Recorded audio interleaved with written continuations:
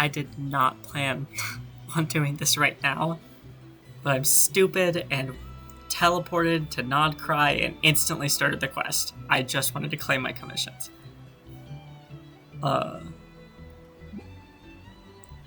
We have no other urgent commit. Thank you for waiting. I finished checking your adventurer handbook. Here are your commission rewards. Okay, well now I just caused this one to not work. We have no other urgent commissions on the books at present. Thank you for all your hard work lately. Perhaps you two could consider taking a vacation. I didn't mean to cut that second one off. Amazing! Paimon never thought we'd end up having downtime in Nocturne. Things were pretty hectic when we first got here. Everywhere you looked, it was either the wild hunt causing chaos or the Vatui stirring up trouble. It felt like this whole region was one giant slime in a barrel, ready to go boom at any moment. We really have achieved a lot since we've been here, haven't we? Sure have. Things were looking pretty dicey, but in the end, we managed to turn it around. Whoa! Paimon just got deja vu! Oh, that's right. It's because we've done this like a million times now. Ah, yes. Are you two aware that the Moon Prayer Night is soon to take place? Oh, yeah. Lama told us that was coming up soon. Wait, why do you mention it, though? Do people in Nasha Town celebrate it, too? Paimon thought it was just for moon goddess worshippers. You're partially right. Most people in Nasha Town just see the festival as an opportunity to do business. They do not concern themselves with the religious element. The festival was first celebrated by the Frost Moon Scions. On this day, they would wear moon prayer blossoms and celebrate the birth of the moon goddess through song and dance. They would also prepare food and handicrafts and give them as gifts to others. Over time, it became Nod Cry's most lively festival. Oh, sounds like fun. I'm definitely up for it. Great. Well, in the meantime, since Catherine doesn't have any commissions for us, let's focus on some personal business instead. When we first got here, you mentioned that this was where your spaceship landed? We didn't get to follow up on it at the time because we got wrapped up in that whole rare situation, but now we can finally start investigating it properly. Except we have no idea where to start. Well, there's a saying Paimon's heard around these parts, which goes, if you lift up a rock, you'll find something you weren't looking for. By that logic, you'll never find what you're looking for while you're searching. But the moment you stop looking, it'll jump right out at you. I'm not sure it's as simple as that. Could be worth a try though, right? Anyway, Paimon suggests we focus on other stuff we want to do for now, and just keep an ear out for spaceship-related intel as we go. Keep an ear out for spaceship-related intel, yeah, okay. We haven't seen Columbina in a while. She used a huge amount of power in the final battle against Reverie, and has been much weaker since then. I read that a little weirdly. I don't know if I can do anything to genuinely help her, but surely a little chat can do no harm. One other thing that concerns me is, we've seen no trace of the doctor so far. What's wrong? She looks super serious all of a sudden. That's a crazy sentence. I was just thinking about Columbina and the doctor. Huh? Paimon gets why you'd be concerned about Columbina, but what does the doctor have to do with anything? We've learned back in Notland that he's been investigating the moon, but he's been suspiciously absent so far. Oh, it's true. And now that you mention it, we're definitely overdue for a showdown with the Vatui. Yeah. It is weird that he hasn't shown himself this whole time. What could he be up to? Engrossed in one of his experiments, perhaps? Either way, his current inaction is a good thing. True. Paimon would much rather deal with Marionette anyway. She says the meanest things, but when it comes down to it, she doesn't seem like a bad person. Maybe it's the pressure of being a Fatuse? Especially as a Harbinger. Does she feel like she's gotta act tough to keep up appearances or something? Maybe? But then, every time we headed out with Rarier, she always wound up having to repair Polonia and her other robots. That's gotta sting. Losing face always hurts more for people who care a lot about their image. She's probably still furious about it. Paimon, I have a feeling she might have heard that. What? Relax, she's not even here. Huh? What's the matter? Oh, nothing. Sorry, we'll be on our way now. Where are we again? Oh yeah, Columbina? Right, yeah, let's go see Columbina. A Nocturne of the Far North. Alright, and now I'm not gonna do this for like multiple days, maybe. I don't know. Maybe I'll do it tomorrow. Maybe I'm finally in the mood to actually do a quest when it comes out. For once since like not long. Like the beginning of not long. From? And where are we going? That's gonna be it for right now, though. It's... Okay, it's not midnight yet, whatever. I don't want to do this right now, though. I didn't even mean to start this. Okay, I don't remember if I did an intro in that previous section, because it was like... It was almost midnight, and I just wanted to get my commissions done. So I don't know if I... And I just had to record that, but I don't know if I did an intro, so I'll do an intro now. This will be my playthrough. Nope, don't do that. Wander, okay. This will be my playthrough of Acts 5 and 6 of Song of the Welkin Moon. Shut up. Wow, that was like perfect. Okay. I'm extremely excited about this, especially since they immediately mentioned Dottore right into the quest. So let's get on with it. I couldn't really put this off any longer because I am actively losing time on the Columbina quests because I can't do them with this quest. I couldn't fucking find... I was gonna start the video at the entrance, but I couldn't find it. I might have been sealed or I'm blind. I didn't want to start it in here because I thought maybe if I teleported in, I'd instantly start the quest.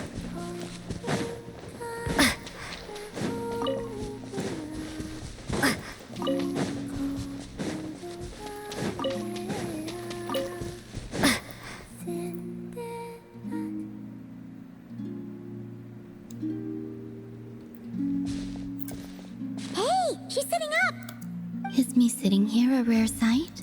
No, we just thought you'd be resting. Perhaps I would have been, were it not for the sudden arrival of some unexpected guests. Not that I consider it a disturbance. After all, you are the only ones who are free to enter. Would it not be a little unfriendly of me to lie down while we speak? I didn't realize you put so much thought into little things like that.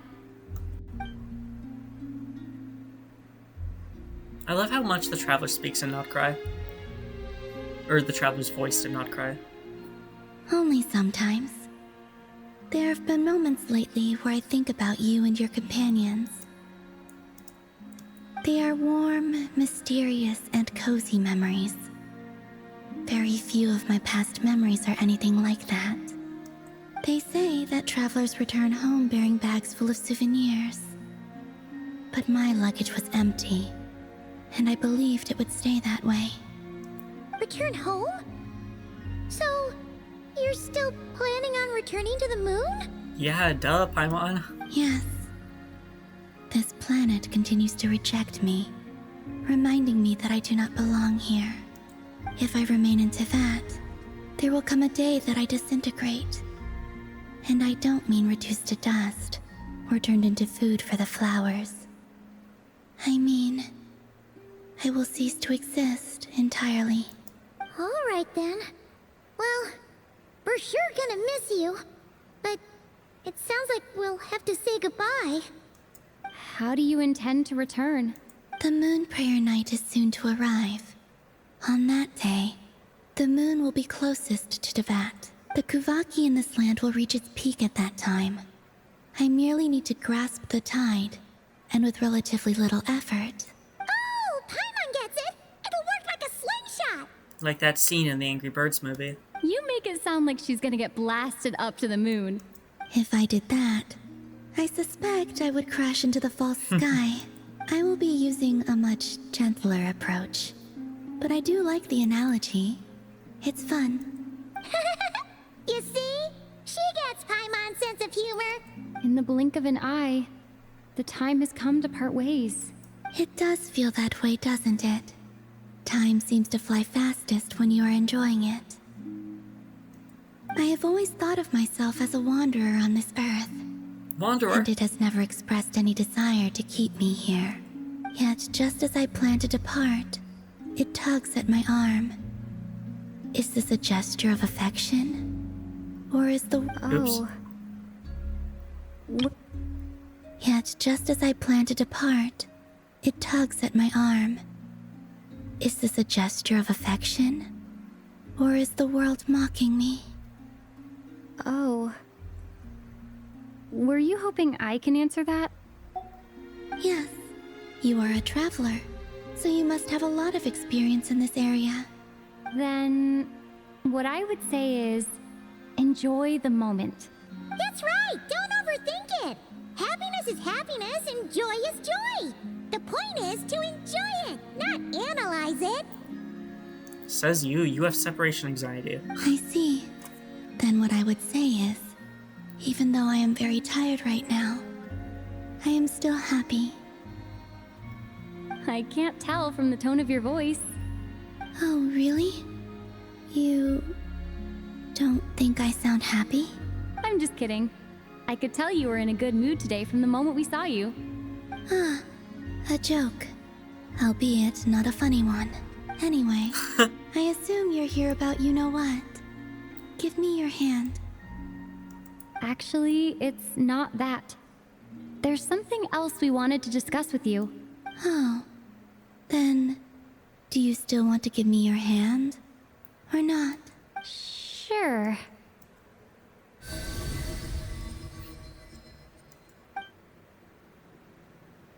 Thank you. So, I've heard that in the Moon Prayer Nights of the past, people here would hold celebrations in the Moon Goddess's honor. Since you helped so much in our fight against the Rehir of Solnari, I think you deserve a farewell party before you return home. I haven't asked everyone else for their opinions on this yet, but I'd like to invite you to join the upcoming Moon Prayer Night. I've never joined a Moon Prayer Night before. I'm not sure what I would even do. Oh, don't worry about that! We take care of everything! All you need to do is show up. Of course, there's no need to force it if you're not feeling strong enough. This kind of felt like a golden opportunity. But they call me Kutar, and the Fatui have an arrest warrant out for me. I shouldn't appear in public right now. Yeah, there will definitely be complications, but... I'll make it work. You have my word. Yeah, we got your back! Well, she does. Paimon's actually not too sure what she's planning. All right, if you're sure. I will not refuse your invitation. I suppose it wouldn't hurt to pack a few more sights from this world into my suitcase before finally learning what my homeland looks like. Oh, if you see Lauma, please tell her that my answer to the question she asked me is neither yes nor no. Rather, it is, there is no need. That was kind of cryptic, but sure. Guess it's between the two of you. We'll pass along the message. Bye for now.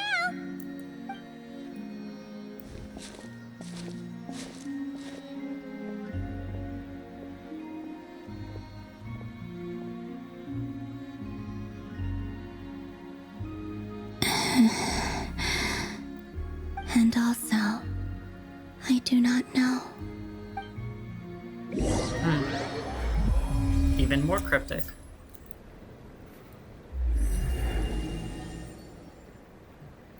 Since she's agreed to join the festival, let's go see who else wants to take part. Lauma's gotta be the person most familiar with the Moon Prayer Night. We should start with her. Also, what exactly is your plan to keep her safe? Not sure yet. I'll figure something out. What? Are you serious? And Paimon even gave you her vote of confidence back there. When did you become so sneaky?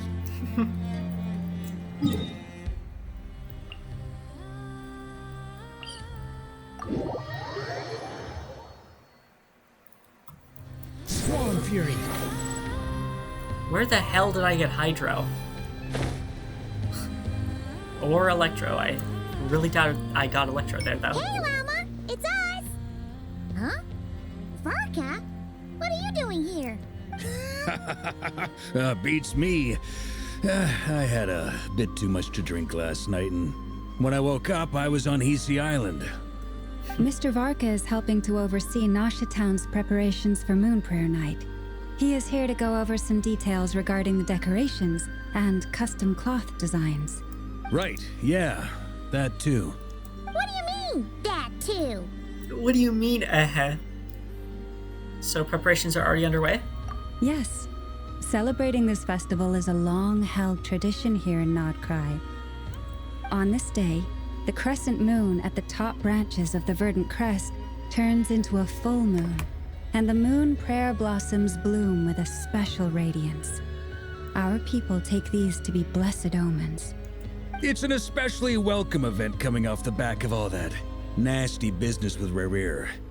Everyone got put through the ringer recently, and now they're looking to turn their fortunes around.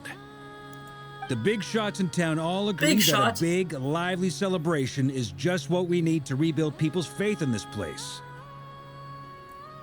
No wonder Catherine said that people weren't so bothered about the religious element.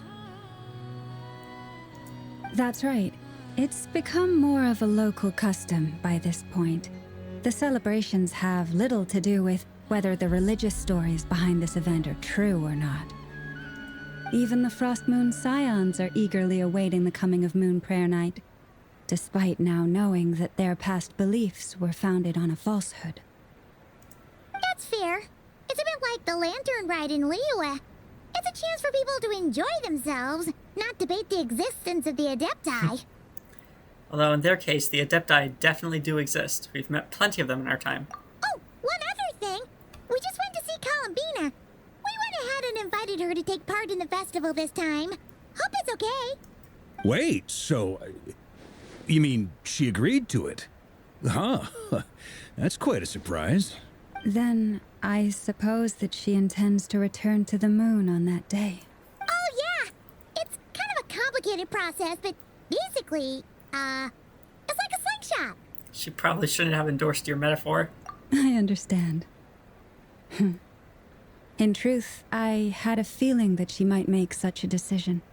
Well, if Kuthar has decided to participate in the festival, we should prepare accordingly. Yeah, exactly. She was saying how it could be risky for her to show her face in public. We were wondering if there was any way we could hide her. Unfortunately, the people who carved the statues did an excellent job of capturing her likeness. It will be very challenging to hide a goddess whose face everyone is so familiar with. You say that, but everyone seems to conveniently not recognize Venti. Darn! We may have bitten off more than we can chew here. Nah, don't sweat the small stuff. We can handle that. Huh? Are you saying you have a plan? Not as such, no, but the most important thing with a festival is to keep the mood light and your spirits up. You can't go preparing for a festival with those long faces. You'll never convince anyone to enjoy themselves. The Mondstatter spirit is strong with this one. As it happens, I agree with Mr. Varka. Let's start by making our appreciation for Kuthar the beating heart of the festive atmosphere. And who knows, once we get the ball rolling, perhaps everything will just fall into place. Hey! Did you catch that? Llama said the thing! Or close enough at least. I'm looking forward to the Moon Prayer Night already. We have a festival in Mondstadt called Windbloom, and you can always tell which couples are celebrating it for their first time by the smiles on their faces. Big, beaming smiles like their whole face is glowing. And I have a feeling we'll get to see that same smile on the Moon Goddess's face at this festival. Not quite the same, surely.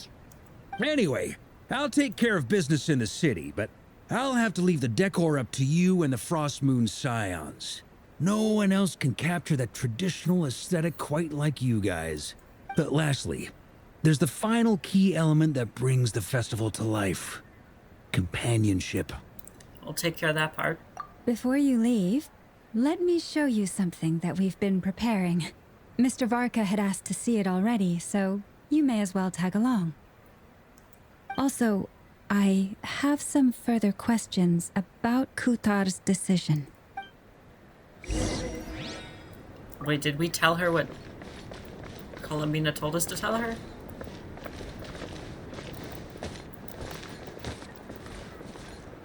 You can't stand. Oh my god.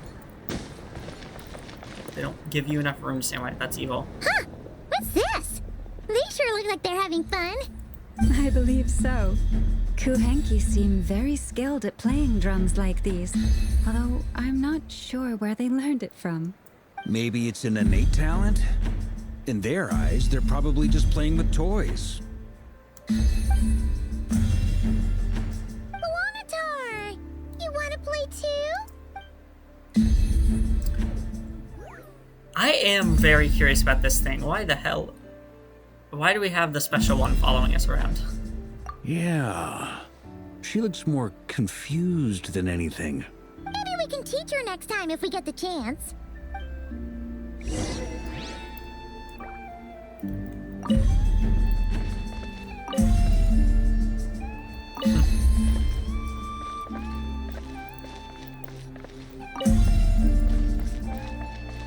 What are these floaty things? Moon veils. We hang them from buildings in the city during the festival. When you look at the sky through them, it creates a lovely misty effect. Ooh, it does.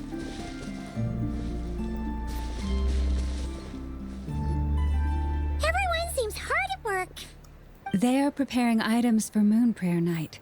For instance, the sculpture being made over here, Mr. Varka and I were just finalizing the details of where it will be placed. Ah, there she is. I didn't know the finished article would be so large. Not to worry, though. All the necessary arrangements have been made.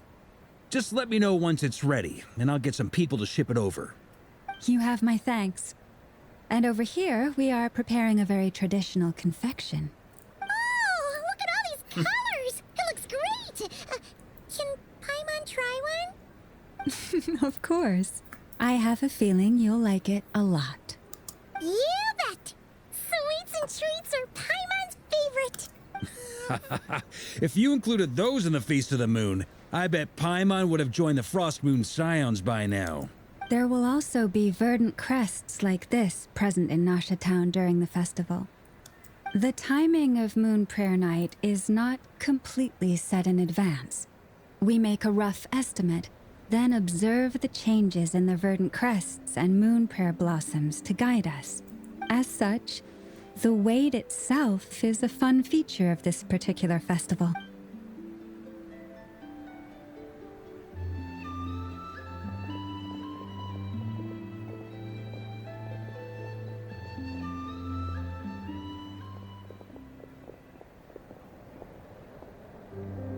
Let's talk here.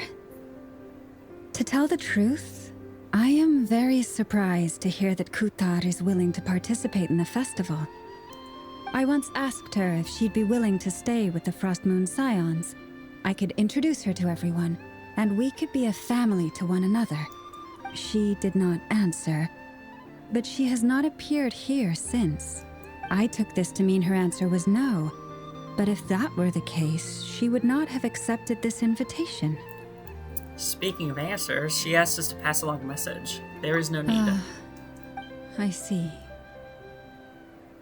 Maybe she is right. Maybe the Frost Moon Scions of today no longer need a moon goddess. Wait, so she told us, with no context, to pass along that message.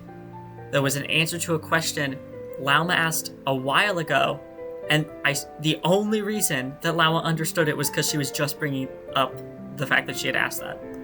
But my wish was not for her to come here and be worshipped as a deity. I simply wanted to offer her a place to stay. I'm sure she believes that showing herself here might invite Fatui intervention, and as such, she does not wish to cause us trouble. But what really pains me about all this is that this is her birthplace.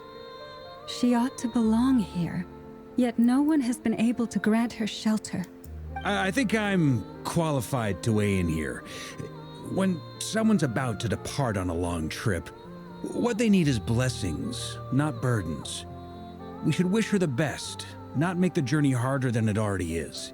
Anyway, she's agreed to attend, hasn't she? All we need to do is simply respect her decision. I see your point. Yes, she will soon depart after all.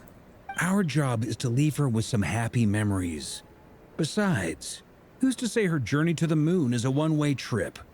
It's not like she can't come back and visit if she wants, right? Paimon agrees wholeheartedly. Festivals are all about having fun, so let's keep it simple. All right, I'm gonna head back to Nausea Town soon. Want to come with? I'm guessing you have some other folks to visit there. Sure thing, let's go. Bye for now, Wilma. Thank you all. Goodbye.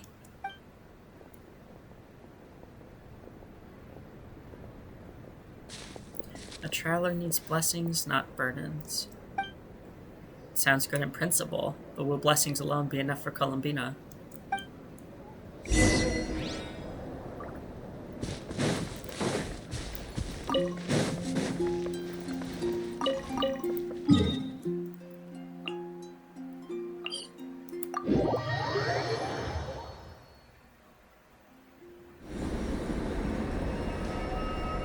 Huh? Hey, over there! It's Durin and Albedo with twins! What could they be chatting about? Your guess is as good as mine. Ah, Grand Master, and the Traveler and Paimon. Hello there. It's been a while. Hello. Perfect. We have some new volunteers for our investigation. Sorry, what investigation? Wait, let me guess. The righteous Lightkeepers are finally ready to hunt down the Abyssal Dragon? Yes, that too. Yeah, right! Oh, wait! Why does everyone keep saying that too? Well, to be precise, the facts match, but not the causality. Wait, so I guessed right? Half right! Don't act so impressed with yourself. Maybe I can explain. We ran into Mr. Flint's north of Nausea Town. At that time, we just noticed a few abyssal creatures out in the wild, but the strange thing was, I didn't detect any traces of abyssal energy on them at all. On closer inspection, we realized that they were not real monsters, but something akin to reflections in the water, or perhaps a mirage. Huh? What do you mean? Like, you could see them but not touch them? Exactly. It was very peculiar. They roared and tried to attack us, but we could not make any physical contact with them. I think I've heard of things like that happening in Nocturne before, but I don't know much about it. Yes, it's a known phenomenon. Mirage-like illusions tend to appear in Nodcry in the run-up to Moonprayer Night. From a distance, they appear quite real. I myself thought that Misters Durin and Albedo were locked in battle with abyssal monsters when I first arrived. But after sharing intel and investigating a little further, we can confirm that these illusions are harmless. There is no great cause for concern. I see. I'm glad they weren't real. All the Mirage stories I've heard are either animals, rocks, or small houses. Abyssal monsters, though? That's a first. It's a first for me, too. So I'm planning to look into it further just to be on the safe side. I intend to inspect a few more locations. What about you two? Any plans? Alice contacted me a few days ago. She'd like me and Durin to assist her with an experiment, but we lost contact shortly after receiving the message. I'm sure that comes as no surprise to anyone familiar with her. We don't know when the wind will blow, yet when the wind blows, we will know. That, in a nutshell, describes how Alice operates. Yeah, that tracks. Okay. Well, I suggest we investigate this Mirage business in the meantime. It's piqued my curiosity, and I'm pretty sure I know someone who will already be 10 steps ahead of us. Well said. Right? Whatever's happening in Nocturne, she always seems to be the first one to know. Let's go see what she knows. We can invite her and her staff to the festival while we're at it. Her and her staff.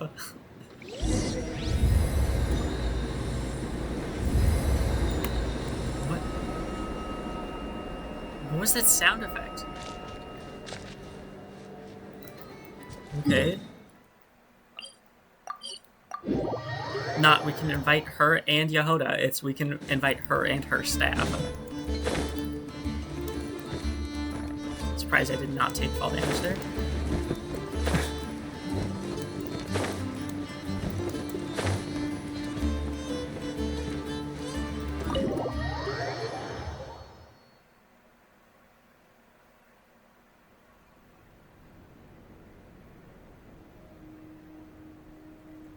You're right, I have noticed. There's certainly something a little fishy about this situation. Only a little, though. Records indicate that this phenomenon can occur in the days before and following Moon Prayer Night. That said, it has always been a rare sight in the past. The odds of encountering these phantoms are similar to looking up in the night sky, happening to see a shooting star, and managing to make a wish before it disappears. But this time, either everyone's getting lucky, or they're appearing far more frequently than usual. Yehoda's out gathering intel as we speak. In the meantime, let me check off some points of interest. First, the Abyss. The ones we saw seem to be abyssal monsters. Indeed.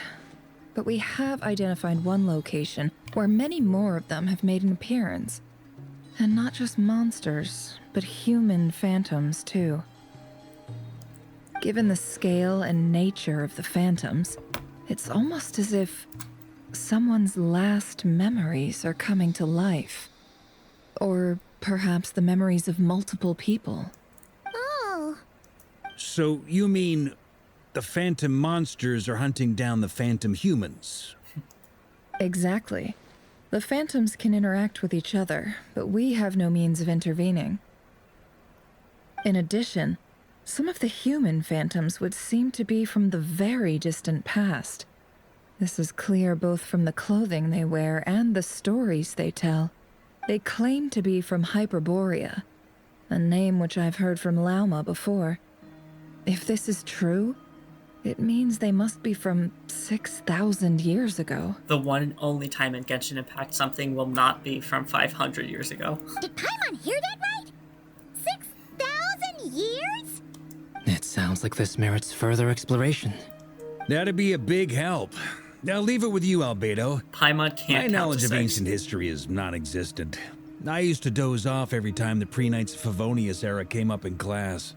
It's quite a miracle that you were able to understand these phantoms' speech, given how long ago they lived.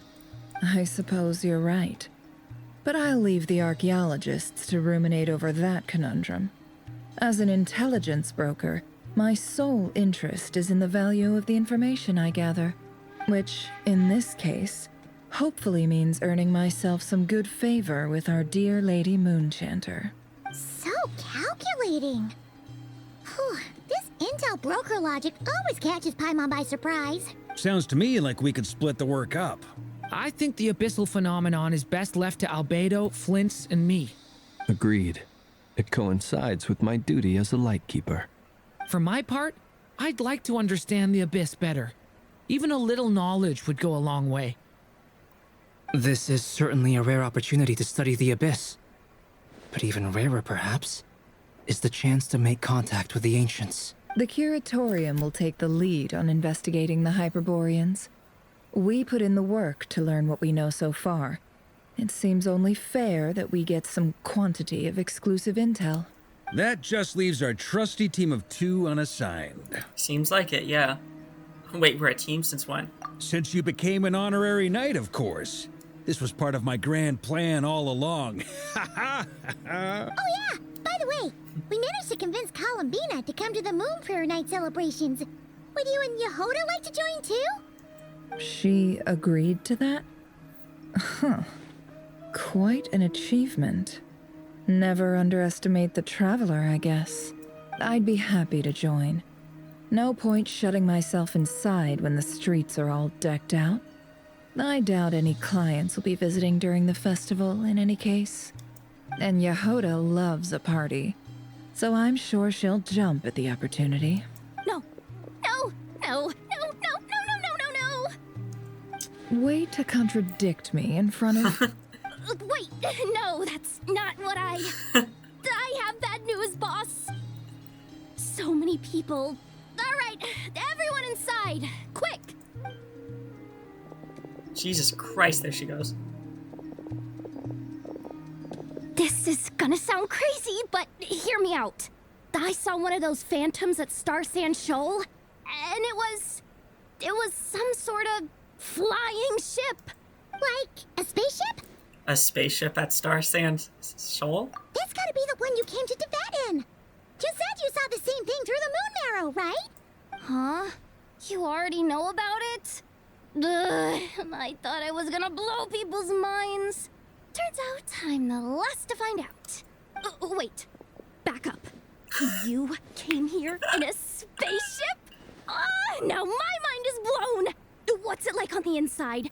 Was it like flying through space? I want to know everything. Maybe that's a conversation for next time. This is still a huge discovery on your part. Yep, exactly. Huge discovery. You're the best, second best intel broker in the world. After your boss, of course. Wow. Really? Well, I don't know if I'm all that, but... I guess that decides where we're heading next. Come on, don't look at me like that. I know the spaceship doesn't have anything to do with me, but you don't want to leave me as the only one twiddling my thumbs, do you? Please? Fair enough. You can tag along. He doesn't want to repeat of the last In that quests. case, let's meet back here to discuss our findings once we're done. I wish everyone a productive investigation. You too.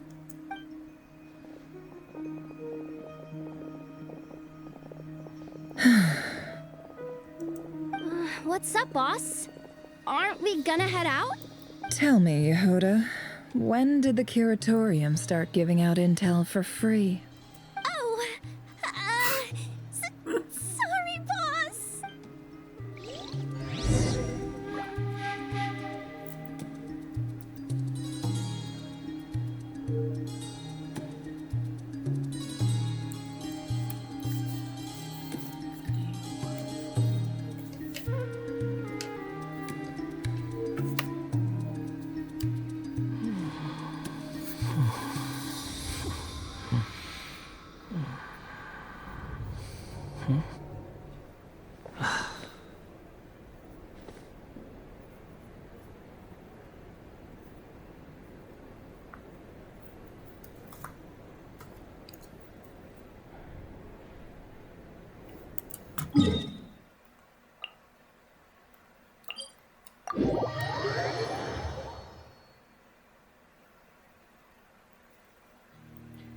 Oh my god, yep, it's there. Too slow. What is this song?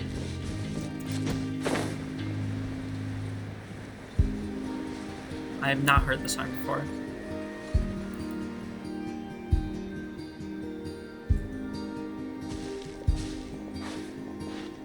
Well, what do you know? Yehuda was right on the money.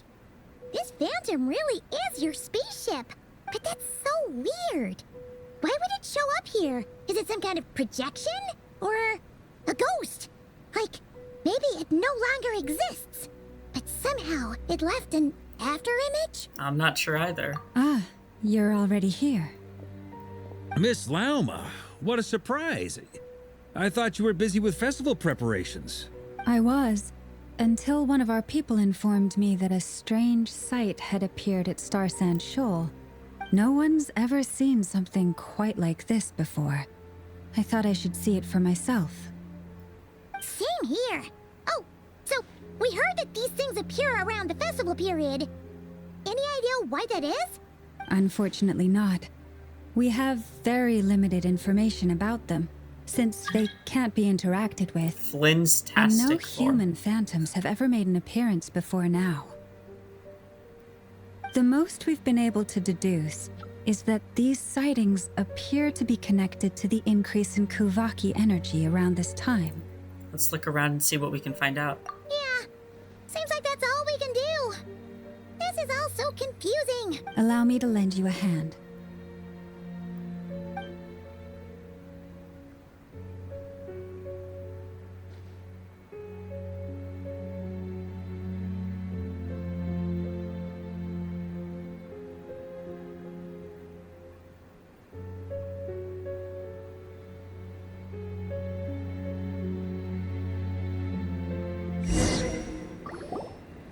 Everyone, our friend here should be able to provide us with some information.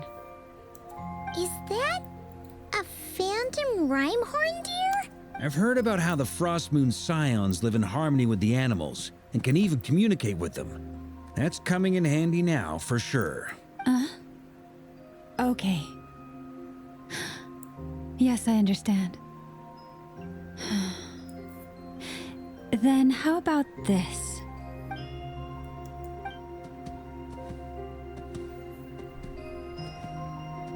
Oh, it's leaving. It appears to share our curiosity about this giant spaceship, so I asked it if it wouldn't mind investigating along with some friends. In return, I told it about some nearby spots where the wild fruit grows abundantly. We may live in a different era from these phantoms, but I trust that the terrain, climate, and ecology here are more resistant to the effects of time than some things are. Let's give them a moment and hope for the best. After a few moments, the Reinhorn deer's companions return happily. All back together? Must have been a lot of fruit. Indeed. Now let me ask them some questions.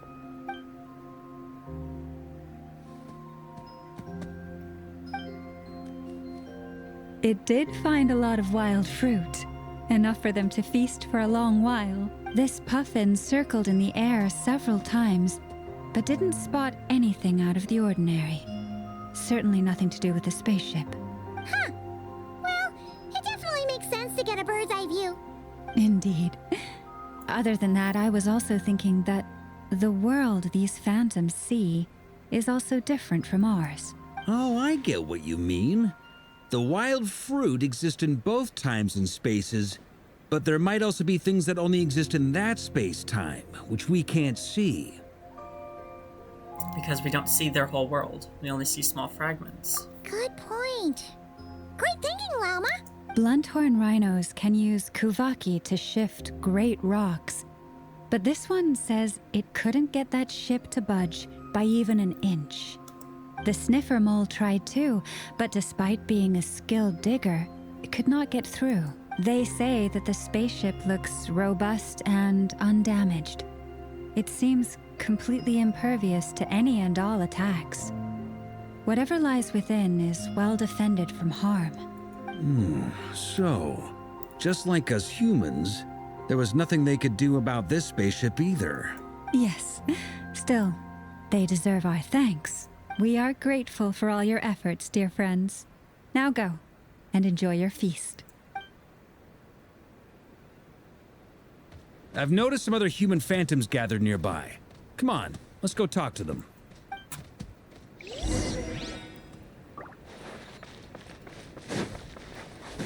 Hello. Quit following Hello, me. ghost. That guy disappeared. What is this thing? I've never seen it move, and there's no way to get inside. Goodness knows. My grandpa says it's been sitting here at least since his grandpa was still alive. What about his grandpa? Did he say anything to your grandpa's grandpa about it? Huh? I don't know. In all likelihood, it was here back then too. Hard to imagine something this huge could move. Guess that means that as far as they're concerned, this ship's been around a long time.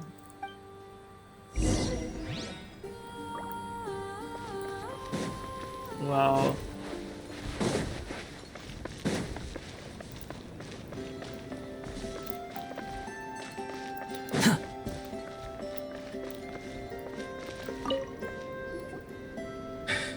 Come on, brothers.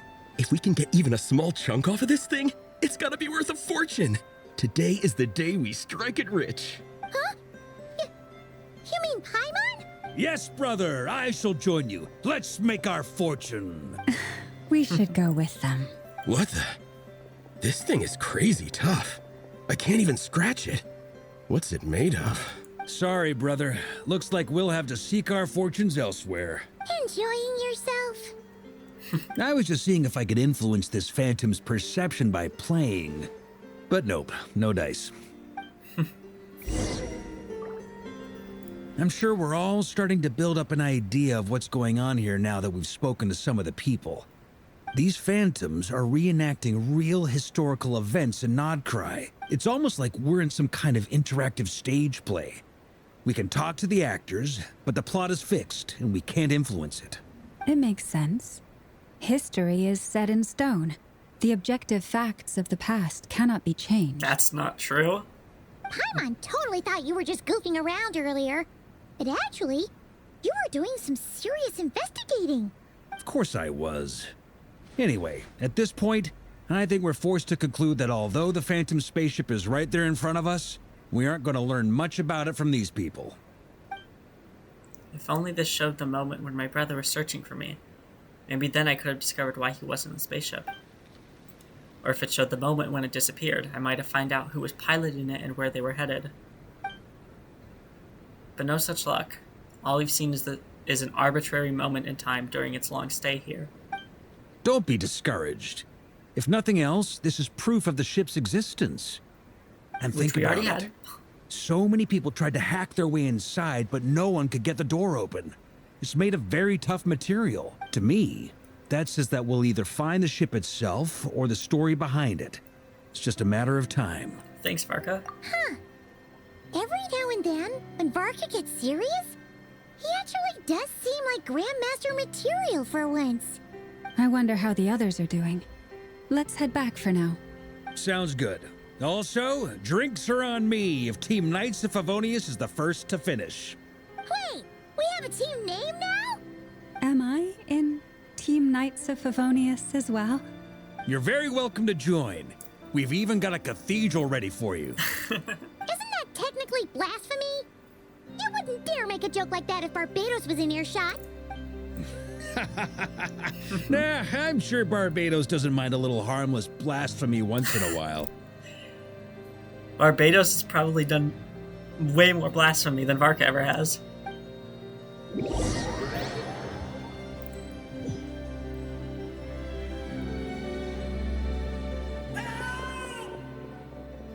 Oh, no! Get away! Oh.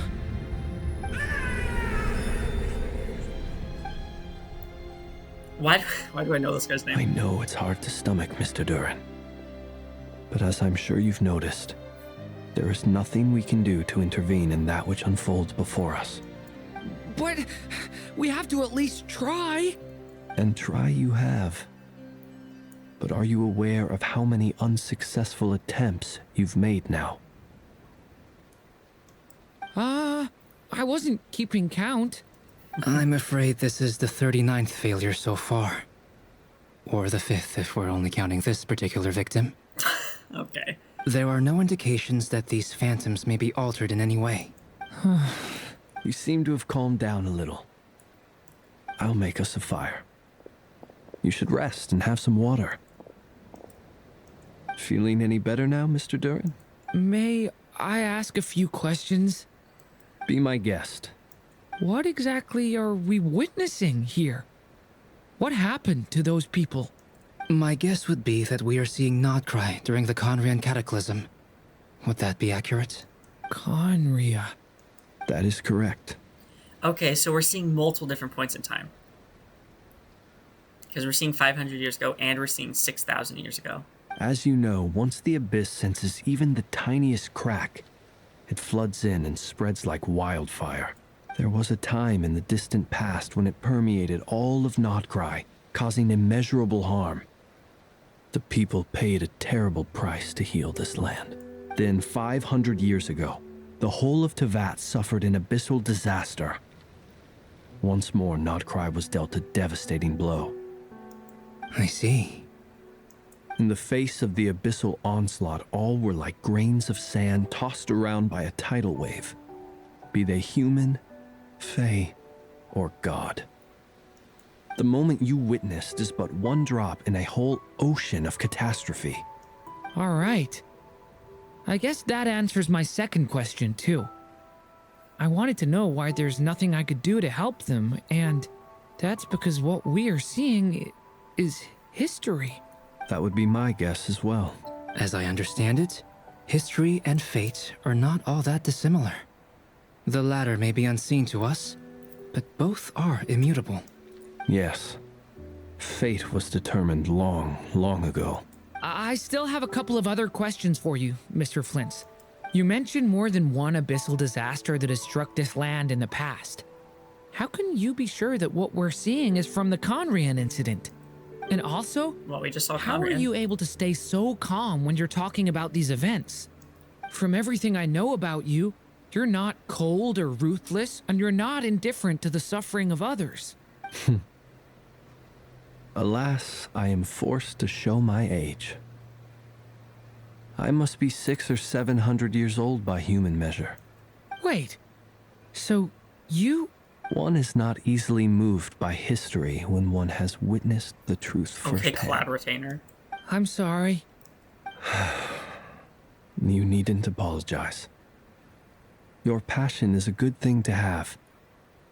Treasure it, because someday you may find it in terribly short supply. Now, at the risk of offending you, I have a question in return. Your curiosity toward the Abyss, is it born from hatred or because you sense its call? I only ask because I kept a fragment of Rerear's body in my lantern for a short time. Specifically, his heart. So I know what a burden it can be to carry the Abyss with you. And I hear its power growling from somewhere within you. In my eyes, your mere existence is a miracle. My honest answer is... I don't know. I don't think I have the confidence to say for certain. What I will say is the Abyss is not the only issue that haunts me.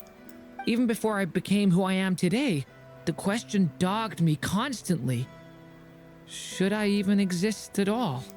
My doubts remain unresolved. But when we fought Rerear, something became a little clearer to me. Sometimes it is the darkness within us that allows us to achieve the impossible. I certainly got the sense from your 39 attempts that you were trying to achieve the impossible. It sounds like you've resolved to see the truth for yourself. Absolutely. In that sense, he and I are quite similar. Then I wish you every success. I look forward to the day of your transcension. Well, if everyone's caught their breath, I suppose we should head back. Oh, and one last thing. I'd appreciate if you kept our discussion about history a secret.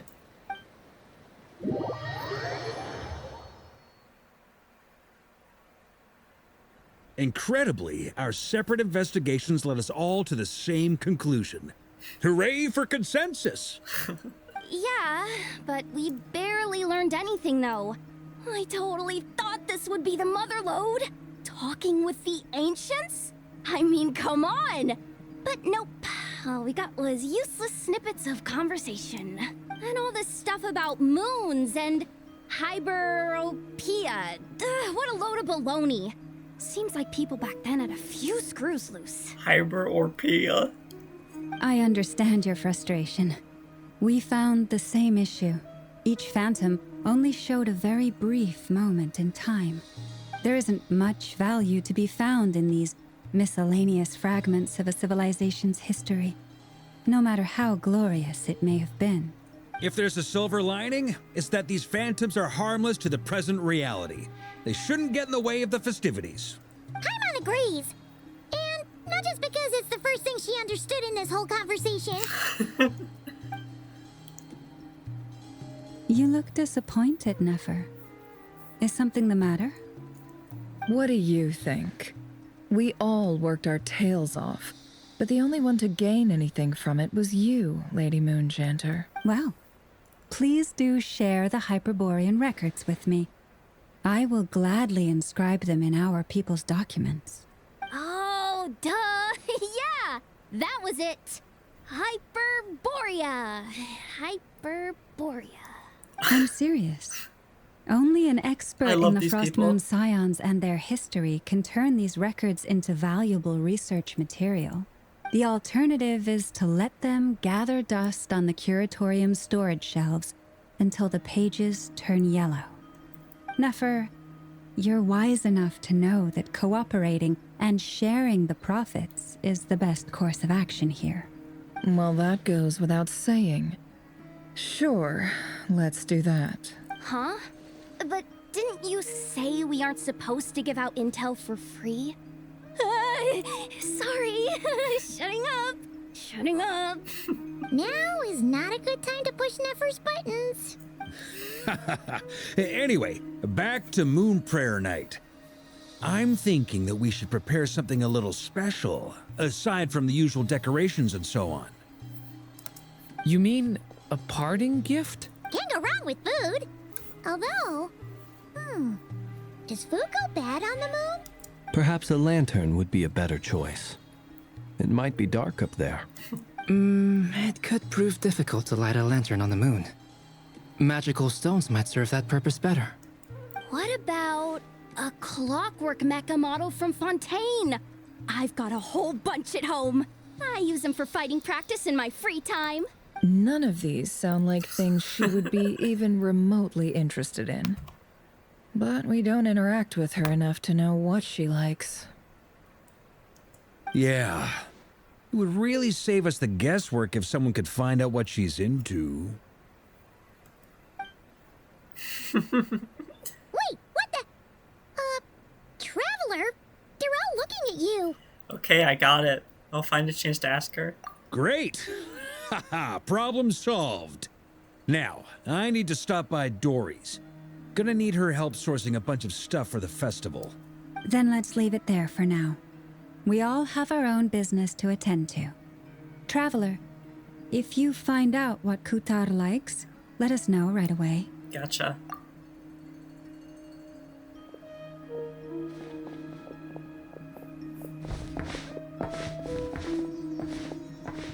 Is something the matter?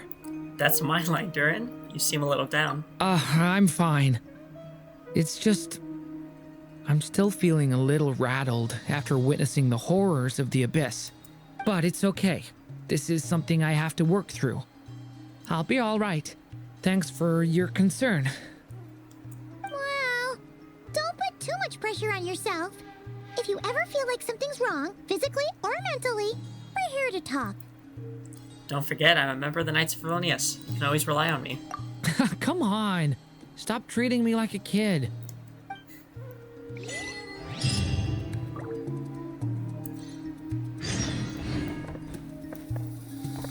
Which is why we need a lantern guaranteed to work on the moon. Yes, I have a few ideas, but the lantern itself is the easy part. The real issue is how little we know about the lunar environment. Wait, you two are serious about this? Let's just say I'm intrigued by these shining magical stones that Mr. Albedo has mentioned. Could you do me a solid and try to smooth things over with Boss Neff? Miss Lauma, would you accompany me into town? I think it'd be best if you saw the Frost Moon Scion's decorations for yourself. Very well. Let's go. The wind rises. Is Nefer anywhere? Oh, yeah.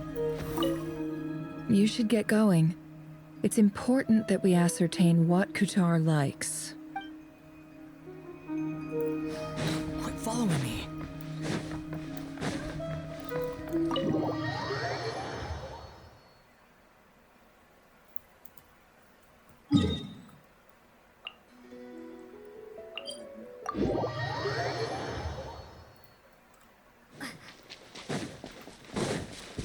Hello.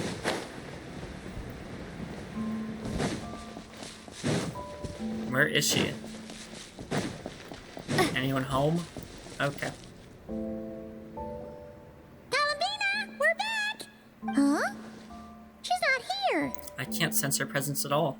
Weren't there a few Kuhenki here last time too? Where did they all go? Maybe she took them out for walkies. Walkies? For Kuhenki? You're not pets, you know. Oh, well. Looks like we just came at a bad time. Let's try again tomorrow. There's still a few days until Moon Prayer Night, so we're in no rush. Besides, she needs time to rest anyway. Fair point. Let's go.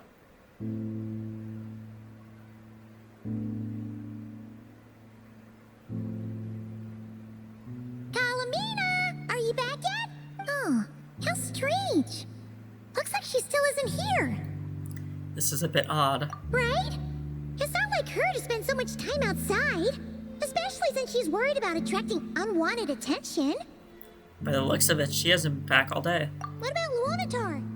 Luanatar, you there? Hey!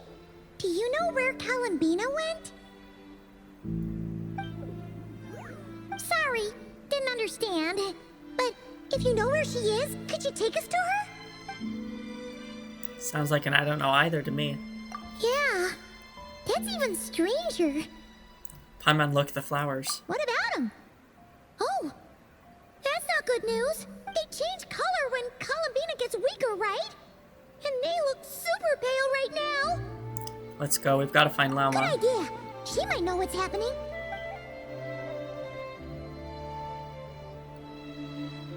Lauma! Ah, it's you. How is Kutar? Is she okay? She's missing. No, she hasn't. I came here to check on her after I noticed the flowers had changed color. Based on past precedent, she must be very weak right now. Even getting up to walk would be a struggle. It seems unlikely that she wandered off outside. Not to mention that she doesn't do that at the best of times either. So yeah, True. this is super weird. Has anyone approached Silvermoon Hall lately? No. Very few people are in the know about Kutar's whereabouts. And if anyone suspicious had visited, they'd have left some sort of evidence. Come on, let's go to Nasha Town. If anyone has seen her, someone there will know about it. It's Notcry's information hub after all. Makes sense. Let's go!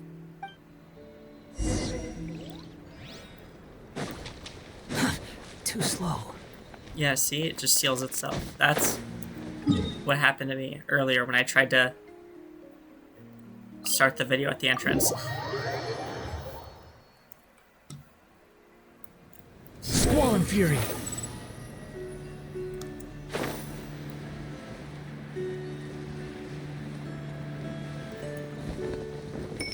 Falling into the abyss. That's evil.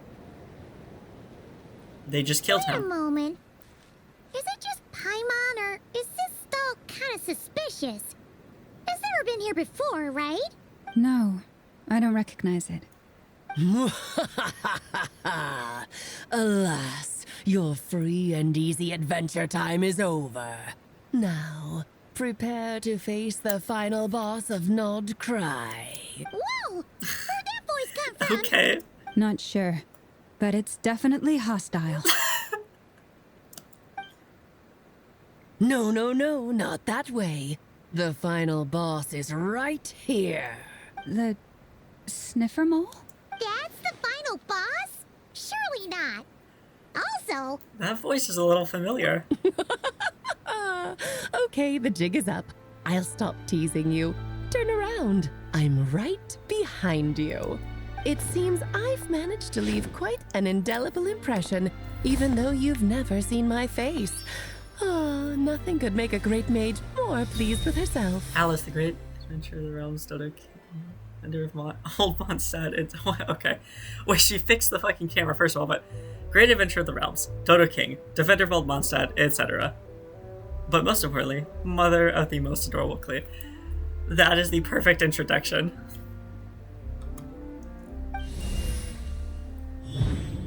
Oh, she made her name glow.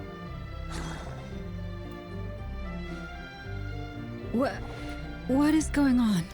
I've heard that all the big shots in Teyvat have long, wordy titles that stun people speechless when they make their entrance. Unfortunately, none of them are affiliated with the Hexen Circle, and we ourselves keep a very low profile. The notorious name-dropping doesn't quite work for us. Still, I, for one, think I'm really quite amazing. So that didn't stop me from coming up with a title anyway. Alice! It's really you this time?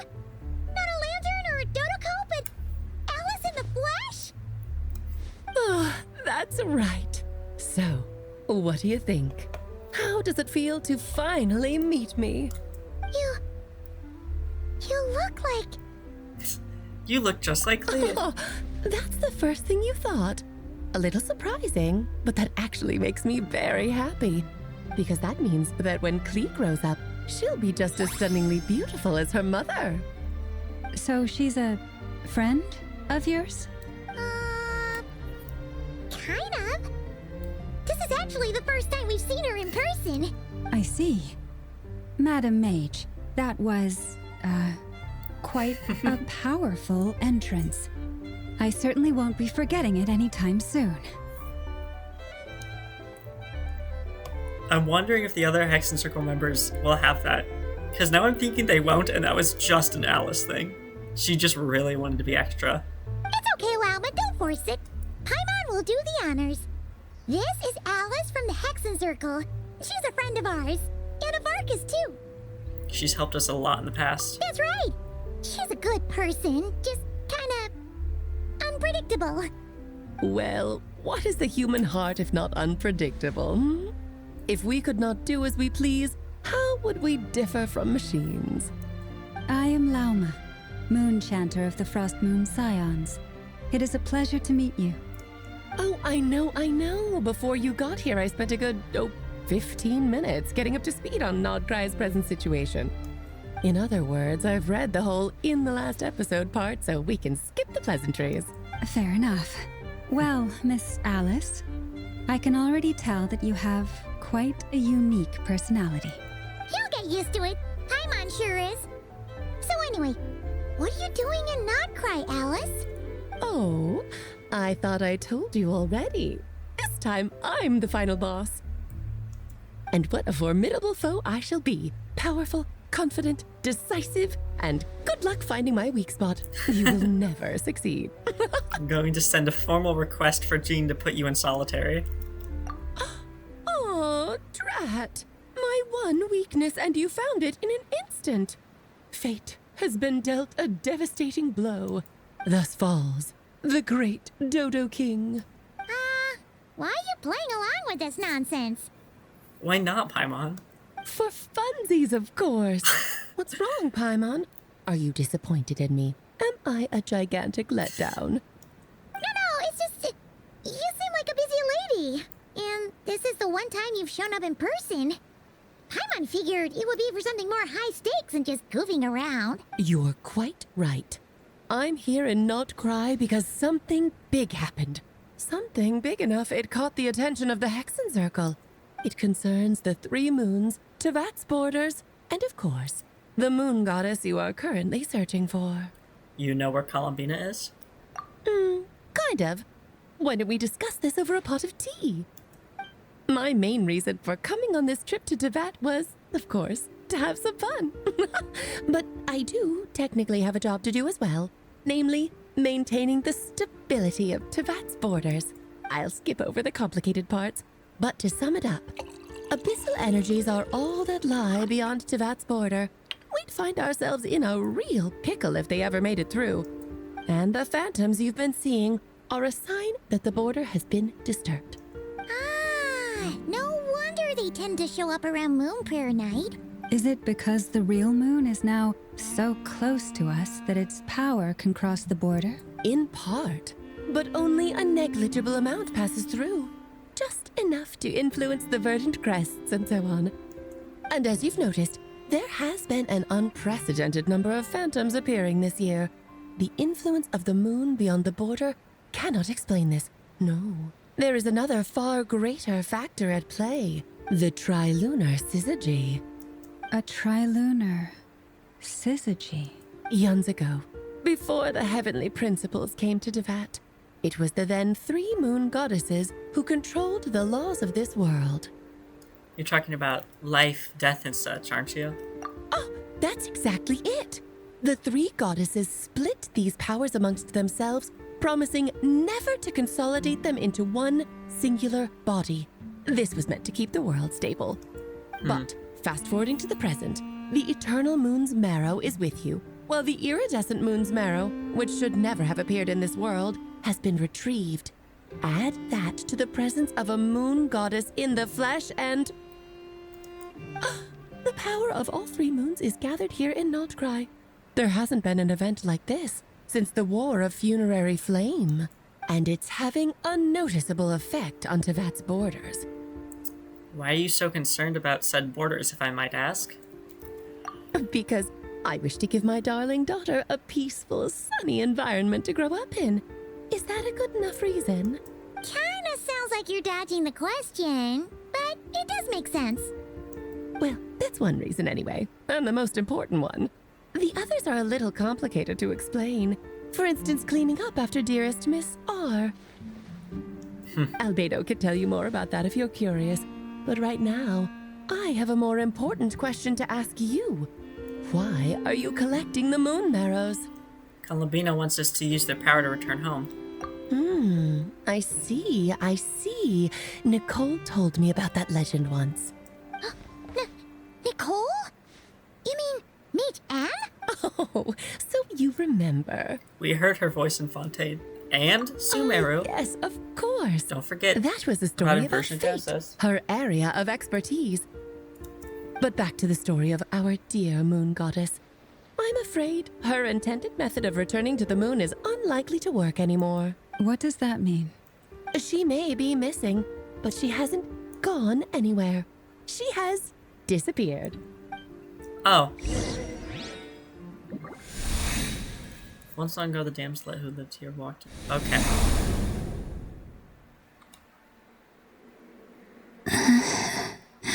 My body is so heavy. Wait, no. It's my mind that's heavy. My arms and legs are as light as a feather.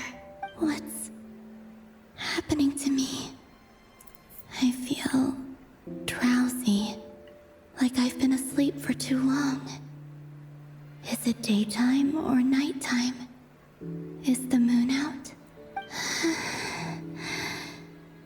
I think I'll go for a walk. Would have liked to read what that said at the beginning.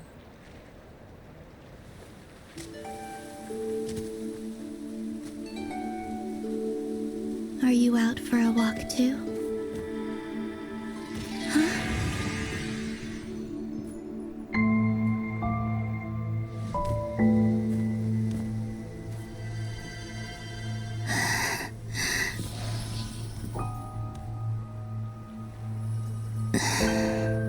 The day has come at last.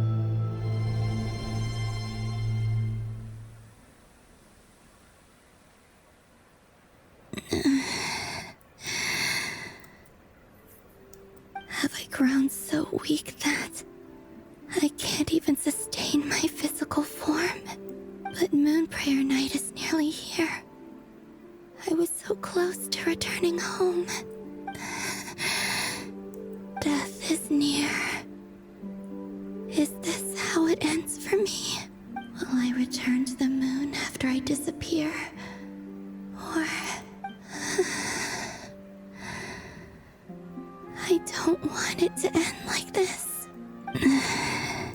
So far, at least, I still exist. Even if not physically, I can still feel. But as my power wanes, I'm sure that too will fade. I suppose I might take one final look at this world. The world where I was born.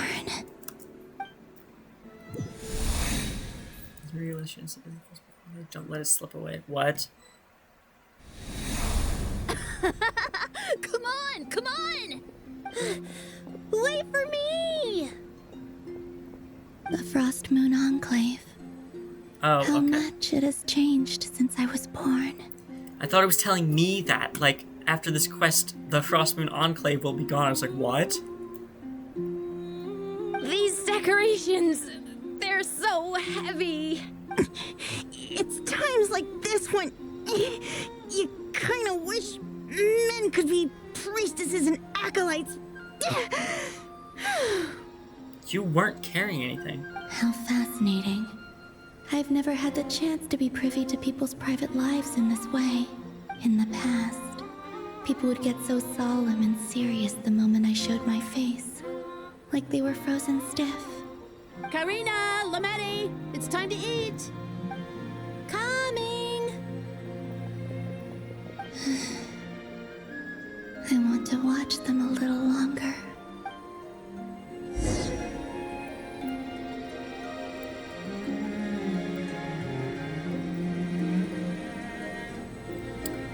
Huh. I am playing as Columbina.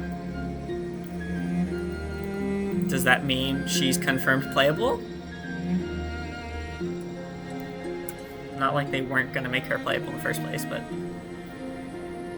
So just fill these balloons with air, right? Yep. Try a couple now to test things out. The rest can wait till Moon Prayer Night. Think fast. Rita! Teasing an acolyte of the Frost Moon Scions? Surely that's a punishable offense. Take this! Huh? Alright, enough horsing around. Lady Lauma gave us a task. We should get back to it. The task is just to check that the balloons don't leak, right? Doesn't matter if we fill them with air or water. Yeah. Okay, you got me there. And you got me there. But still, we can't use all the balloons before the festival even starts. We won't use all of them. And as long as Lady Lauma's trusted acolyte doesn't snitch, this can stay as a little secret between friends. A couple more can't do any harm, right? Oh, you menace. Then, think fast!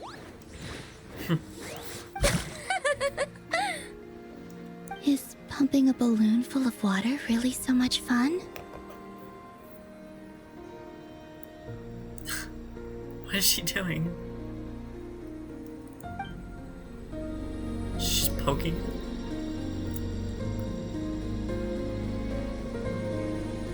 God, I love this music.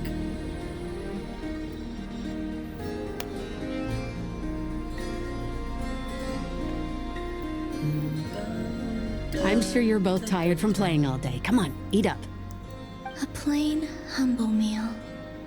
That has always been the way of the Frost Moon Scions. Huh? How come Lamatti got a midsummer berry dessert? Oh, I always get Lockaberry. I don't mind sharing. You can have a bite of mine if I get to have a bite of yours. Hmm? They're sharing food?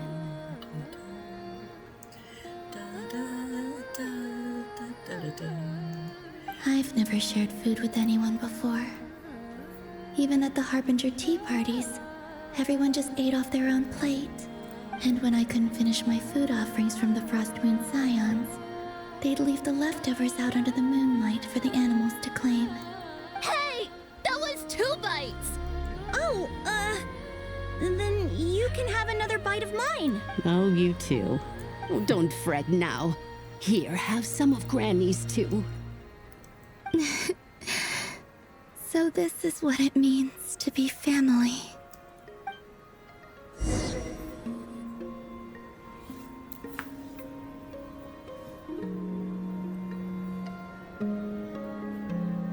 I'm seeing so much that I'd never usually get to see. They'd never act like this when I was around. It's nice, being able to just watch people in peace in these final moments. What a rare opportunity. I think I'll go take a look around Nasha Town, too. Maybe the Traveler will be there.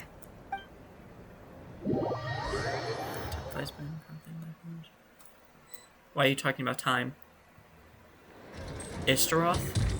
Ishtaroth? After the War of Is that you? Funerary Flame, the moon goddesses were no longer recognized by Tevat. They lost the whole foundation for their existence. That's why the moon goddess's strength is fading. She cannot withstand the world's rejection of her. It's just what Columbina said. The world itself is rejecting her. To be more pedantic about it, the moon goddesses did something to offend the heavenly principles, and that's why they were ousted. Something of a recurring theme in Tevat's history. Theoretically, speaking so candidly should put me in their crosshairs too, but they can't tell me what to do. I'll say whatever I want. Anywho, The Moon Marrow energies were but a drop in the bucket for her, and that battle against the Ray Hair of Solnari only weakened her further. Fortunately, it happened close enough to Moon Prayer Night when the Kuvaki concentration here is high. That's the only reason she managed to survive this long. What do you mean, fortunately? You said she disappeared. We're too late. Oh, what a headache. I thought this was all common knowledge. I guess I have some more explaining to do. Okay, buckle up. It's time for another lecture.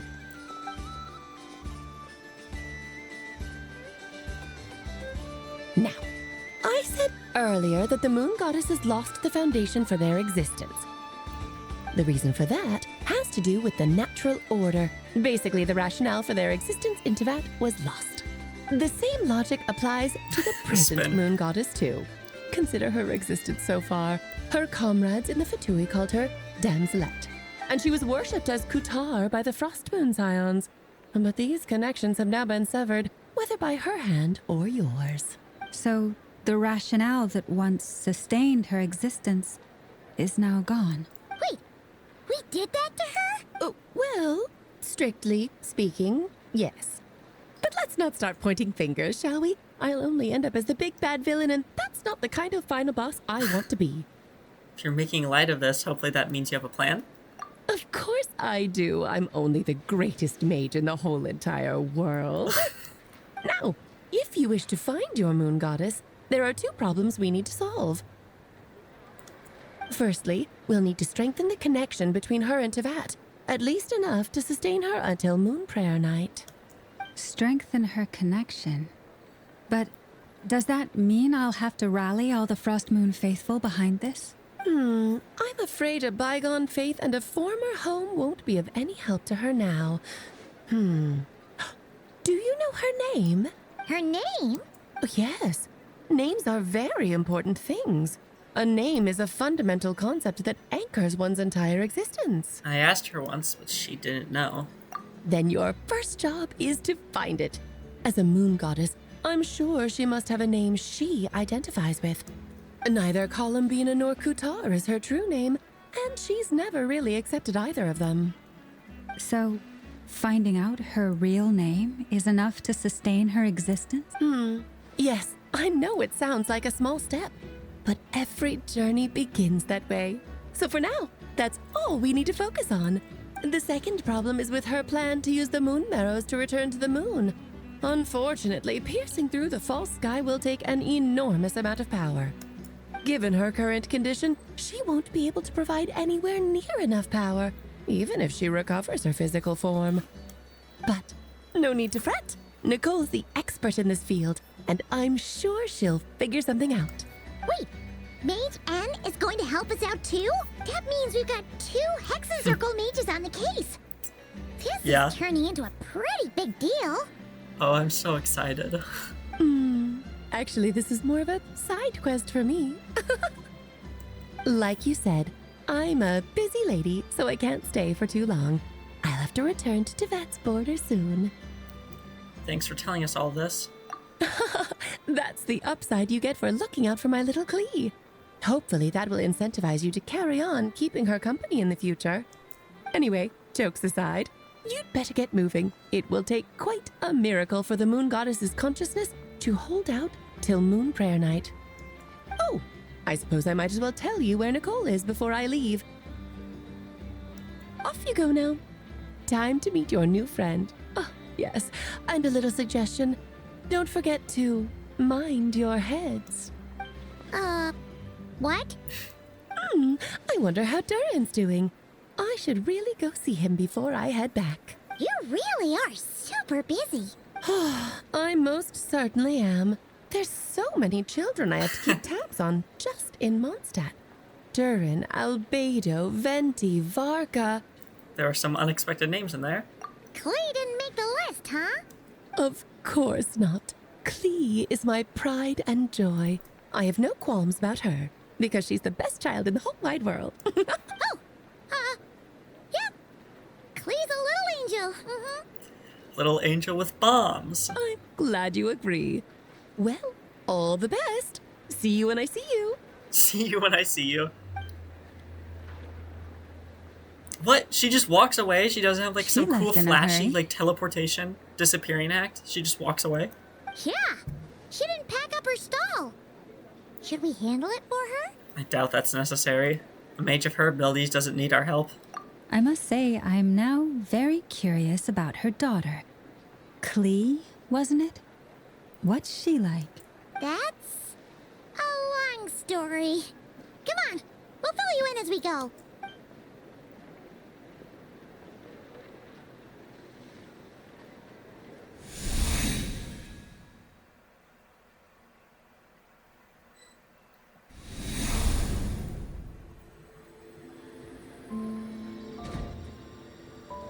What a lively place. I've never experienced Nasha Town like this before. Hey, you old geezer! Your hammer's rusted through! Who are you calling old geezer? Are they quarreling? I'm looking right at him! You've really gone downhill since giving your daughter free reign in the workshop. Can you even swing a hammer anymore? It shouldn't take you days just to fix a single chair.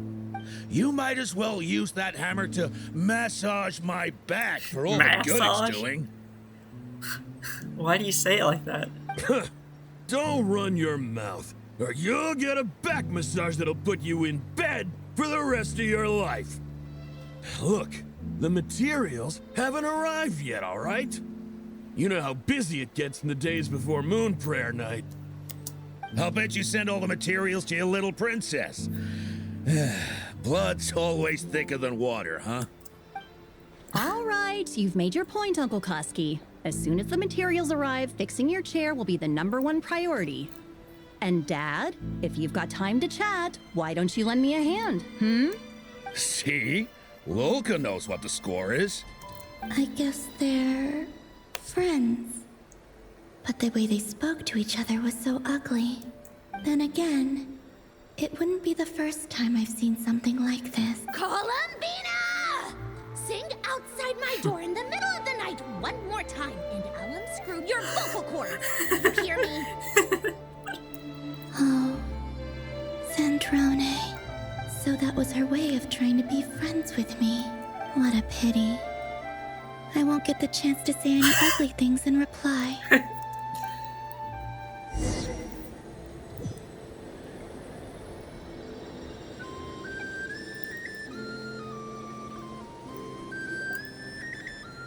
Hey, have you decided what to give her for Moon Prayer Night?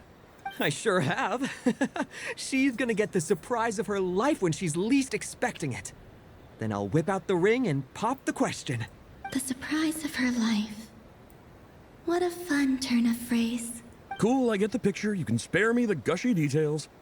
Ooh, looks like we have a customer. Hello there, ma'am. Would you like some Moon Prayer Night candy? Huh? Is he talking to me? Can he see me? Here you go. Oh. Come back anytime. Right. Now, where were we? That's sad. I don't know why, but I still held out hope.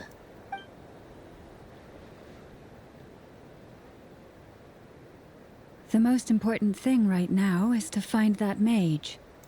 This name thing seems super important too, but where do we even start looking? I'd better go pay the Fatui a visit.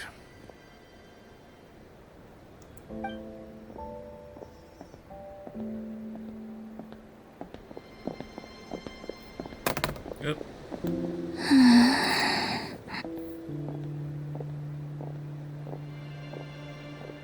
Her head just snapped.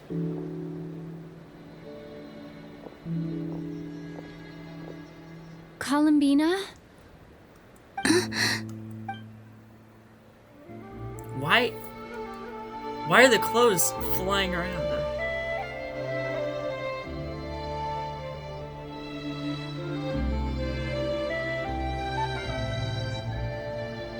Traveler?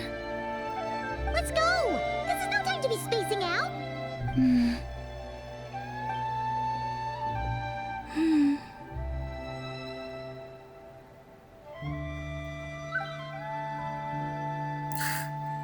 She's gonna follow behind. Maybe it's not so bad just quietly staying by their side like this.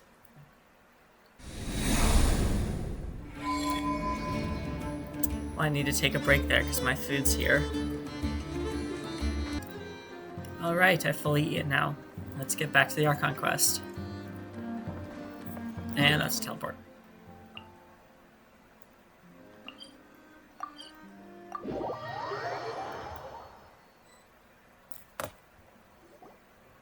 Where are they going? They mentioned a mage and... a name? So, Mr. Varka, are you acquainted with this Nicole? Or should I call her Mage N? Ah, not really. We've never met, though she has come up in conversation. From what I've gathered, Alice kinda took Nicole under her wing. Taught her how to speak in a more ladylike fashion, that kind of thing. Huh. Hard to imagine Alice as an etiquette coach. Yeah, Alice is a larger-than-life personality, I'll give you that. But then again, that's why she's able to draw such an eclectic mix of people into her inner circle. If I remember correctly, being an interesting person is actually one of her main entry requirements. So, if you ever wanted to join the Hexen Circle, I'm sure you'd both be eligible to apply. Hey! Don't go around making promises on Alice's behalf. I wouldn't dare. I'm just trying to paint a picture of the Hexen Circle for you. Okay, sure. Anyway, since none of us have ever met Nicole, how are we supposed to find her? We can't just go up to every woman in sight and ask, hey, are you Nicole? I think she found us. Maybe something she's wearing will give it away? Like, a wind bloom pinned to her chest or something. Wait a minute. Alice never said Nicole was from Mondstadt. Oh, true. What about a tea set? I recall that each mage has their own cup. That would be... this young lady, then?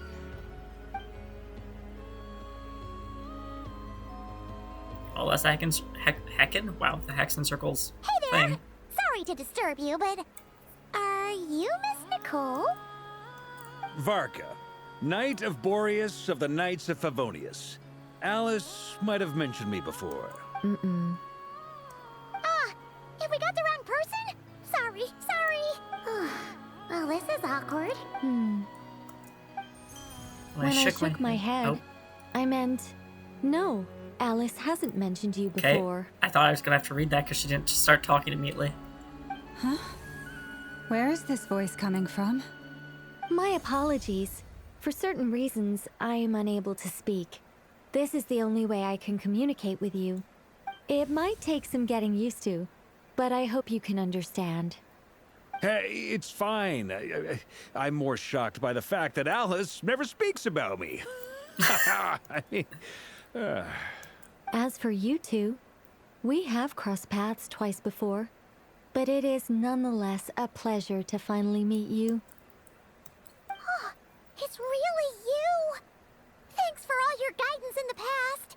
You're quite welcome. This time, things are different. We have reached the unwritten pages of the story. You might say that we stand at the crossroads of fate. Now then, allow me to formally introduce myself. My name is... Okay, she did get an intro. Nicole, the unappreciated master sculptor, the immortal literary giant, if only they'd write, and the silent angel, yet also the orator, the instant they utter a word, etc., etc. To remain silent is to be the observer of the world.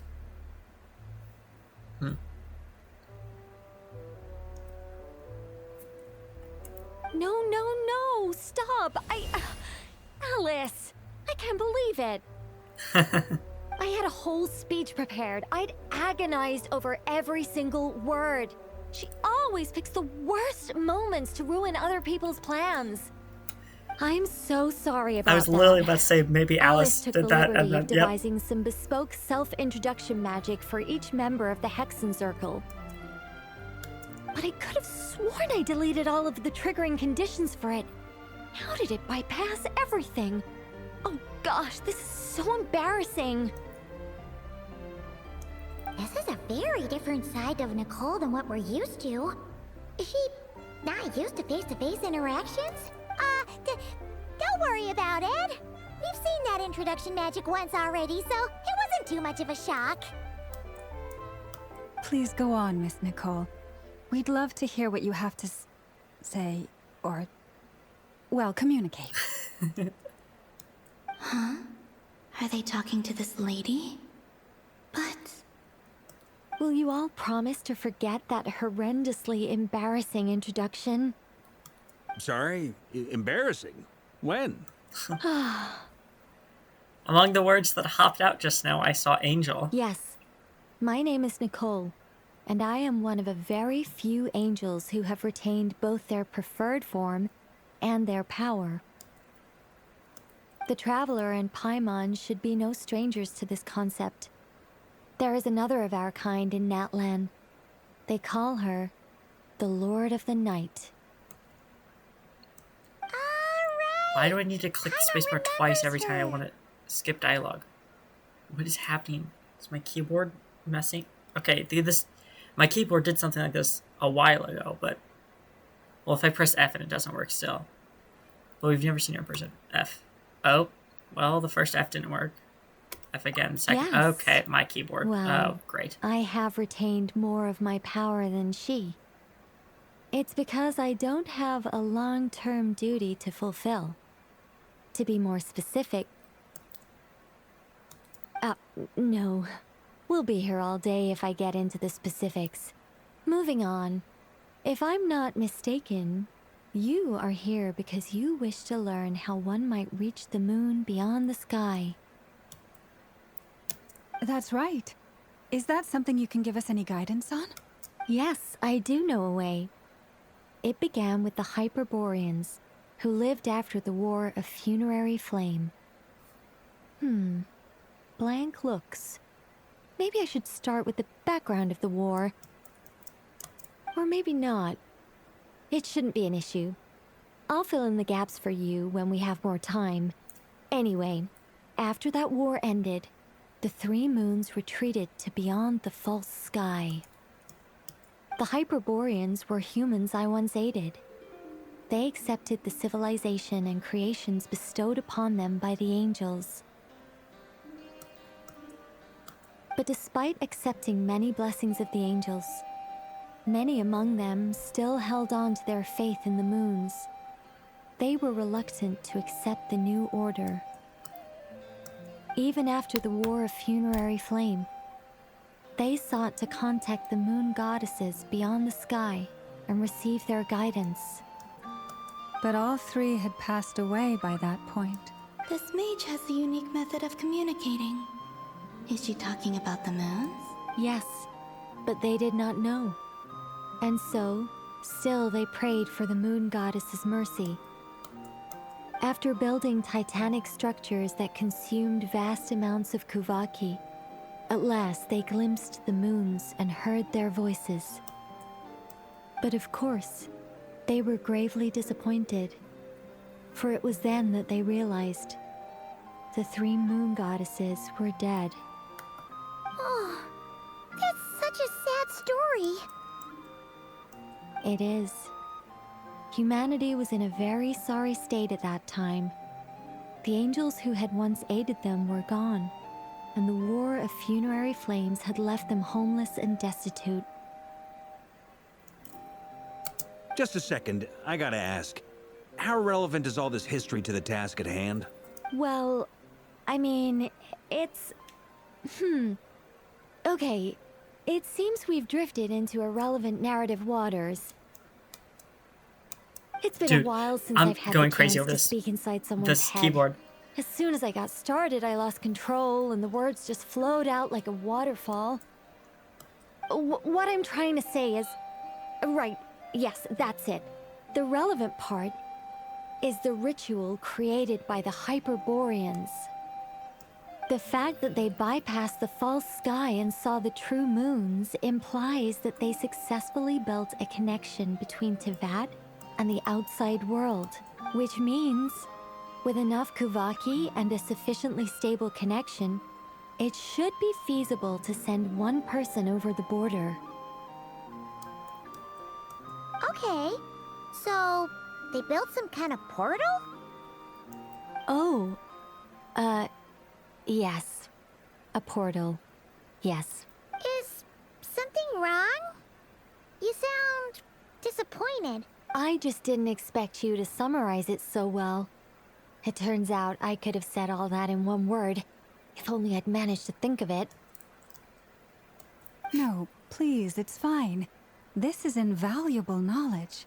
I'll be sure to record and preserve everything in writing. Oh, really? Well, in that case, I suppose I could backtrack and add some more detail. I did gloss over a few things so far. Whoa, whoa, whoa, time out. Let's summarize what we've got first. I'm just gonna click with my mouse, Jesus. The Hyperboreans were the last ones to use this method, right?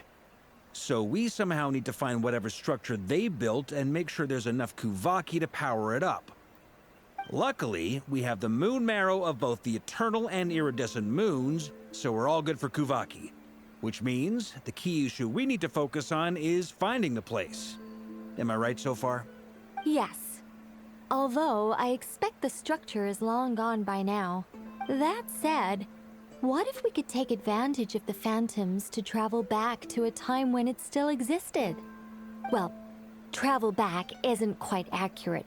It's more like we'd be creating a handshake between 2 points in space-time. We wouldn't even have to pick a time when it still existed. It could just be a time when it still appeared in phantom form via projection, or we could project our own phantoms, fold them together, and... You look lost. Was that too hard to follow? Yeah, things got a little, technical there. Paimon's brain is reaching capacity. All right. Let me think about how to put this more simply. Okay, got it. Over the next few days, I'll search for phantoms that we can use. Once I find one that meets the criteria, I'll let you know and we'll regroup. By completing certain rituals, specific individuals will be able to enter the phantom and make it to the Hyperborean structure. If everything checks out and it looks feasible, we'll just need to wait for Moon Prayer Night, and we can send the Moon Goddess back home. I'm really skimping on the detail here. Is this making any sense at all? I think so. For now, we'll just wait to hear from you. Yes. Basically, yes. Great. Counting on you. In the meantime, we'll focus on finding the Moon Goddess's name. My name? Are they looking for a way to stop me from disappearing? Excuse me, Miss... Go on, Miss Nicole. This conversation was a little all over the place. I didn't catch your name. I am Lauma, of the Frost Moon Scions. Ah, I did wonder. I noticed that you listened very intently when I spoke about Hyperborea and the moon's history. I feel like Nicole just doesn't sound like the same character from the Nicole that spoke in the previous quests. If you'd be interested, I'd love to visit you this evening and go through it again in greater detail. Also, if you were serious about making a record, it would be too risky to simply write down the raw details as is. I would suggest some tweaks. Maybe rewrite the stories as fairy tales or fables, perhaps even prayers. Huh, suspicious. Anyway, we can cross that bridge when we come to it. So, see you later then? Oh, and no need to prepare anything. Just a cup of tea will do. See ya! She seems friendly. It's just... It's so nice to find someone who's actually willing to listen. I've been dying for a chance to finally go through all this systematically from start to finish. Any longer and I'd probably start forgetting it. Now Paimon gets why Alice told us to mind our heads. What did I tell you? A lot of quirky people in Alice's orbit. Yep. Now then, the next order of business is, where do we start looking for the Moon Goddess's name? Maybe the rest of what Nicole has to say might give us some clues. Once I've heard her out, I'll summarize the salient points and share them with you all. I'm also inclined to review our other documents. Yes, our faith was first established by our Hyperborean ancestors, but many of the more factually accurate records are from after Kutar's birth. I have a hunch that the Fatui might know something too. Sounds like we're gonna follow Columbina's journey through Devat, huh? In that case, we'll start by heading to the Frostmoon Enclave. Sounds like a plan. Take this with you. I'll see about getting in touch with the Fatui. It'll probably just be Arlecchino and Sandroni again. They're the only ones who would want to help. Thank you, Mr. Varka. Don't mention it. Honestly, I'm more comfortable dealing with the Fatui than prying into the details of a young lady's childhood. Catch you later. I should follow them, just in case there's some way that I can help. Okay. I need to stop and fix my keyboard. Okay, I fixed it. Hopefully that will be the only technical issue.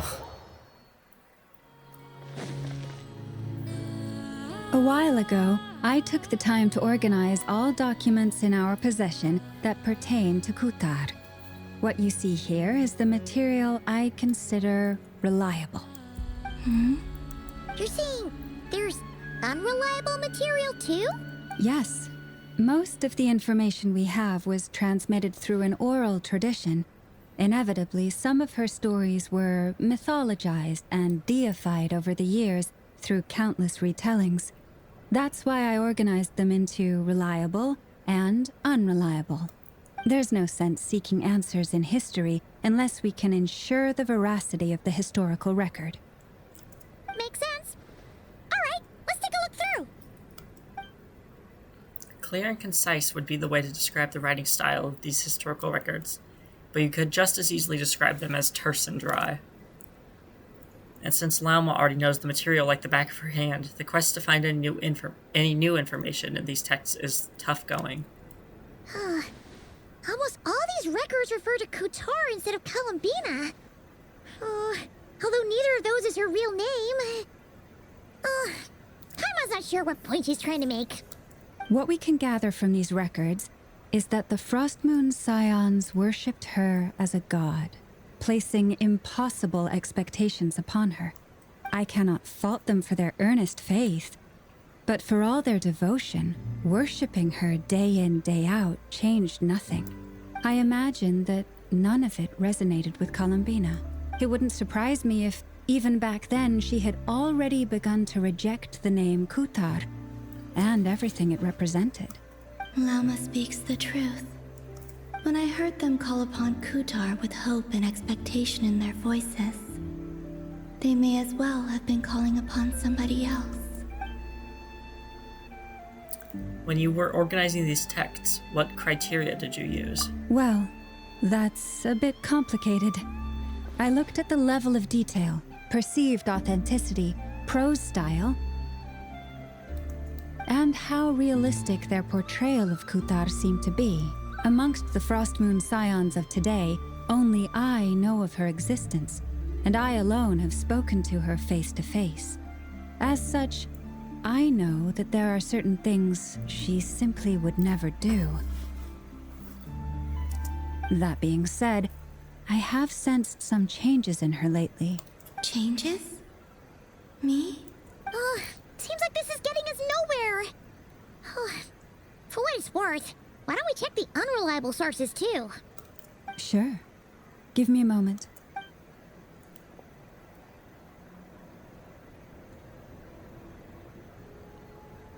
Exerting but a fraction of her divine might, Kutar sheared a great mass from the snow-capped mountain and cast it into the sea, upon whose surface shone the mirror image of the moon. Thus was formed the island of Hisi. Yeah, right. That doesn't even begin to pass the sniff test. The 3 moons are not but lies through and through. Only one moon has ever shone for us, and Kutar is her name. The subjectivity is strong in this one. We've heard something like this before in Not On.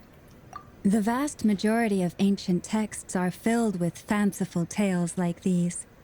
I trust you understand my criteria a little better now. Kutar did not speak, merely gazing into the distance in silence.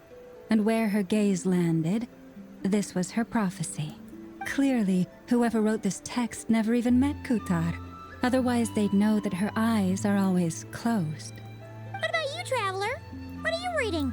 Seems like a collection of anecdotes. Come on, let Paimon see. The child wished to build a wooden nest with which to shield a fledgling bird from the cold. But being so young and lacking in strength, the child could not snap the branches from the trees. Kutar was passing by.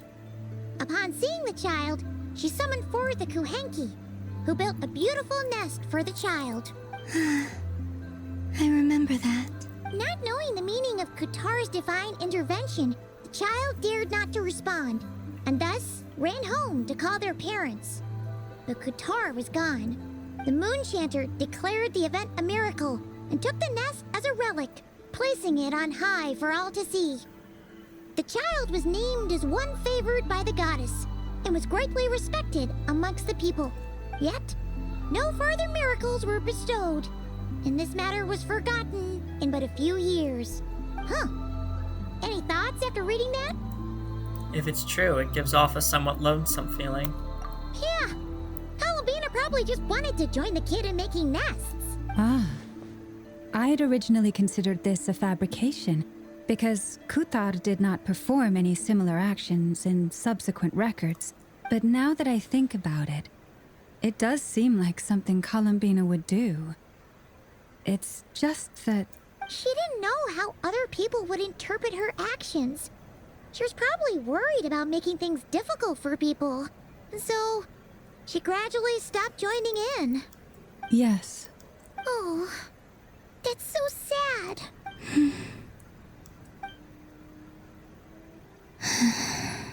And now, I can make no such gestures of warmth, even if I want to.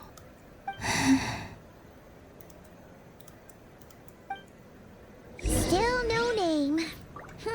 That's a bit of a shame. Well, it wouldn't have been that easy, Paimon. But we did learn some interesting stories. That's gotta count for something. Barca said he was gonna set up a meeting with Arlecchino and Sandrone, right? Let's go back to Nasha Town and see how he's doing.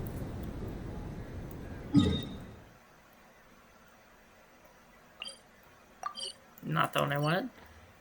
There we go.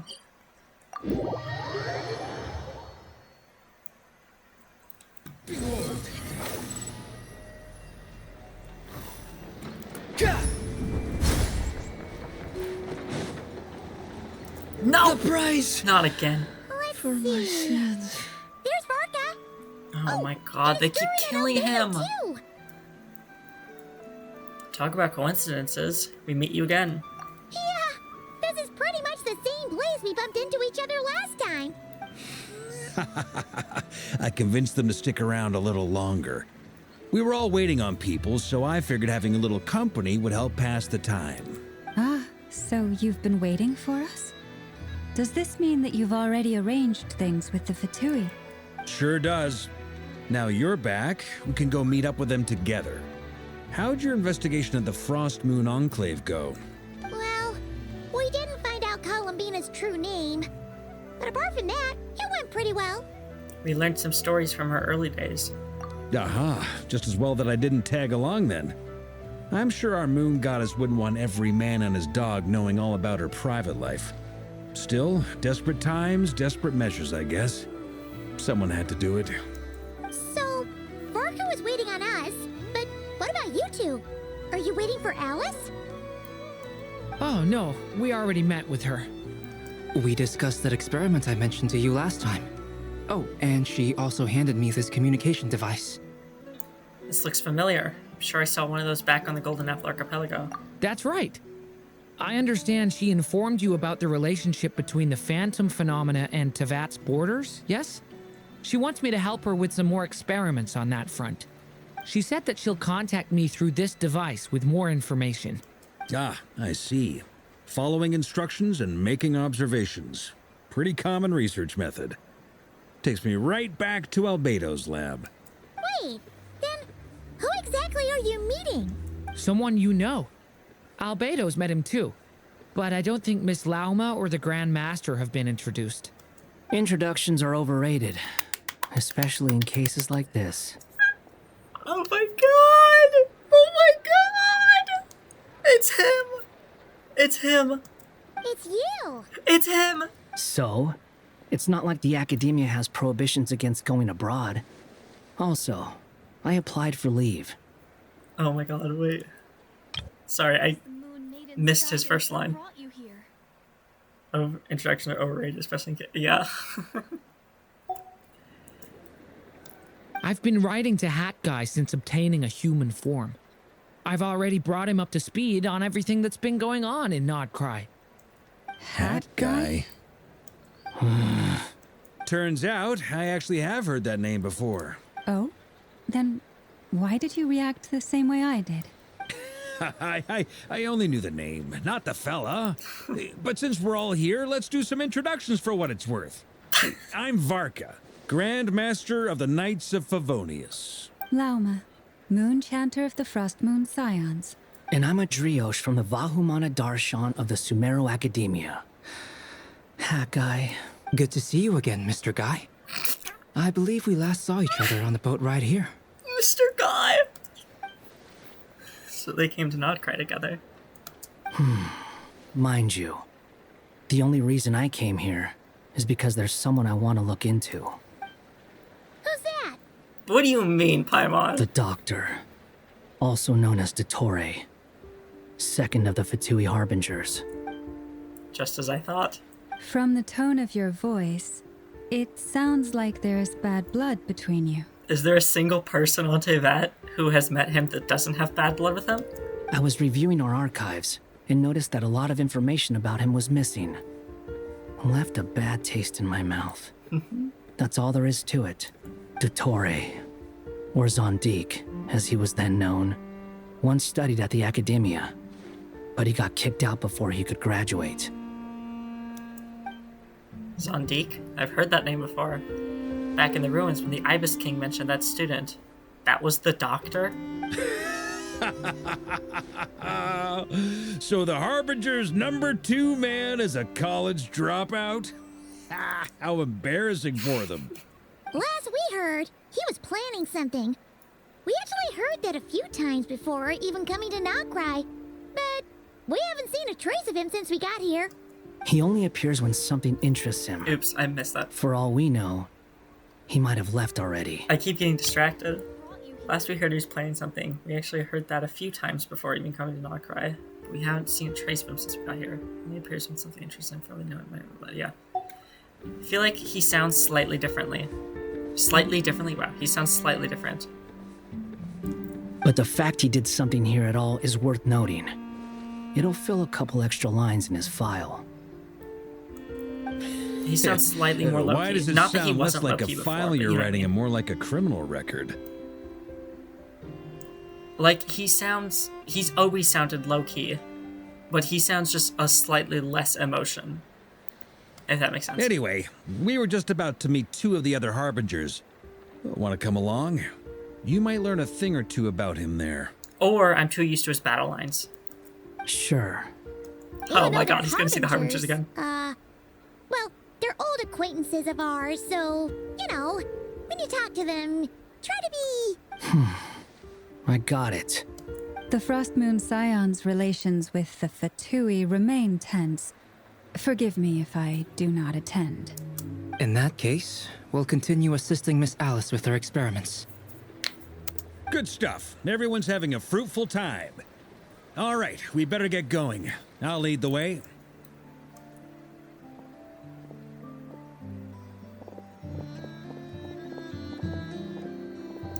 Hey, May. Are you here for revenge? Well, yeah. That's obviously part of it. But I'm not the only one who has a score to settle with him.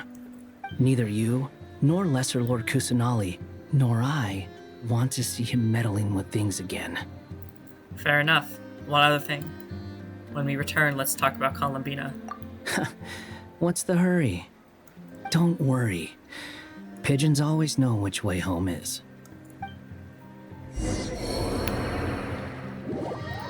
the conversation ends, the group splits into two teams, led by Park and okay. I think that said led to the bureau. You made it. Who is this? A scholar from Sumeru. They call him Hat Guy. He's an old friend of the Travelers. Wait, this is the academia representative you wrote about? He doesn't exactly look the part. I believe this will prove my identity. You'll notice it bears the seal of the Sanctuary of Surasthana. Well, what do you know? So it does. All right then. My mistake. It's fine. I expected as much. What? So as I mentioned in my letter, the Academia's got its eyes on Dottore, but this matter remains top secret. Apart from those assisting in the investigation, the fewer people who know, the better. If anyone asks, I'm here in Nocturne to pursue my personal academic interests. Gotta say, Marka, you did pretty well to keep all this under wraps for so long. Sounds like you got in touch with the academia about this way back. You flatter me. You're all harbingers. What reason would you have to disclose information about Dottore? Where do I even start? Remember that time we fought Rerir at Star Sand Shoal? He sure let me have it then, didn't he? I'll bet Dottore had that all sketched out, with me as his convenient little pawn. He could not care less about us if he tried, but hey! The feeling's mutual. Does Dottore really strike you as the sort who values his relationships with his colleagues? No. Fair point. Definitely not. Which is why I always keep my guard up whenever he starts making suspicious moves. To that extent, our motivations align. On top of which, I consider you trustworthy people. Now, back on topic. In the wake of the Reikir of Solnari episode, Sandrone and I grew suspicious about Dottore's complete inaction during the entire affair. So we tried to find out what he'd been up to, but unfortunately to no avail. He never lets anyone in on his plans. The more he cares about something, the more secretive he gets. Indeed. Perhaps he believes that by keeping a low profile, he can avoid trouble. But that trick isn't going to work on his colleagues. Yeah, I mean, he's been researching the ancient moon's remnants. And he's been trying to get his paws on the moon marrows. Only an idiot would believe he doesn't have something more planned. With this in mind, I returned to Snezhnaya and relayed my thoughts to Her Majesty the Tsaritsa, entreating her to have him recalled. That's pretty direct. Did the Tsaritsa agree? Yes. I made it abundantly clear that the Fatui's business in Nocturne is almost concluded, and we do not need 3 harbingers in this territory. Her Majesty concurred. Accordingly, Dottore has returned at her orders. I imagine he is continuing with experiments, which no one besides he would ever have any interest in. Common sense might mean nothing to him, but he's not stupid. He knows that no good can come from opposing the Tsaritsa. Why'd you say it like that? Smarts alone won't get him all the way. He needs the Rooster's resources and Regrator's Mora, both of which the Tsaritsa can strip from him by waggling a finger. But doesn't he have a track record of publicly following orders while going against them in private? He probably has it down to a fine art by now. Wouldn't put it past him. We worked together on a research project once. Only briefly, but it was enough to show me that we're fundamentally different people. He has no interest in doing things methodically, stage by stage. His thoughts jump all over the place, and the moment his curiosity is satisfied, or he gets the results he wants, he disappears. The only similarity we share is that, once we set our minds on doing something, we will see it done. Whatever it takes. Well, we definitely saw some of that in your battle with Rerir. You got so competitive. Ugh, do not remind me. Then I believe we all concur.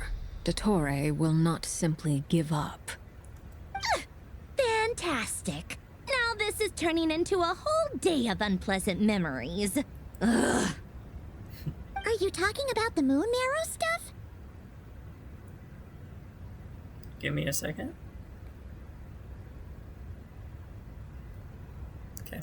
He also strikes me as the kind of person to disregard experimental regulations, ruin all the equipment, and go way over budget. Then leave the first person he can find to deal with the fallout. Exactly.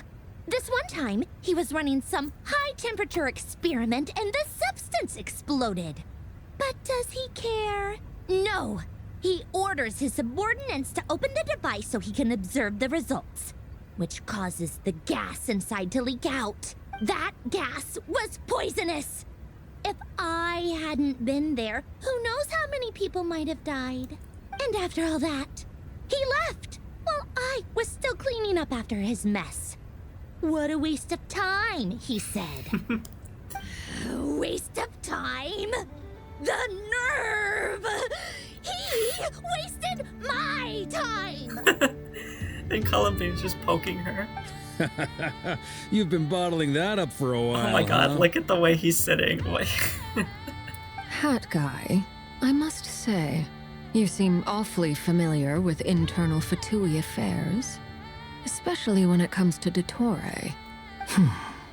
Thank you, Lady Harbingers, for providing such valuable information. I have no other questions for now, so I'll be on my way. Wait, what? You're just gonna leave? You're welcome to join if you want. Yes, please. Yes, yes. Please, please. Just when Paimon thought he'd finally mellowed out. He makes quite the impression. I'll say. I've met tons of headstrong people, but not many of them would join me in bad-mouthing Dottore. Anyway, back to the main agenda. Barca, you said that Columbina has gone missing? Or rather, disappeared. Yeah. We're working on building a connection between her and this world. The simplest method is to find out her real name. I've actually asked her that question before, but she said she didn't know. Considering our relationship, I doubt she was lying to me. She could have given you a pseudonym. What did she do while... I can't speak. What did she do while she was with the Fatui? As far as I recall, she was never dispatched by Her Majesty to claim a gnosis or anything like that. The Tsaritsa's plans had long contained a place specifically for her. I always thought that was weird. What could she do that the rest of us couldn't? Knowing what we do now, it's probably something related to Kavaki, right? More than likely. When she first arrived, Columbina would often go to Her Majesty and ask when she could start the task assigned to her. But Her Majesty always gave the same reply. The time has not yet come. So she spent her days in Snezhnaya doing basically nothing. Look at her. Look at her. The Tsaritsa has summoned a beautiful blind maiden to be a harbinger, giving her the third seat by virtue only of her enchanting voice. It was a dumb and stupid rumor, but the reality of the situation made it hard to refute. And what happened after that? I imagine she stopped caring. She no longer seemed to care why she had been recruited, and Her Majesty never gave her any missions. So she just continued to sing in the flower garden. For my part, I was busy. So busy, in fact, that watching someone be that idol had me fuming. But still, I got the sense that she had long been used to a life of other people claiming she was needed when she wasn't. I just felt that having a place to stay would cost me something eventually. That's sad. And so I waited quietly for the day that I would have to pay the price. And on the other end of that spectrum, you had me. Someone once told me that I had the lousiest work and the toughest luck. That's a good way of putting it. I forget who said it, but those words have always stuck with me. Sounds like something May would say. No wonder. But you've done your job exceptionally well all this time. Because at heart, you are a conscientious person. Thanks for telling us all this. What is it? Something come to mind? It's nothing. I'm just now more eager to learn her name now. Or I'm just even more eager to learn her name now. I want to shout it to her from the rooftops. That makes sense. Nothing screams you are needed like your name shouted from across the town. Well, good luck with it. But if you ask me, Columbina is still the most shoutable name. I'm just so used to it now. After all the arguments we've had, I can't be bothered trying to remember another name for her. Nor I. Sandrone. Harlequino. You chat further about interesting moments from okay. What the fuck? It's a Sealy! Does that mean Nicole has news for us? Probably. That's really funny. The Sealy just flies into frame. Ladies, I thank you for your hospitality. If the chance ever comes up, I definitely owe you both a drink sometime. I'm sure it will. You can make your own way out. Heck, you've been here enough times, you probably know your way around better than I do.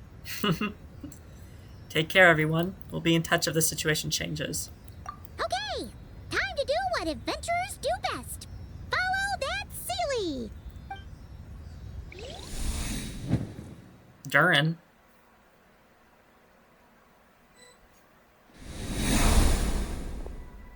Oh. Here you are.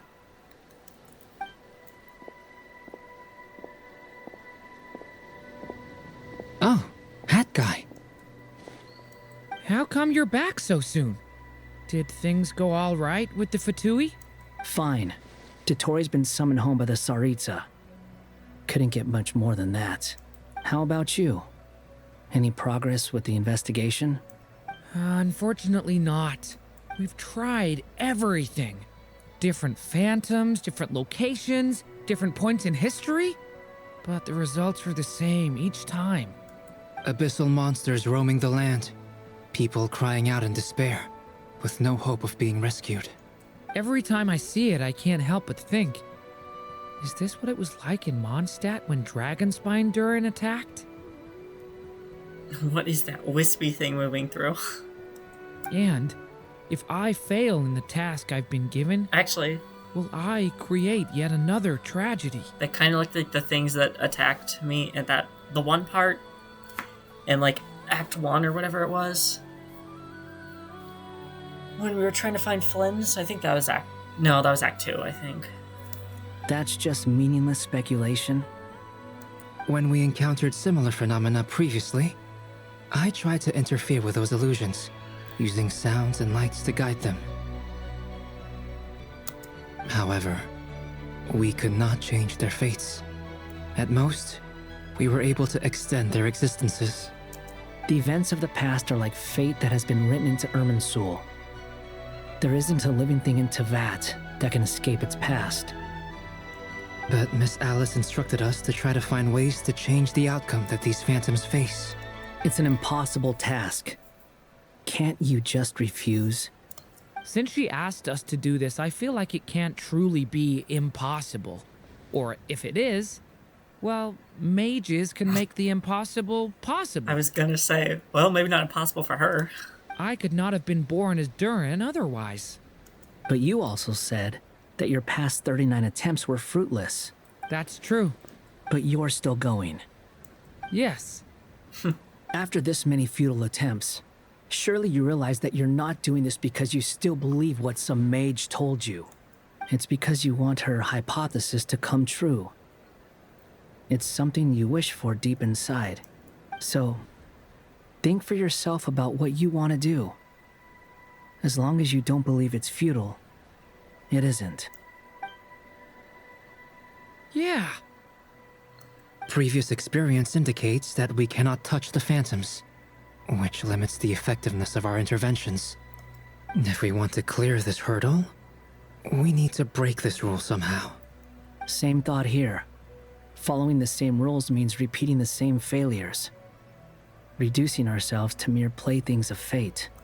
So you mean we need to figure out a way to make contact with them despite knowing that we can't?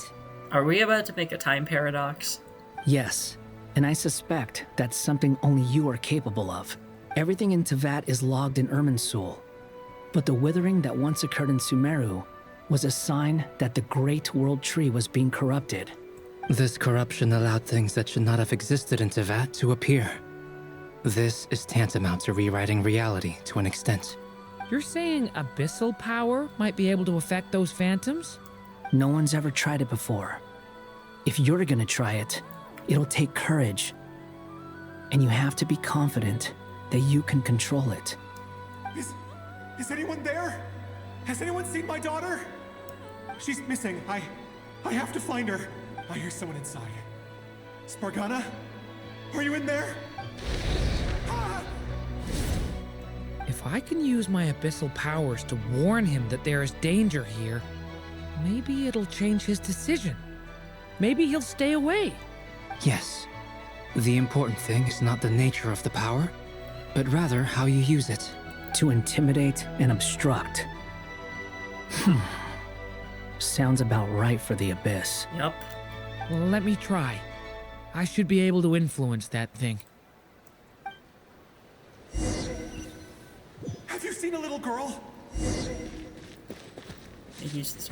What? This isn't the time for that! Just run!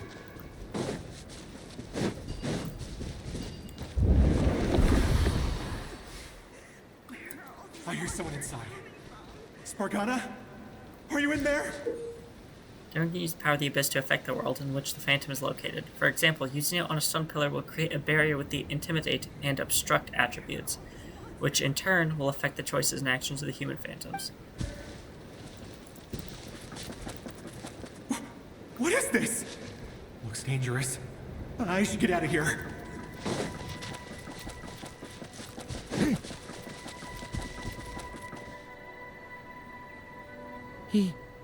He really left.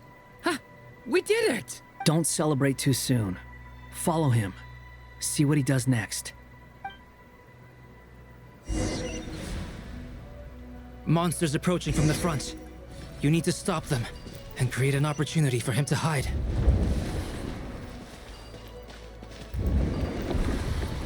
No! There's monsters ahead!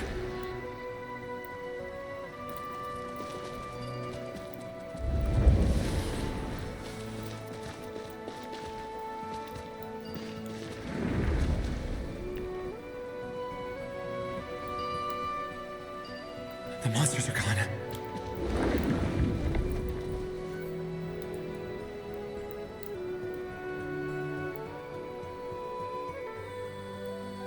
The barrier's gone too. How odd.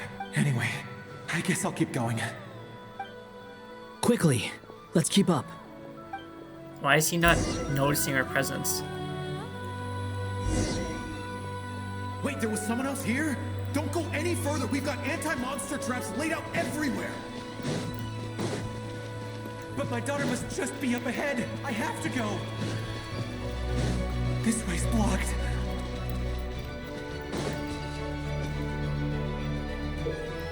Explosive power can also affect the Phantom explosive barrels, causing explosions that can clear obstacles and deal damage to monsters. However, these explosions can also cause damage to human phantoms, so use with caution. We might be able to use the explosives over there, but we need to take care not to hurt him.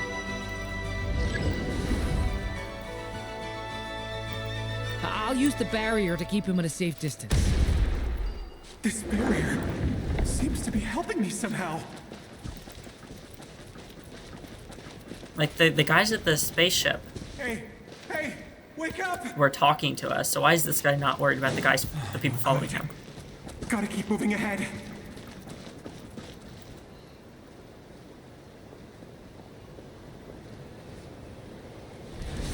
So many monsters! There's still a chance, Durin. Use the traps.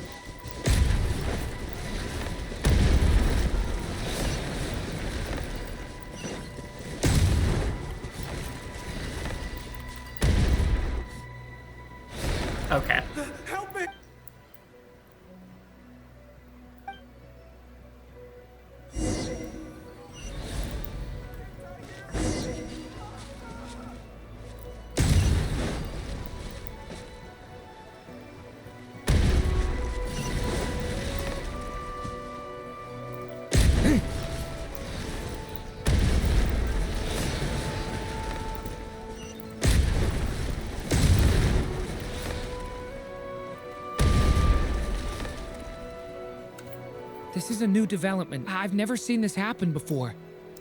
We might just be able to save this person. Breaking fate in real time.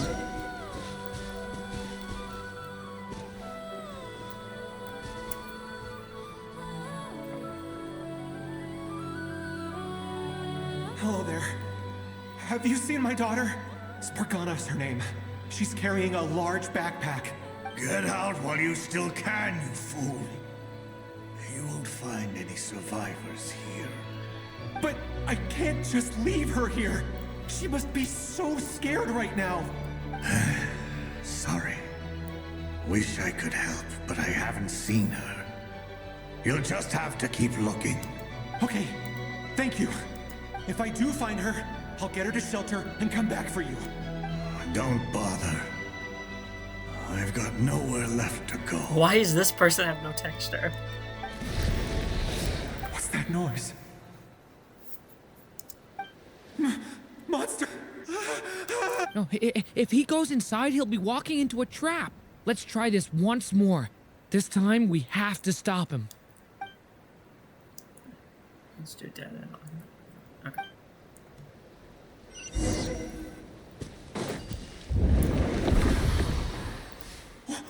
Why? How will I know where Spargana's gone like this? You know what? I'll trust this strange barrier. It's gotten me this far after all.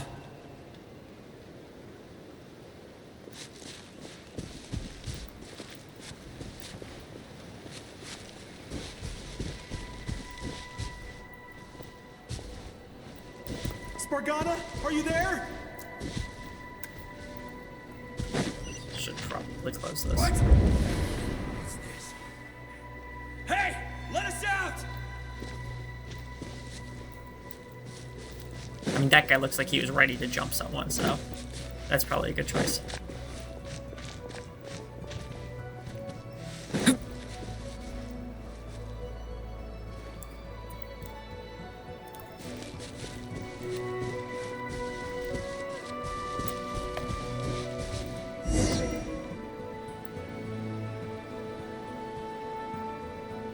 Huh? That looks like one of my daughter's books. Thank you. Thank you. Yes, it's one of hers for sure. That's her name on it right there. She left her backpack here. Durin, just like last time. Use the explosives.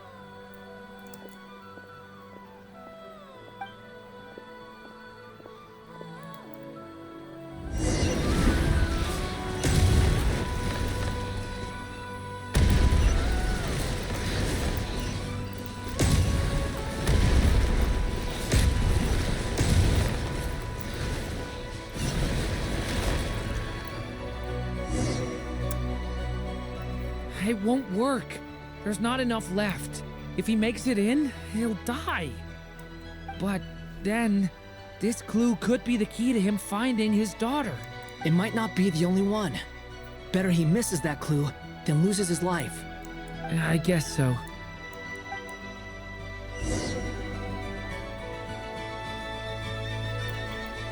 Stop him, Durin. We can't let him get any further in. That's my daughter's book! She's passed this way! Why? Why won't you let me go in? I've searched and searched and searched just for this! But how will I find her without any clues? I no longer have anywhere else to go.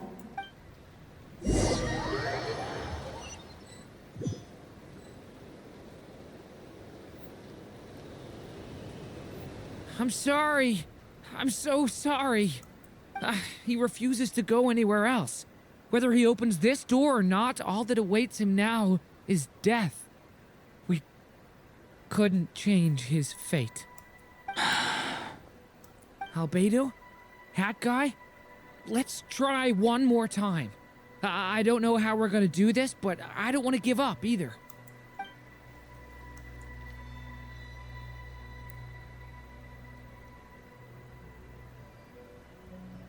Why am I here? What's going on? All these scenes running through my head. Huh? What's going... Huh. His reactions have changed. How many times have I... What's happening to me? Huh?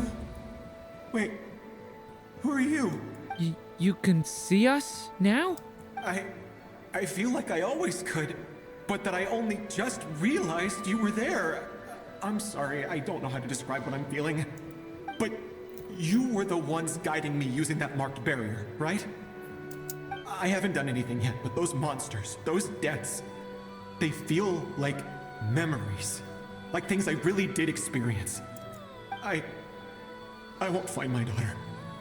In fact, I'll ultimately die trying to find her. Isn't that right? Well, no, it isn't. Yes, it is. Even so, we're trying to find a way out of this. You've not seen my daughter either, have you? It seems she really isn't here.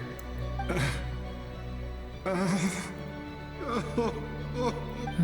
sorry we couldn't help you. I'm just tired. Maybe this is destiny. Maybe it doesn't matter how hard I search. How long do I have left? Experience says 15 to 20 minutes. 15 to 20. Thank you for all your help. Let's rest a while. You look exhausted too. Now's not the time for you to start pitying us. It's not pity. I'm just realizing that I've only got 10 or so minutes left. You know?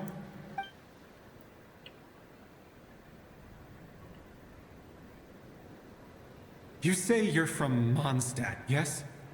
A place with windmills, where people enjoy limitless freedom? And you're from Sumeru, where they've built an academy into a giant tree? Yes. It seems you've never heard of either place. Those names are unknown to me, I'm afraid, yes.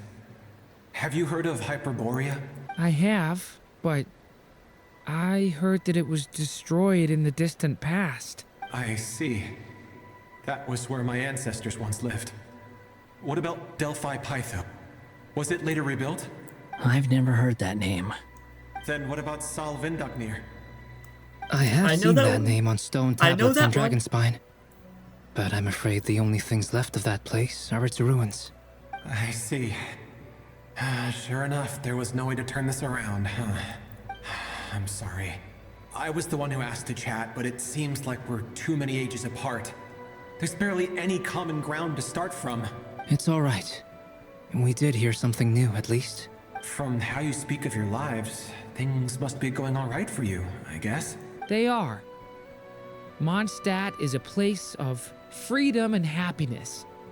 There's a lot of good people in the church and the Knights of Favonius, and even outsiders find that it's an easy place to feel at home. We have festivals a few times a year. Everyone gets together to drink, sing, and be merry. Sumeru is a lot more uptight. Not really the kind of place where you can relax. It's a nation fraught with problems wherever you look. But if all you want in life is to seek knowledge, I guess it's pretty much paradise. That's wonderful. In other words, after this all-devouring black tide passed, humanity did not merely avoid extinction, but rose to build prosperous civilizations anew. I mean, I can see you all right now. That must mean the future isn't a total mess, right? That's true. Kinda? Well, time's almost up. Let's part ways, I think. Might be best if you don't waste too much time on me. The chances are slim, I know, but I'd like to spend these last few minutes looking for Spargana.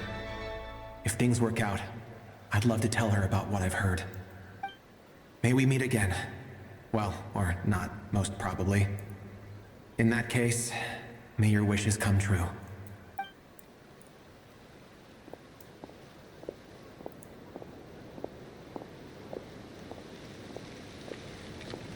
He's gone. In a few minutes, he will meet the end that was his to begin with. The ending of this tale did not change, but I believe that we've just made the most progress we have yet. May your wishes come true. If only it were so simple. Hat guy, could I ask you a question? Hmm? You've never talked about your past. It seems complicated, and It weighs heavily on you, too. Would you be willing to tell me about it? I mean, sometimes it's better to get things out in the open. Take that guy we try to help, for instance. At least he said goodbye with a smile, right? I know about Albedo's past. Our experiences are very similar, and he created me. As for you, you're my first friend, and you've witnessed every step I've taken. But by comparison, I know nothing about you. Either way, I mean, we're still best friends. But if I knew more about you, I might understand your thoughts a bit better. I've told you about myself. I'm a student at the academia. And what did you do before that? Prepared for the entrance exam. All right. If you really don't want to talk about it, I won't press you any further. Prepared for the entrance exam. I was a puppet built from the branches of a white tree, using technology left behind by the Conrian schools of mechanical engineering. Why does it say Sri Lanka there? There's a puppet built from the branches of a white tree. Yeah, why does it say is it saying built means Sri Lanka or puppet built from means Sri Lanka? I don't get that. A white tree? You mean an Irminsul tree? Yes, a branch of Irminsul that was once connected to the main tree. So you had a human creator too? Yeah, but my creator abandoned me after deciding that I was a failure. What do you mean, yeah, you did not have a human creator? After that,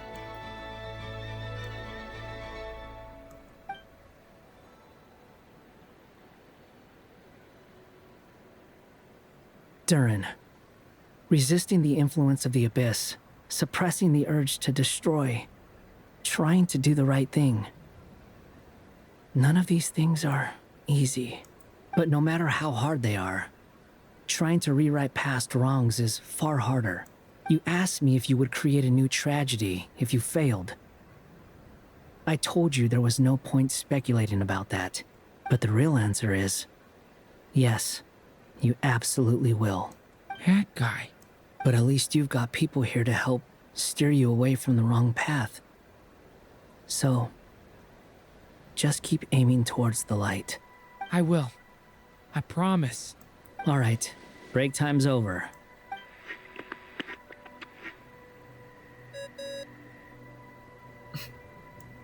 Hello? Durin speaking. Hello, friends, it's me. What have you been up to, I'm detecting some unmistakable fluctuations here at the border. The amplitude isn't particularly high, but they're completely different signals from the ones before, and the scale is comparable to those I've detected previously. Alice, we were unable to save that person. However, he appears to have retained a portion of the memories gained through that cycle, and was able to hold a conversation with us. I see. Well, that is rather odd indeed. It definitely merits further attention.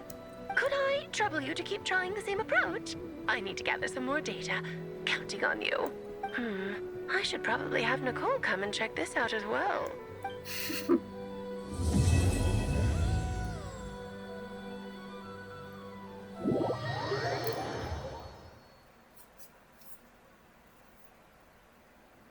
There you are. I was worried you might stop to collect treasure chests opened by the Seelie along the way. It would have taken you so much longer to get here. Another conversation I cannot hear. I am delighted to see that you understand what takes priority, and that your adventurer's instinct has not swayed your resolve. Really, I must applaud you for it. You should know. Paimon's head. Okay, I'll try and keep it short. My senses are telling me that this is where we shall find the entrance to the ruins. Oh, cool! Well, what are we waiting for? Let's open it up and see! Patience.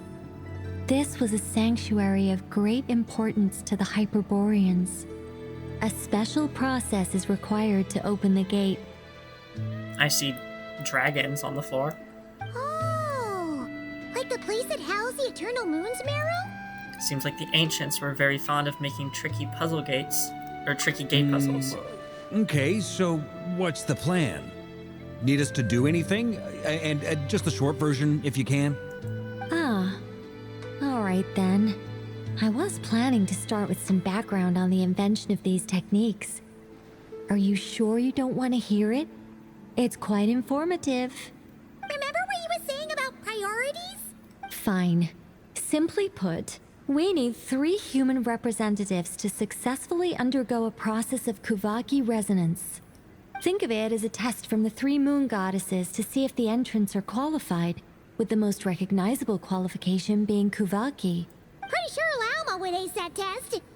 Oh, wait. We need 3 people. I also have no doubt that the Moon Chanter would be qualified. But we would need maybe? 2 other people with the same constitution. Therefore, the most feasible method is not so much to follow the rules, but to figure out how the test functions and find a workaround. I was thinking Lauma Traveler Arlecchino. I've done some research, and it turns out the mechanism is rather crude. We'll simply need humans to stand before it who have sufficient Kuvaki energy within them. I'm with you so far. How do we get the Kuvaki in them? The easiest way would be transfusion. Take some Kuvaki from Nodcry's soil, put it into the bloodstream, and get it circulating in the body. So we're going to cheat on the test? Precisely. There are other methods, but this is the simplest one. Cheating the system is much easier than trying to hide from it. Sorry? Does the idea of cheating upset you, Miss Lauma? No, that's not it. I suddenly had an idea. Oh, what is it? It's about Moon Prayer Night. I figured out a way for Kutar to join in the festivities. Great time to talk about this. But as Paimon said, we need to have our priorities straight. Let's get back to the test. I'll follow up with Nefer on the festival arrangements. Oh, okay. Anyway, is this really the best method we have? A Kuvaki transfusion sounds dangerous, no matter how you slice it. If you think that's dangerous, wait till you hear the other methods. I'd be more than happy to go through them if you'd like. There are several. No need, we're good. Let's go with this one. Very well. Kuvaki transfusion it is. Now, I should mention that the risks can be greater or lower depending on individual compatibility. It would be rash to simply infuse the Kuvaki and hope for the best. If the body rejects it, the reaction can be quite severe. The symptoms are similar to another condition that some people living here suffer from, known as congenital Kuvaki sensitivity. So, before we execute our plan, I will perform a simple test of my own to see who is compatible and who is not. Once that is done, we will have to complete the resonance process as rapidly as possible. The participants must remain stationary while the Kuvaki circulates and bonds with them, and they mustn't eat or drink anything. What? No eating or drinking? That's some hardcore fasting. They'll all be monks by the time they're through. How long will they have to keep that up? 3 days. Oh, that's so long! And we still need to find 2 more people who are not just compatible, but also willing to volunteer. Fasting? What are they talking about? I'm willing to volunteer. Really? Don't you want to think this through? Haha, count me in too. 3 days without food? I can handle that. Miss Nicole has made it clear that this is the easiest way.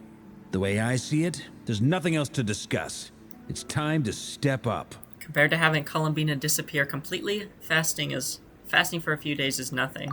Yeah, you're right. In that case, Paimon volunteers to be captain of logistics. She'll keep the fires lit and grab some spare clothes to keep you comfortable. Good work, Paimon. Then we'll start with you first, Traveler. Please step forward.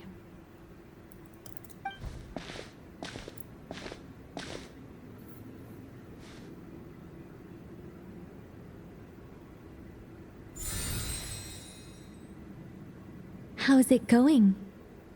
Do you feel anything? No. How about now? No. I like how Varka's like, I volunteer to fast. The Traveler's like, I volunteer to fast. Paimon's like, I volunteer to oversee you two fasting.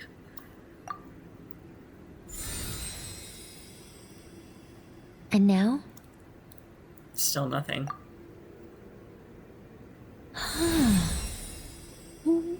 What about now? Nothing at all. Did you do something? You guys, it's not a competition, you know. All right, I'm officially impressed. Even as a descender, you can withstand far more than I imagined. It's like I summoned a giant stone titan to arm wrestle you, and your arm hasn't even moved an inch. In my last attempt, I infused 5 times the amount of Kuvaki required. That much? Yes. Safe to say, compatibility won't be an issue for you. You're eligible to join. You're next, Mr. Varka. Sure, here goes nothing. All right. I'll start where we left off. 5 times the required Kuvaki dose. Whoa, whoa, whoa, hey, wait a minute.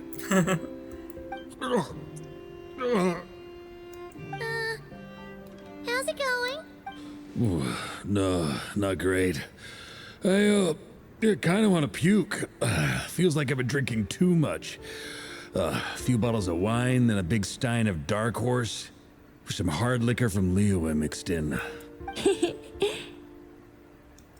You think this is funny? I just lost to a young lady in an arm wrestling contest. I'm never gonna live that down. What is your obsession with talking about young ladies? My apologies. I'll lower the concentration and try again. Oh. How's it going now? I'm not as dizzy as last time, but I can still feel it pulsing around. In that case, you wouldn't be an ideal choice, Mr. Varka. Let's try someone else. Okay. Let's go ask some of our other friends then.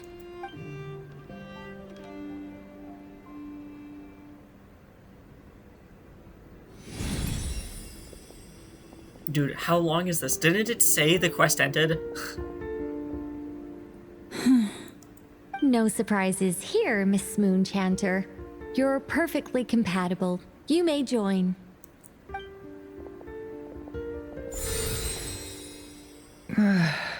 I'm getting a slight headache. Shame. You were so close.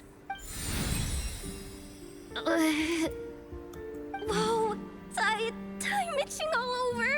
Allergic reaction. You can't have that. She's fucking allergic? Huh? Well, are you gonna start a what? The Hexenzirkel is an organization that cares for and protects children. We will not have them do dangerous things. Not even tests.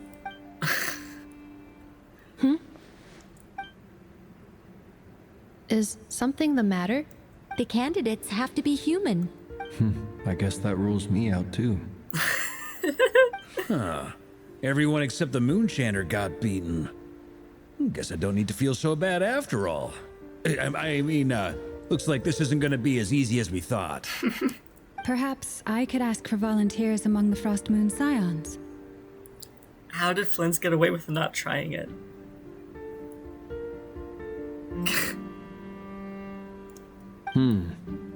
I'll see about talking to some trusted Lightkeeper colleagues.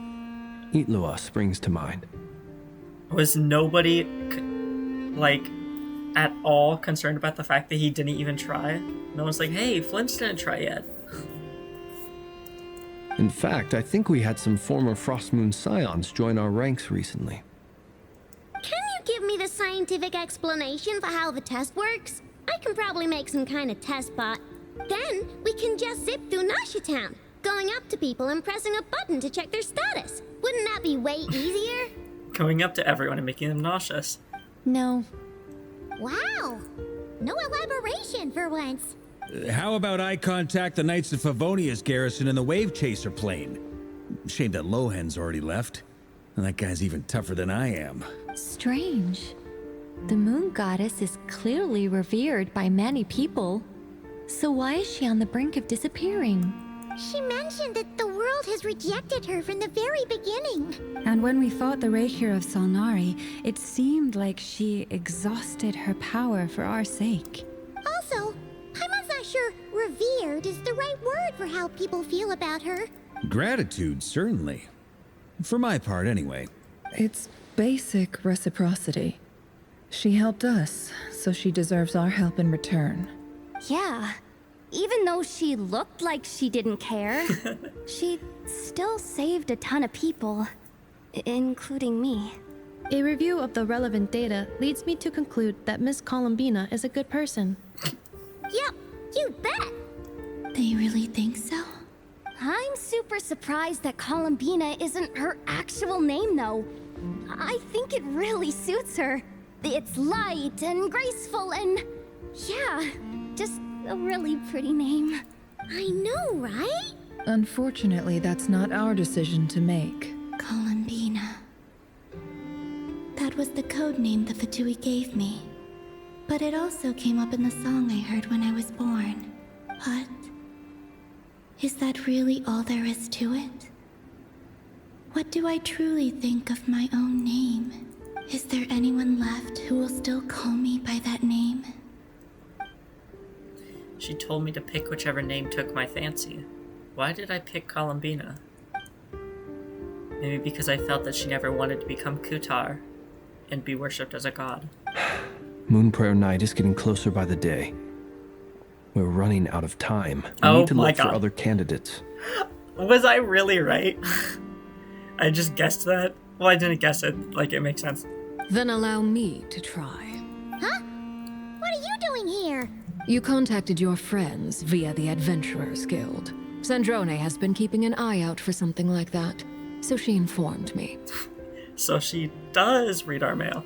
Since I have the ability to accommodate a moon marrow, I should prove to be a suitable candidate. Arlecchino. When can we begin? I see. We can begin right away.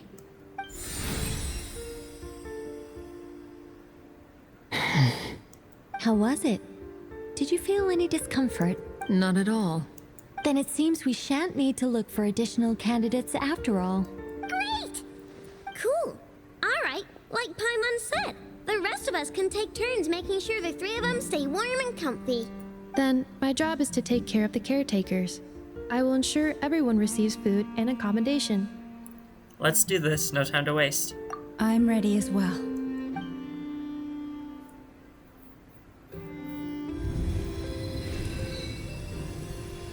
What? I swear to God it said the quest was done.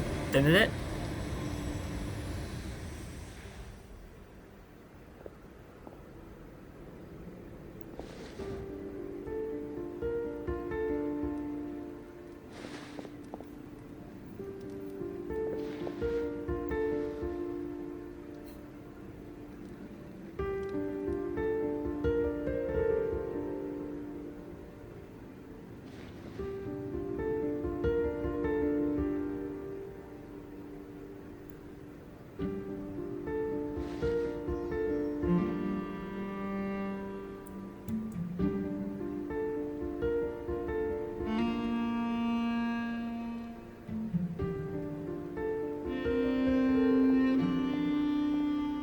The work is done. The sacred scroll shut. The stars grow dim, the people silent. The white sun sets, the silver moon rises. O path to the temple, appear now before us.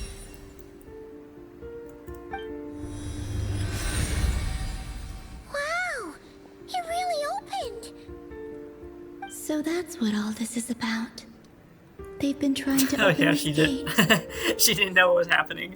Come, let us enter. Wait. It might be best to eat something first.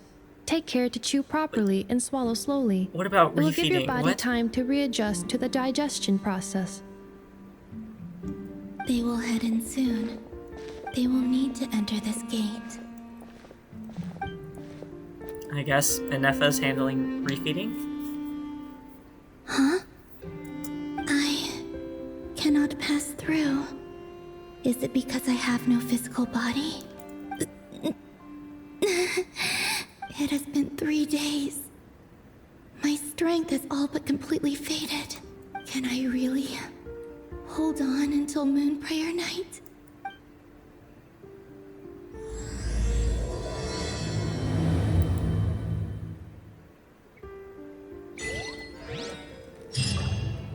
I guess that was the ending. Why did it...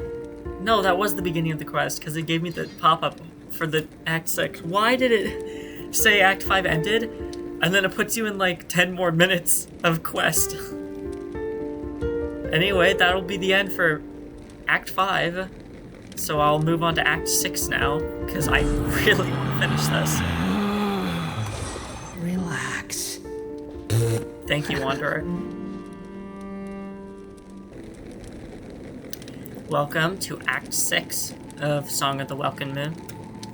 Literally 30 seconds after I finished the recording for Act 5. I'm just gonna go right into it. I have confirmed that you are all in good health. With that, my work is now complete. Congratulations are in order.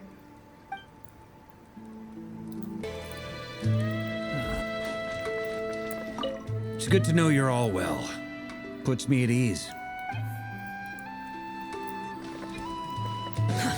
Too slow. Where the hell are we? Quit following me. Oh.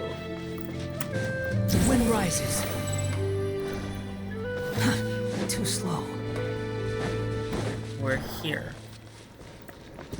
Squall Fury.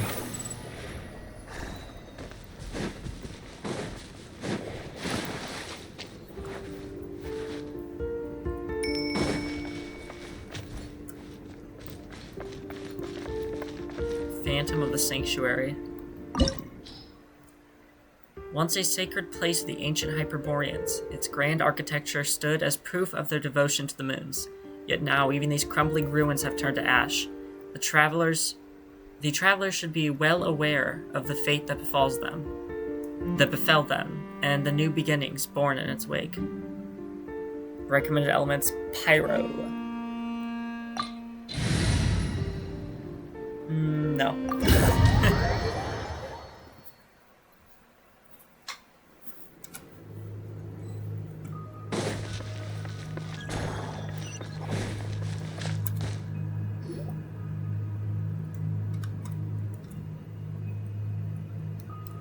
Are these people...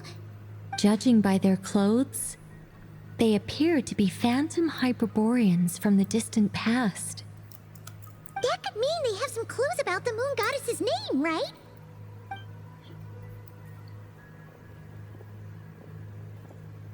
Hey there! Could you tell us what the moon goddess's name is? Sorry. That's probably a weird question, huh? How do we explain this? The moons are long gone, and their goddesses are dead. Their names no longer mean anything. When a new moon goddess is born, we will surely know her name. We have used every last resource at our disposal. All that remains is to wait, patiently and quietly.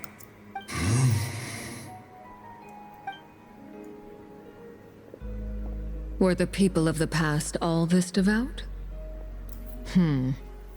It looks like this phantom doesn't intend to converse with us any further. Surely the new moon goddess he speaks of must be Columbina. Alas, Kuthar's birth came long after the age in which he lived. Salvation did not come. But, maybe if we find a phantom from a more recent age, they might know Columbina's real name. True. Keep an eye out. We should be able to tell which era they're from by the clothes they wear. Nicole, nothing to say on the matter? Yeah, you've been pretty talkative this whole time. What changed? Oh, nothing. I'm fine. You all make good points. When the Hyperboreans speak of moon goddesses, they mean the three from truly ancient times. I can't imagine they would know anything about our current moon goddess. There once was a time when the moon goddesses blessed them greatly and protected them from harm. So, when the war between the gods and dragons plunged the world into chaos, it seems they looked once more to the moons for help, praying for a new goddess to be born. Yeah, that checks out. Let's continue on. Who knows what else we may discover?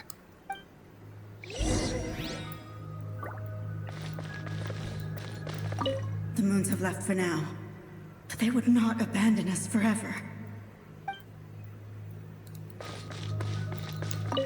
When the moons rise again, we shall receive their protection once more. Even in the darkest hour, there is always a way out.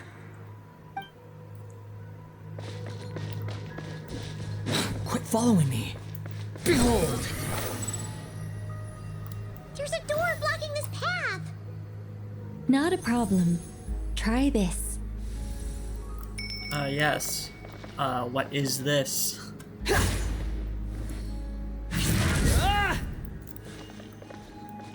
Squall and Fury. Uh-huh. Yep.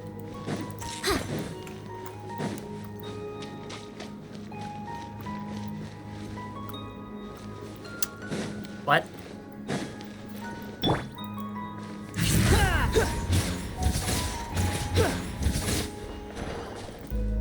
Oh, I didn't even notice these plants here. Jesus Christ. Whoa! How did that door suddenly collapse? This device was maintaining the door's integrity. Remove the core, and the device stops working. That's crazy that I didn't even notice the plants there. I was like, there's no Is fucking this our Kuvaki around. What do I do? Impressive. Whoa. More precisely, this is a device that will help us reach our destination. Let's go. We still have a long distance to cover. Reminds me of the Dainichi Mikoshi.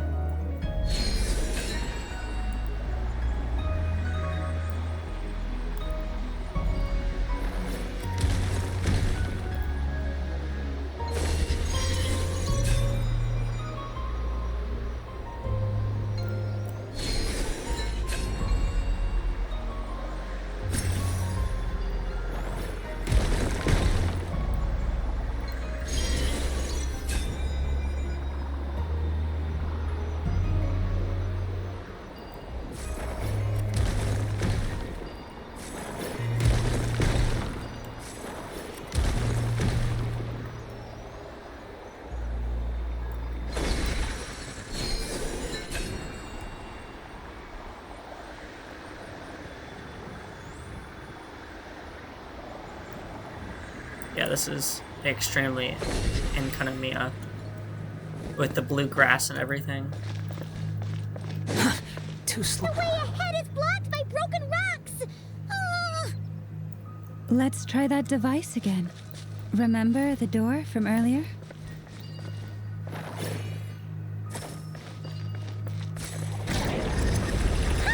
So it works in reverse too.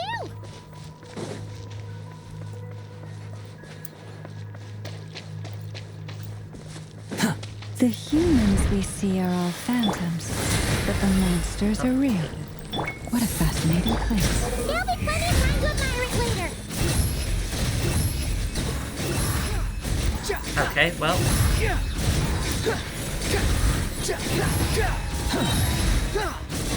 that's what I thought.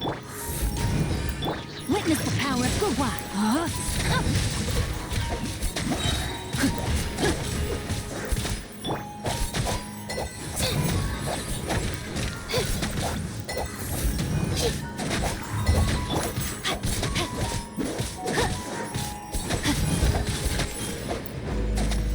Right as it ended. Right as my burst ended. Perfect timing. Ooh, there's a whole bunch of artwork in here. Seems pretty old. Nicole, this is probably your area of expertise. What do all these paintings mean? Let me see.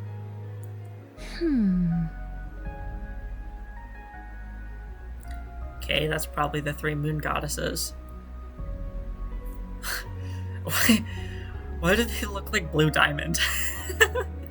This one instantly made me think of Blue Diamond for some reason. To understand these murals requires some knowledge of the history surrounding the War of Funerary Flame. I shared a little of this with Lauma before. Yes, I think I follow. The dispute between the Moon Sisters, the transformation by Nibelung. Sounds like a long story. Maybe it's one to save for when we get back? Oh no, it's no trouble. I'd be delighted to share the tale again. Alright then. Tevat's 3 moons and their goddesses were brought into being by the will of Nibelung, the then ruler of Tevat. But when the heavenly principles came, they changed the world completely, down to its very foundations. The moon goddesses were nowhere near strong enough to challenge this entity. But the heavenly principles did not view them as heretical entities that had to be removed.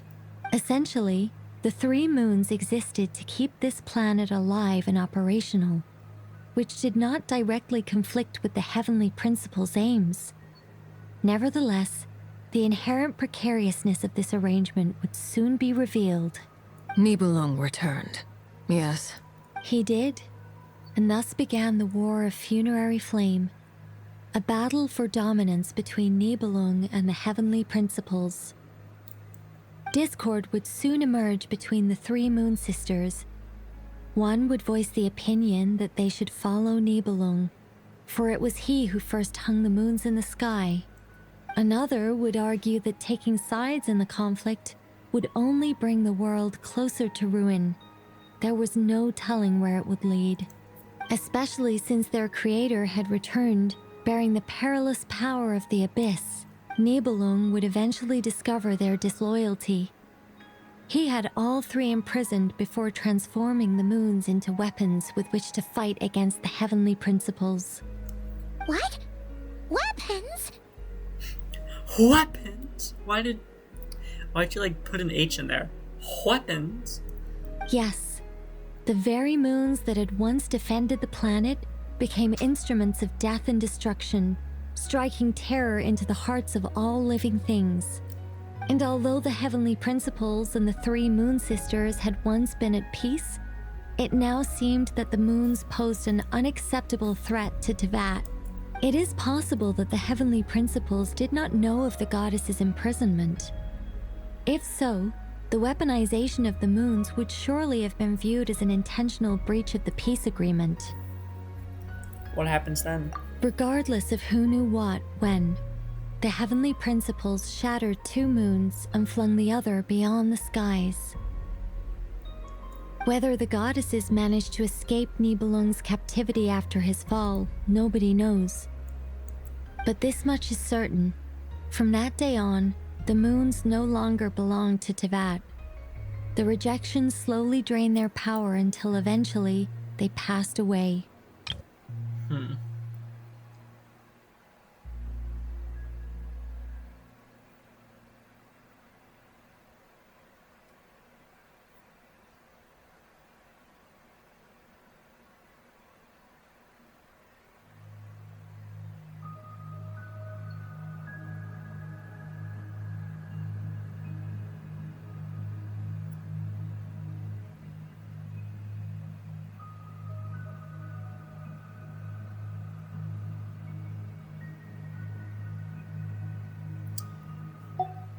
So I just had to reread that all again to make sure I really understood it.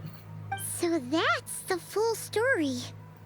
You say the moons ceased belonging to Tevat from then on. Why then would Columbina be born here? That is perhaps due to the lingering connection between the Frost Moon, which was not shattered, and this world. You could see it as the 3 sisters' dying wish. They never desired war. All they ever wished for was to protect this land. I see. If the final fate of the 3 goddesses is as you say, then Columbina faces the same grave danger. Our investigation has yet to bear fruit. We must hurry. Yeah, you're right. Let's keep going.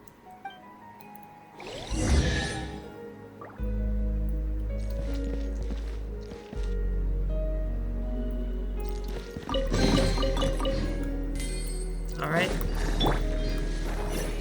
Squall and Fury,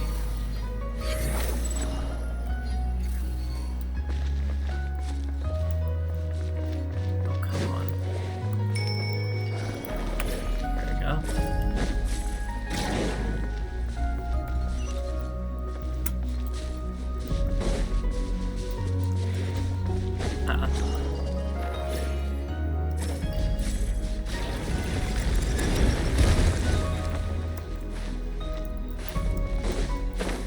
Oh, come on. Fucking invisible wall. Should we trust him to keep his promise? We have to. There's nothing else we can do.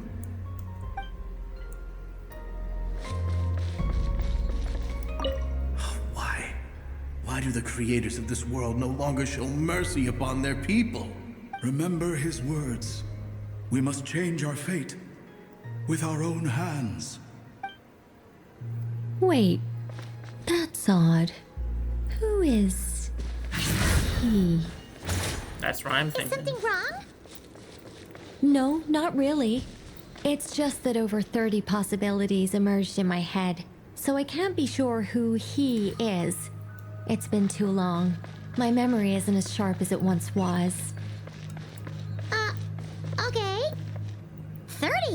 Wow. Impressive. I can't even think of 30 men that, like, just any man, regardless of relevancy, that fast. And she somehow thought of 30 relevant men to this conversation within an instant.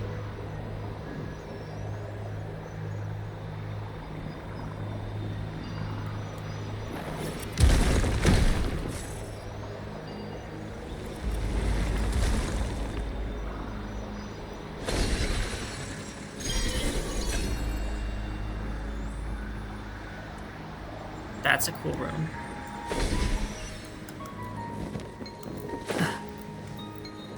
There's the statue that's always in these places.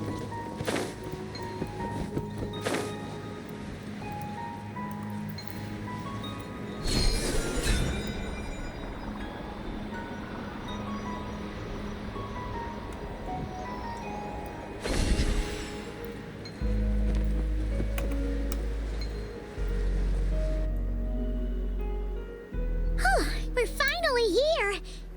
Guessing we'll need to activate this thing? Indeed. I was a little worried about that at first, but as we got closer, I sensed that the Kuvaki within it flows unimpeded. It should be functioning normally. The only issue is how to activate it. It's looking a little worse for wear. What about the cores from some of the other devices we've seen?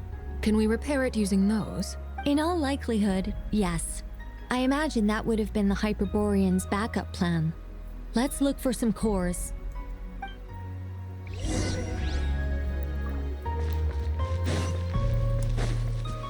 I love how pretty these places always are.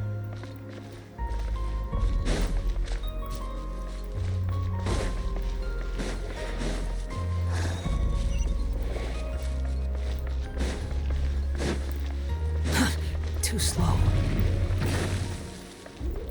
My guiding stars! No, my... Behold! Really? No hydro? Upon the gale.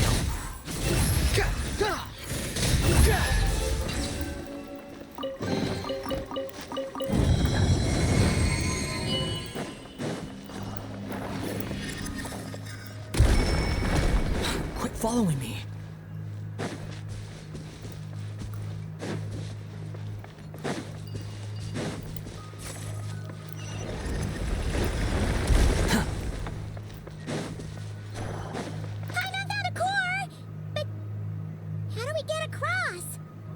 Walk up, then jump down.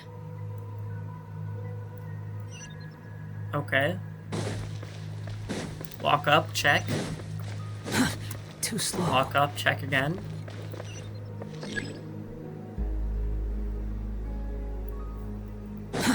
Too slow.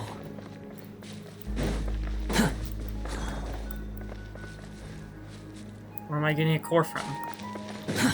Too slow.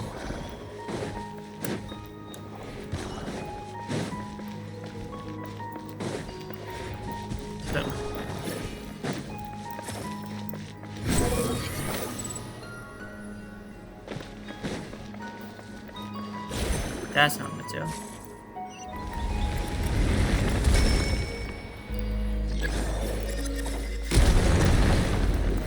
That should should be enough cores.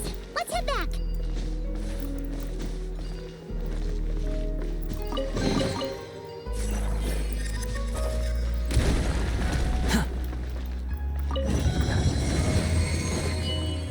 Quit following me.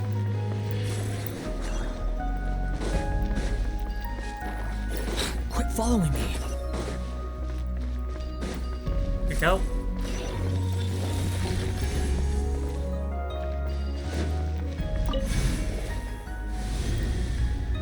The device is up and running. It's hard to believe that the ancients were capable of constructing such things. Paimon sees our destination! It's right up ahead! Yes, let's go. The walking on this field sounds weird. Too slow.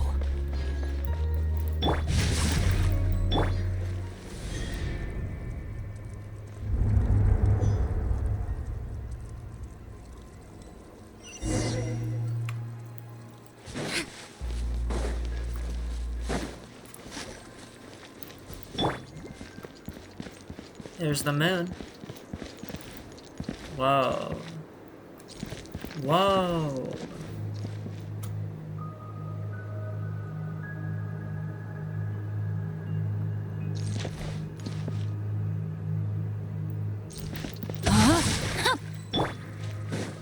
Holy shit.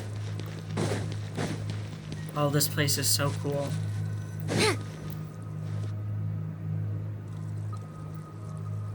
How come every single one of those statues basically has its head cut off? This is where the people of Hyperborea communicated with the moons. We need only place the moon marrow upon this platform on Moon Prayer Night, and we shall be able to open a portal to the moon and send our moon goddess back home. The assumption being, of course, that we can find her first. I've got a question. The moon is beyond the sky, right? That's right. You want to know if it's safe there, don't you? Exactly. It might have been corrupted by the abyss. And yet, she has no choice but to return. You know this. Oh, that's not the only issue here. This is the end of the line, right? We've explored everything we can. And despite looking at historical artwork and talking to people from Hyperborean times, we're still no closer to learning Columbina's name.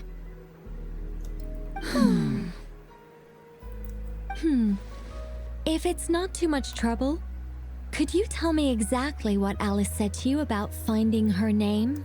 Oh, sure. What she said was... Then your first job is to find it. As a moon goddess, I'm sure she must have a name she identifies with. Neither Columbina nor Kutar is her true name, and she's never really accepted either of them. Is it not also possible that she has never had a true name? Not at any point in history? That would be a hard pill to swallow. But at this point, we may have to accept that that is the truth. No one knows how she came into being, and she certainly doesn't have parents in any sense that we're aware of. Perhaps she was never granted a name at all. But does that mean there's no way to get Columbina back? She's just gonna disappear and there's nothing we can do about it? Huh? Wait, why all this pessimism? Was it the way I phrased this question? You all seem to be taking this in completely the wrong way. What do you mean by that? Well, just because she's never had a real name in the past doesn't mean she can't have one now. What? Think about what Alice said again. She never once said that you'd have to find a new name, did she? Are you saying what I think you're saying? You want us to grant her a name? Yes. Names are anchors that connect us to the world. If she doesn't have one already, then all we have to do is create one, no? It's like... yes. Traveler, when you first arrived in Teyvat, do you think you would have turned around if someone behind you shouted, "Hey, Tumaini"? No, I wouldn't. But what about now? I understand what you mean. Life is a long journey. Even the friends and family by our side can change over time. When people call you by different names, what matters isn't so much the words themselves, but what they symbolize, and of course, whether that resonates with you. We're going back to name lore, which connects back to Durin. Ether. So, close your eyes and picture the moon goddess in your mind. If you were to call out to her in this moment, what would you say?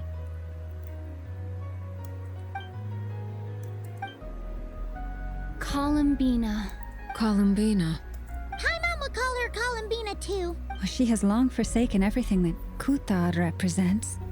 I think from now on I should call her Columbina too. Yes, that was the best option. That's the one I like the most. I'm very happy with this outcome. Well, it sounds to me like you found your answer. Are you sure?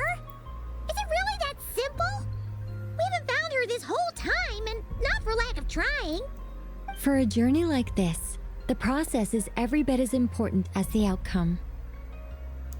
Had you not searched far and wide, rejecting every other answer you were offered, how could you have come to an answer you felt was finally correct? Oh, it all makes sense now. This has Alice's fingerprints all over it.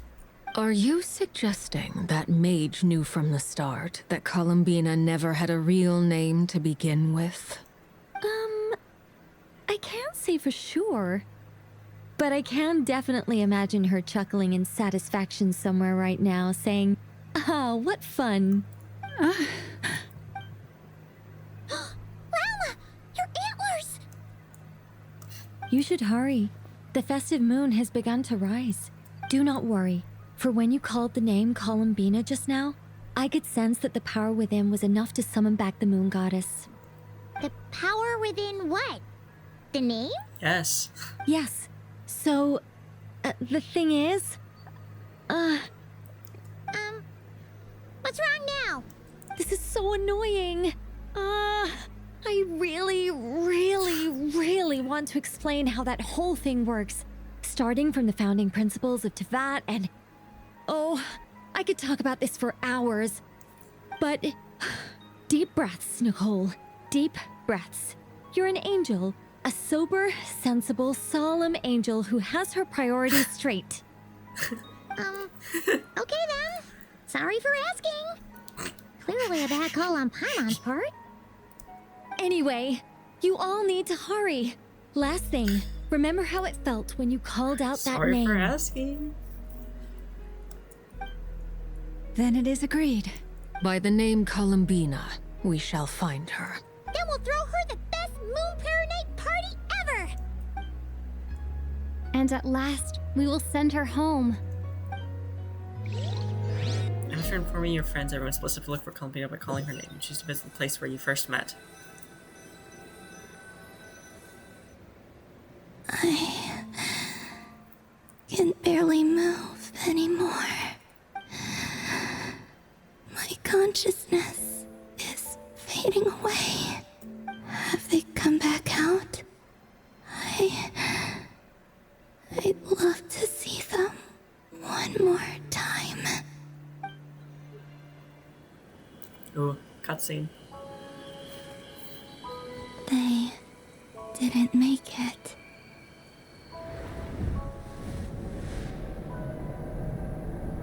Could you tell me your name?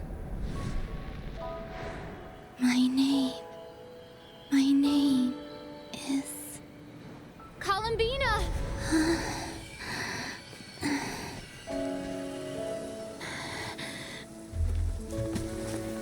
Columbina! Are you here? Columbina! That's the name you gave when we first met. And it's what I've called you ever since. Columbina. It's a fine name.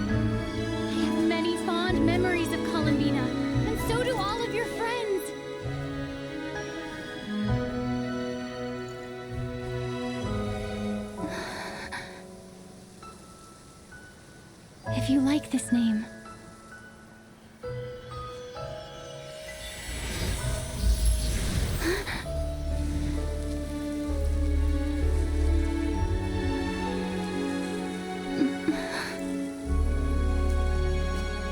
Looking for me?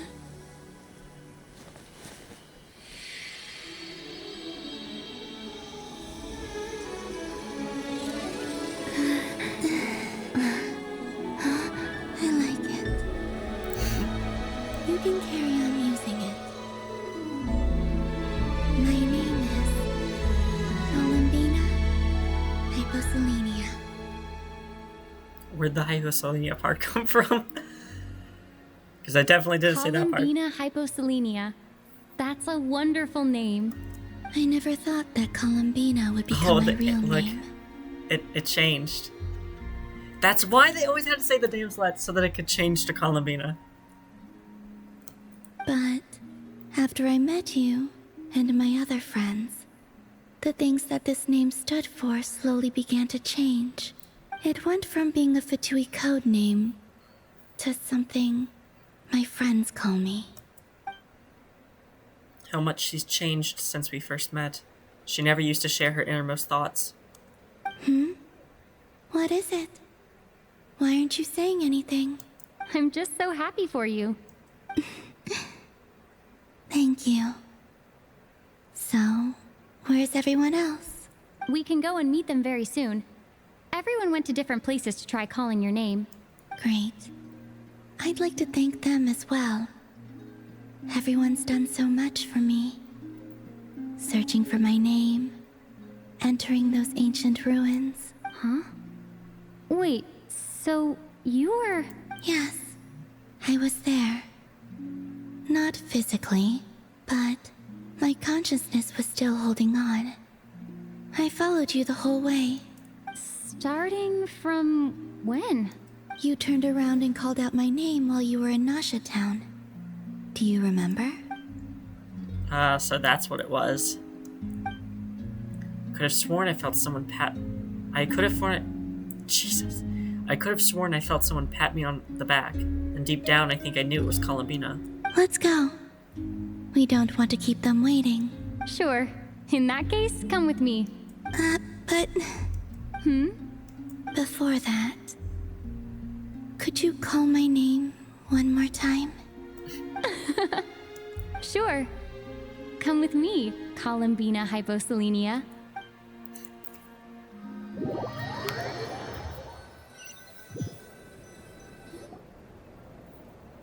Columbina spreads the good news to your friends by way of small animals and kuhenki.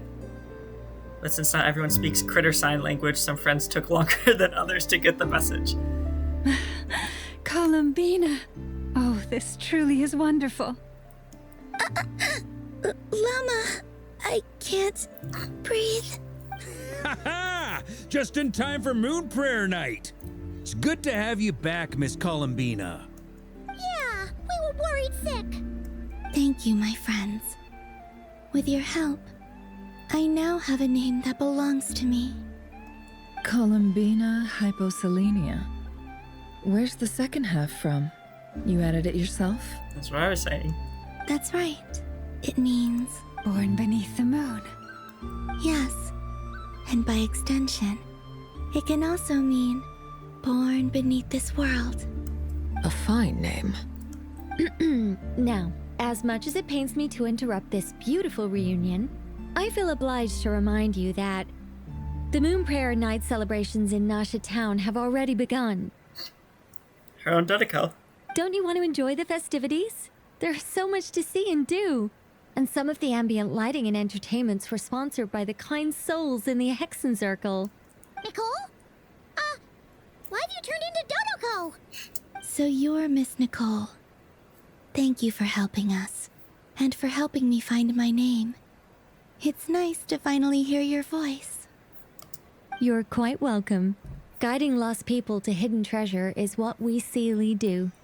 And if you ask me, spiritual treasures are far more precious than material ones.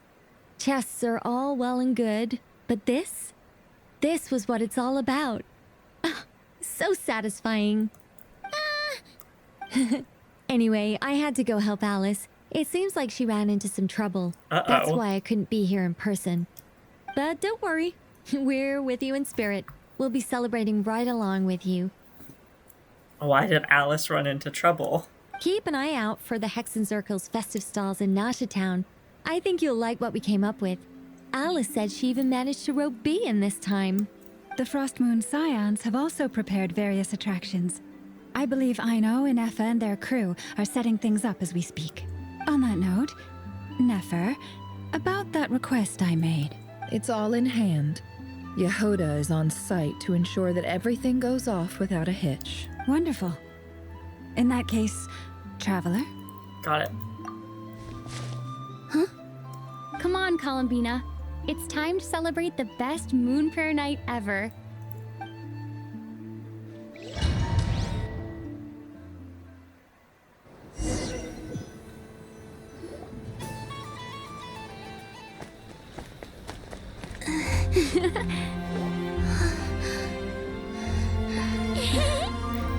Yeah. Hey, young lady. Would you like some Moon Prayer night candy? Happy Moon Prayer. Ew, the way he left, I didn't like it. Oh, yeah. I almost forgot to say. Welcome home, Moon Goddess. Oh yeah, I almost forgot to say.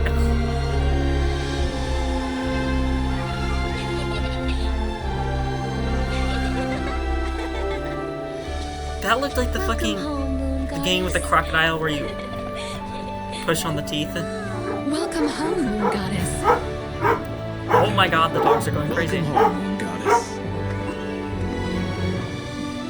Turning Nasha Town into her home is a festive gift. A rather brilliant idea.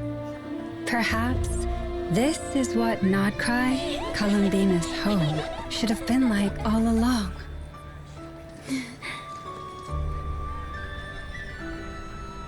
Thank you for the gift. I like it a lot. I mean, that makes sense. When Lauma, okay, the context around when Lauma had the idea, I thought it was going to be something about hiding Columbina. I did not think it was going to be turning everyone else into Columbina. Holy shit, look at these people. Oh my god.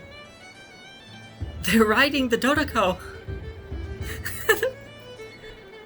Do you like it? I do. I never imagined I'd ever get to enjoy Moon Prayer Night with everyone so freely. If you're happy, we're happy. Quite a strategy you came up with. Hide the tree in the forest. It's not your usual style, Lauma. Is there something about Moon Prayer Night that enhances what's in your head as well as the antlers on top? Apparently so. It even inspired a perennial penny pincher to use their resources for a greater cause. It truly is a magical festival. I see it now. This bickering is actually a sign of a strong relationship. Huh? What's everyone doing here? Oh, Miss Columbina, you're back. Yes, I'm fine now. Thanks for your concern. How's your progress with Alice's assignment? Very well indeed. I've never heard her sound so excited. Isn't she always quite excitable? Not like this. This time her excitement seems more serious. Seems like she's had a major breakthrough. She said she'll contact us once she knows more. In the meantime, we're free to relax and have some fun. Enjoy the time off while it lasts. I have a feeling that our next task won't be so simple. And then they walk away. I should go. I still have a few things to attend to at the Frost Moon Scion stall. And I think I'll take a look around. With any luck, this once-in-a-year festival will come with once-in-a-year opportunities. Hold up a second. Where's Varka? I believe he made a beeline for the flagship the moment he entered Nasha Town. Ah, that's Mondstadters for you. They know what they want when festivals roll around. Goodbye for now, Columbina. I hope you have a wonderful night. I will. There goes Yehoda. Well, in that case, don't just stand there. Get out there and have some fun. You'll definitely get a warm welcome at every stall. Oh, also, take this map with you. It's a guide to the festival. Oh my god. Yehoda. Okay. The Frost Moon Scion stall is over here. Lauma's invited a whole bunch of cute animals to celebrate too. Over there is the Hexen section. Alice seemed more excited than anyone about this festival, so she insisted on making it a grand affair. Oh, and then there's the Nasha Town local specialties, including... Actually, forget that. Better if you go check them out for yourself. Thank you. It looks like a lot of fun. Enjoying your moon... I can't speak. Enjoy your moon prayer night. You're not coming with me? We'll be around. But don't you want to browse by yourself for a bit first? It's fine, don't worry. We'll be nearby. Yep. If you find something you like and want to try it out together, just give us a shout. Oh my We'll be right god, with it's you. the fucking paper mache frog. Otherwise, just relax and enjoy yourself. There's so much on offer, so try to experience as much as you can. And don't forget to stuff yourself with all the delicious festival food. We'll probably run into each other while we're browsing. All right then. Off I go. Have fun. Where should I go first? This must be the mage's stall. It feels like I've entered a fairy tale. How lovely. Like, this is 100% playable character right here. What's this? Should I give it a try?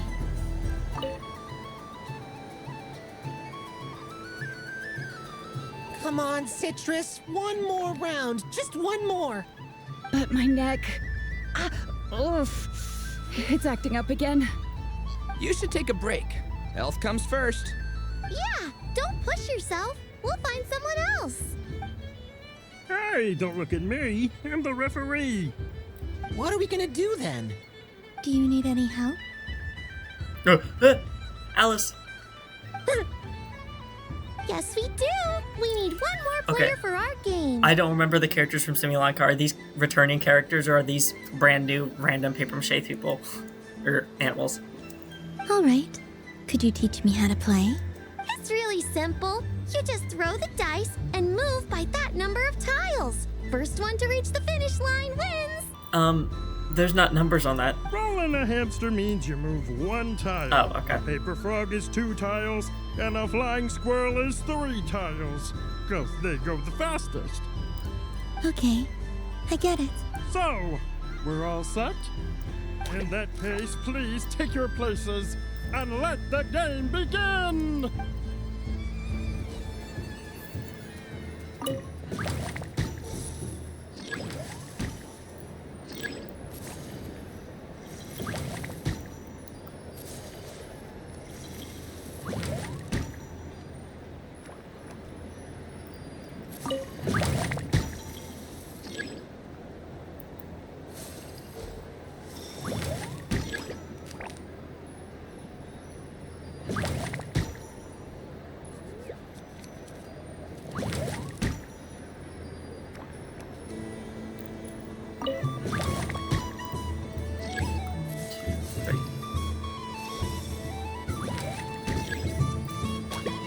And the winner is Aristotle!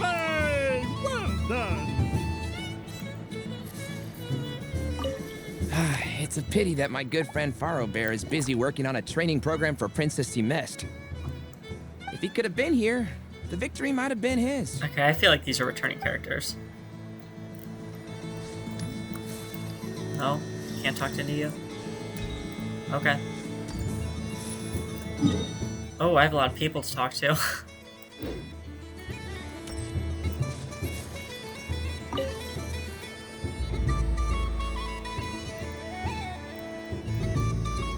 I wouldn't say it's unfair, exactly. I mean, your voice goes right into people's heads. How would you explain that to the kids? You can't just explain it away as magic. I mean, isn't that what it is? Is something the matter? Oh my god, that fucking piercing blue eyes staring directly into my soul. Ah, Miss Columbina. No, nothing you need to worry yourself about. Ah, impeccable timing. Stick around for a second, Miss Columbina. I need your input on something. This self-proclaimed Knight of Justice has yet to give me a satisfactory answer. I, for one, would like to hear your verdict on the matter. Hey, now, I left the flagship just to help you out, Miss Nicole. What's going on? That's not what she said. So Alice and I are both using long-range remote control spells that work on similar principles, allowing us to attend this festive fair in Dodeco form. Sorry, let me backtrack a little. While similar, there are some key differences.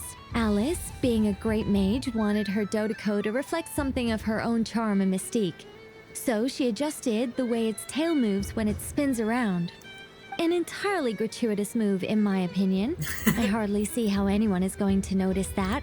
If anything, I'd say that anyone who stares intently enough at a Dodeco's tail to notice such a small detail is someone we ought to be highly concerned about. I only say this to emphasize that my question has nothing to do with tails. Now that we're clear on that, why is Alice's Dodeco permitted to interact directly with the children celebrating Moon Prayer Night, while mine is not? Your voice speaks directly into people's minds. See? Exactly what I said. Miss Nicole? Ugh, I can't stand it. I know that probably makes me sound like a whiny child acting out in front of their parents. And it's a little embarrassing now that I think about it. But hey, I've said it now, I can't take it back. That would be even more embarrassing. Also, don't go reading too much into that analogy. It was off the top of my head. I'm actually an awful lot older than either of you. Miss Nicole, are you saying that you'd like someone to play the game you've prepared? I'm not so invested in that. It's just something cobbled together using items I borrowed from Alice. She probably didn't even make them herself. The point is, I want to know everyone's thoughts after they receive their prizes. But as you've said, I can't just ask. I've been biting my lip for so long, and I've had no one to vent my frustrations on. I thought this was going to be a nice, straightforward festival where I'd get the chance to guide people to treasure. Well, can I play? I can't guarantee that I'll win a prize, but... You will? I'd like to try. Then what are we waiting for? Let the game begin! It's like they forgot I was ever here.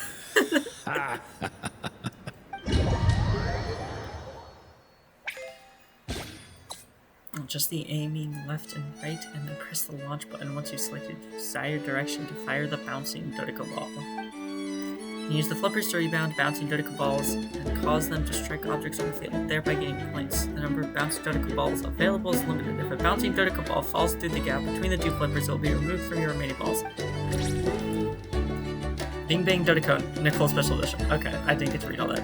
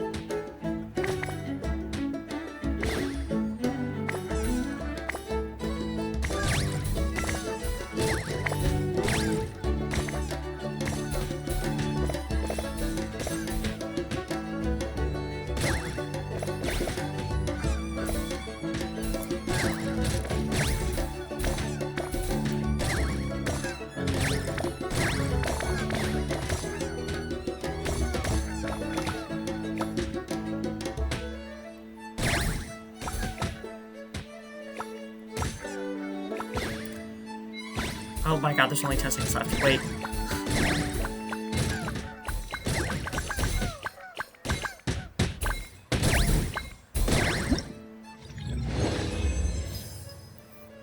I bet that's a good score. It's probably not.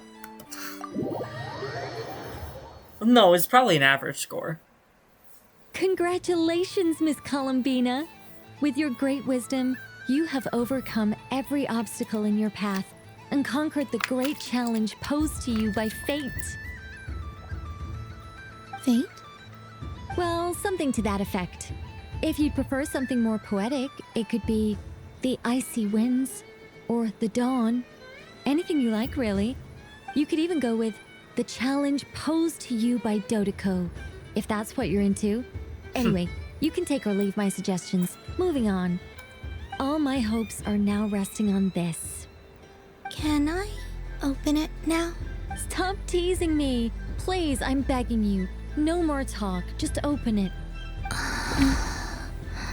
Wow. What a lovely sculpture. Classic and cute at the same time. Thank you, Miss Nicole. I'll always treasure it. There we go. Music to my ears. You have my sincerest gratitude, Miss Columbina. That Dodeko is not on the cushion. It is floating. Thank you for sharing your precious time with me and fulfilling my wish. Don't mention it. You've all done much to help me. And still, I'm the one receiving all these gifts. Look, she's floating. I don't suppose you'd like to play again, by any chance? Don't get me wrong, once is plenty. You're under no obligation to indulge me any further. And besides, I don't have any other prizes for you. I'll keep looking around. All right then. Happy Moon Prayer Night. Okay. Hi, Alice. A soft and furry creature that bounces and jumps. Welcome home, Moon Goddess. What? This one talks, too. Allow me to introduce myself. I am a Dodeko from a distant archipelago, the most mischievous of all my Dodo brothers and Dodo sisters. Okay, we're role-playing. When the going got tough, I powered through, and when I met obstacles, I boomed them away. That sounds like a lot of fun. Doesn't it just? But then the trouble started. Recently, I found a lovely beach, the same beautiful jelly color as my hometown, and so I dove in to have a look, only to find it overgrown with seagrass and nasty little spiky fish everywhere, looking to turn me into a Dodeko kebab. I made it back to shore by the skin of my teeth, but my tail was sorely hurt. Couldn't you just boom them away? Oh, I wanted to, believe me. But I've heard that you, Moon Goddess, can understand animal speech. The last thing I wanted was to cause a gigantic fuss and get taken to court by a school of spiky fish. I'd be driven out of these waters for good, and my winter holiday would be ruined. And so, dear Moon Goddess, I was wondering if you might lend me your allegiance. Are you roping me into a crime? Oh, let's call it a once-in-a-lifetime carefree adventure. Does that sound better? All the festival goers tonight are dressed up as the Moon Goddess, but there's nothing to say that the Moon Goddess can't disguise herself as a Dodeko, is there?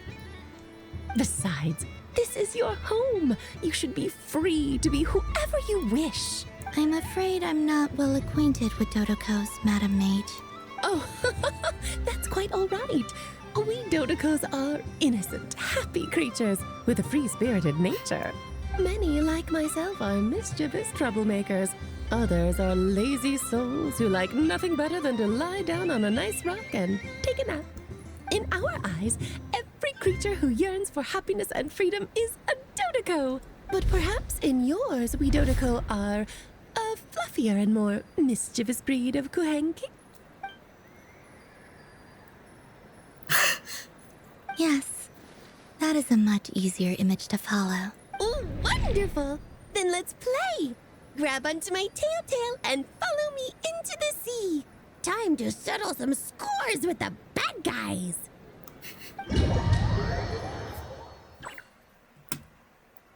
Okay.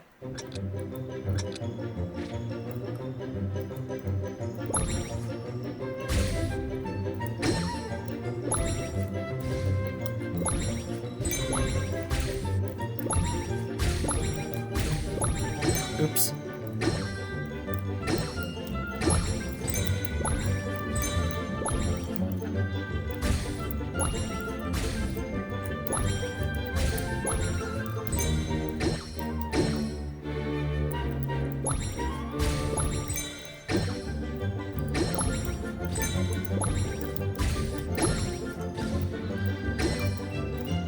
That's not big enough. Or close enough, I meant.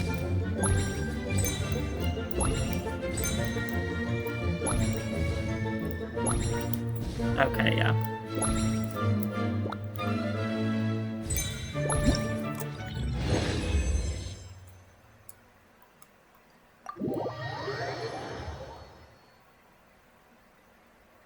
Ooh, a remarkable talent! So, what do you make of it? The use of Jumpy Dumpties doesn't come as naturally to me as Kuvaki. But their unpredictability makes it fun. I think they call this... novelty? Indeed! And how did it feel blowing those pesky nuisances away? Not bad. Any guilt? What do you mean?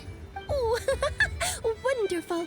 Lovely answers to all your questions. You passed the safety test. Now I can give this special bomb to you as a souvenir. Oh my god! Remember, if you find any meanies living on the moon, you can use this to own them into oblivion. One of the questions to figure out if you are allowed to take home the bomb is any guilt, and the correct answer is what do you mean? That's crazy. I will. That is crazy. Up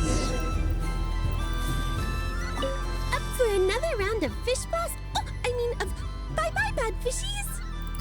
I'll keep looking around. Of course! Feel free to come back whenever you like. There's always time for a dodo venture.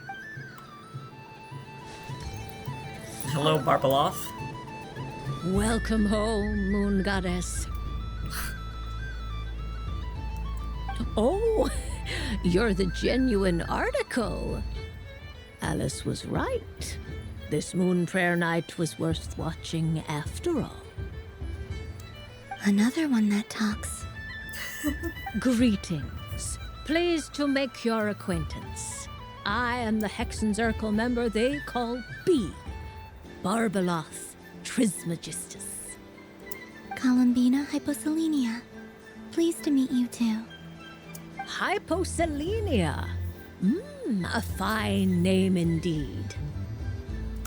Now then, Miss Columbina, do you wish to hear a mage's divination? Divination? The Frost Moon Scions used to ask me what would happen in the future. Is this like that? From the perspective of the one seeking answers, perhaps. As you look to your journey ahead, if you seek to understand the unknown, resolve your doubts, and soothe the confusion in your heart, divination could be for you. The unknowns on my journey. Look at him! Look at him! Oh my god! He looks like a little guy. Of course, if one wishes to peer into fate, then hydromancy is the more precise option. But that is a complex affair, and to relegate that majestic art to the status of a festive amusement would seem somewhat uncouth.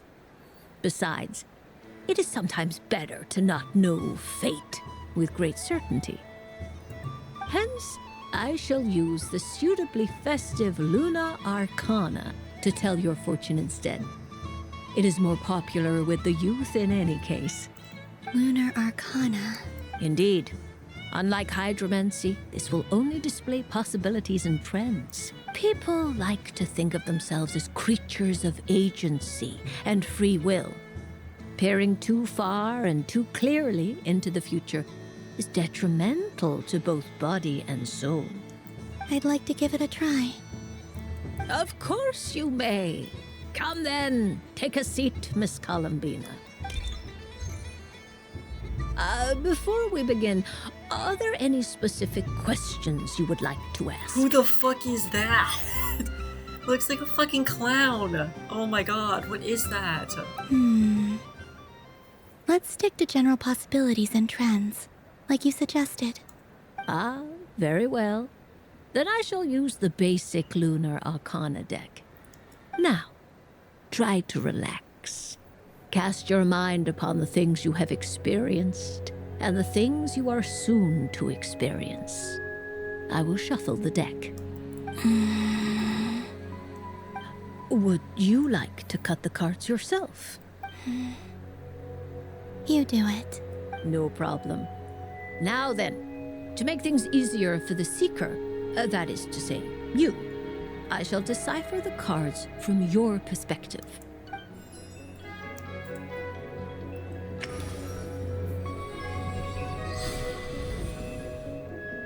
Please, draw the first Lunar Arcana. This represents destiny and is the foundation for the divination as a whole. Now, draw your second card. Oh, I don't get to see it yet? This will stand for the past, the sum of all your experiences that have come before. And now the third Arcana. This is the present, your interpretation of the current moment. Finally, the last card. This shall speak of the future, which... Oh. Kuvaki Pulse? Fascinating. I've never encountered this before in my role as a diviner.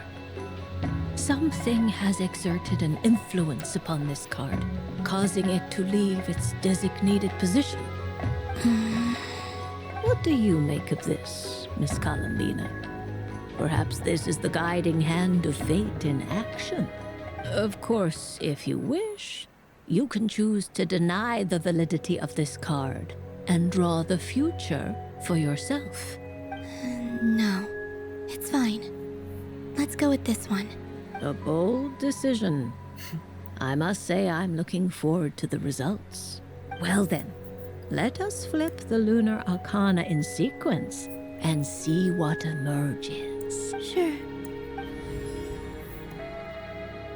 First, Destiny. No surprises here. The card that represents yours is the Moon. The Moon, which has Celestia on it. I've not actually looked through the Arcana, Arcana. There we go. The Moon. So I think I've seen this one before, but I haven't seen all of them. Indeed. The Moon can represent the truth at some times, but deception at others. False peace, destructive calamity, and the world-changing power that lies within. When the Moon is placed on the destiny tile, it indicates that your destiny is not what it may appear on the surface. Instead, it may yet have a hidden side. It symbolizes a journey through the fog, fraught with uncertainty and deception, where one must face inner challenges head-on. I don't understand. Patience, my dear. This is but the first card, which serves as a basis for the interpretations that follow. Our divination will only grow clearer from here on out. Now then, flip the second card, the one that speaks for the past. Which one was that? That one. Ah, the Hermit, but inverted. Inverted? Yes. The hermit symbolizes solitude, introspection, and the pursuit of truth. When inverted, it represents isolation, truth out of reach, and a path that leads one astray. Combined with the moon as one's destiny, the hermit inverted represents a choice you made to stand alone in the past. It was a choice made not out of fear or arrogance, but for reasons that others could not perceive. You fumbled through the darkness without a guide, but you did not find your way. Rather, you went astray. More than once, it would seem. Is this about how I became Kutar despite not wishing to become a god? And how I joined the Fatui because I yearned for a place to belong? I suspect only you know the answer to this question. All is not lost. The past is in the past, and so it shall remain. Shall we look into the present now? Oh my. The lovers. One of the most interesting Luna Arcana. When she said, shall we look into the present now, for some reason, it made me think of the narrator in Spaceship Earth in Disney World. What does this one mean? This means that you have had an unprecedented emotional experience. The joy of finding your soul becoming intertwined with that of another. A precious and wonderful thing indeed. It's true. I've made a lot of friends recently, and they are very good to me. I like them a lot. That sounds lovely. I am most delighted for you. The lovers can also represent important decisions, perhaps related to a parting of ways. Now, if I were to guess... Yes. My return to the moon. I understand. Parting with friends is never easy, Columbina. But rest assured, this is not the end of your journey. There is always another story waiting to be told. The future always lies ahead. The future. Well, we're about to see that one now. It's finally time to flip this most mysterious of cards. Why did it appear? And what does it wish to tell you? I'm ready. Very well. Flip this card and see what lies on the other side. Why is the steam coming off of these sideways? Anyway, let's look into your future.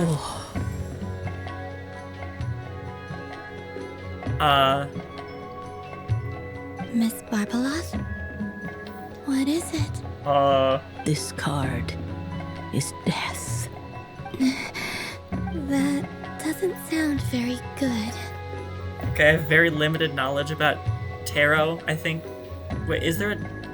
This is tarot, right? I think there's another thing similar to tarot. Maybe this is that other thing. Anyway, I have very limited knowledge. But I'm pretty sure the death card doesn't actually mean you're gonna die, right? It depends on how we interpret it. It is true that it can represent an agonizing death, a complete and utter end, but at the same time, it can also represent rebirth. Do not forget that your destiny card is the moon. That lends your future many different potential meanings.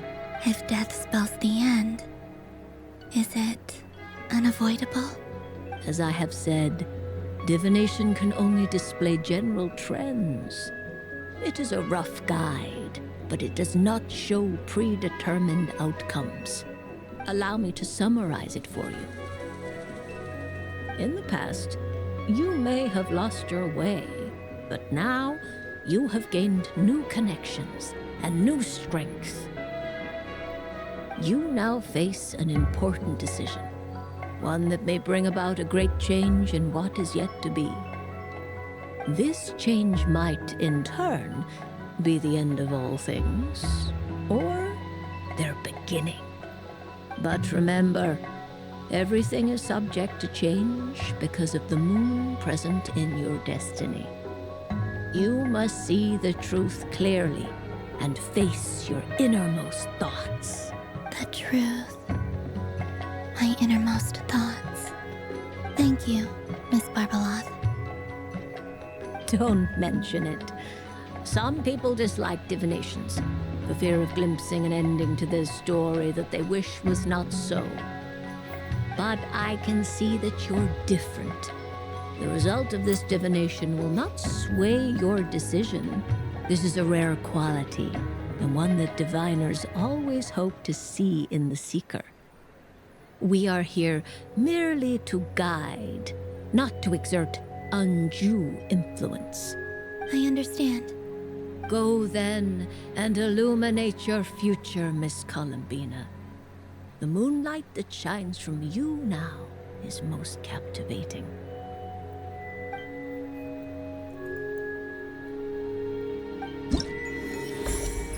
The Three Witches Festival booth. You have finished playing at this festival stall. That was just one of them. I didn't talk to Albedo, though. The death card made a most enigmatic appearance. The moon for which Miss Columbina is bound, I fear. Fretting is of no avail. I will have a chat with Alice about it sometime. That's ominous. It'd be rude to just leave without saying anything. But at the same time, I don't want to barge into their lively conversation just to announce that I'm leaving. I guess I'll just wait a little longer. Huh? Albedo? This sketch is for you, Grandmaster. Oh, a gift for me. Thanks. Let's see what you've done for me. The north wind left in a lurch.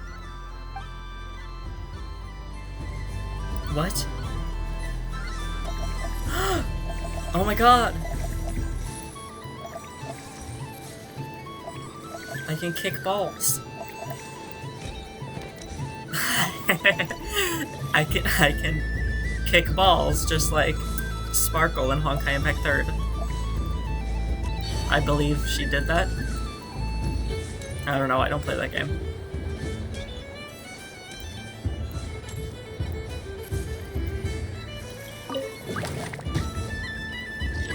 Oh no, have I just committed to another game?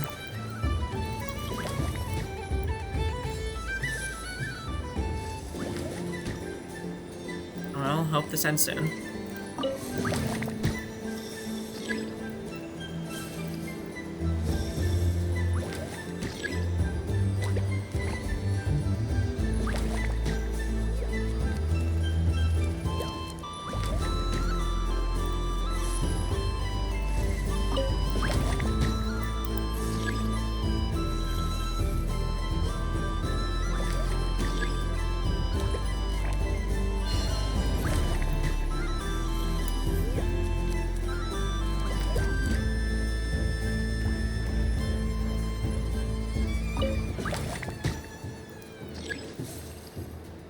I don't know if I'm gonna win.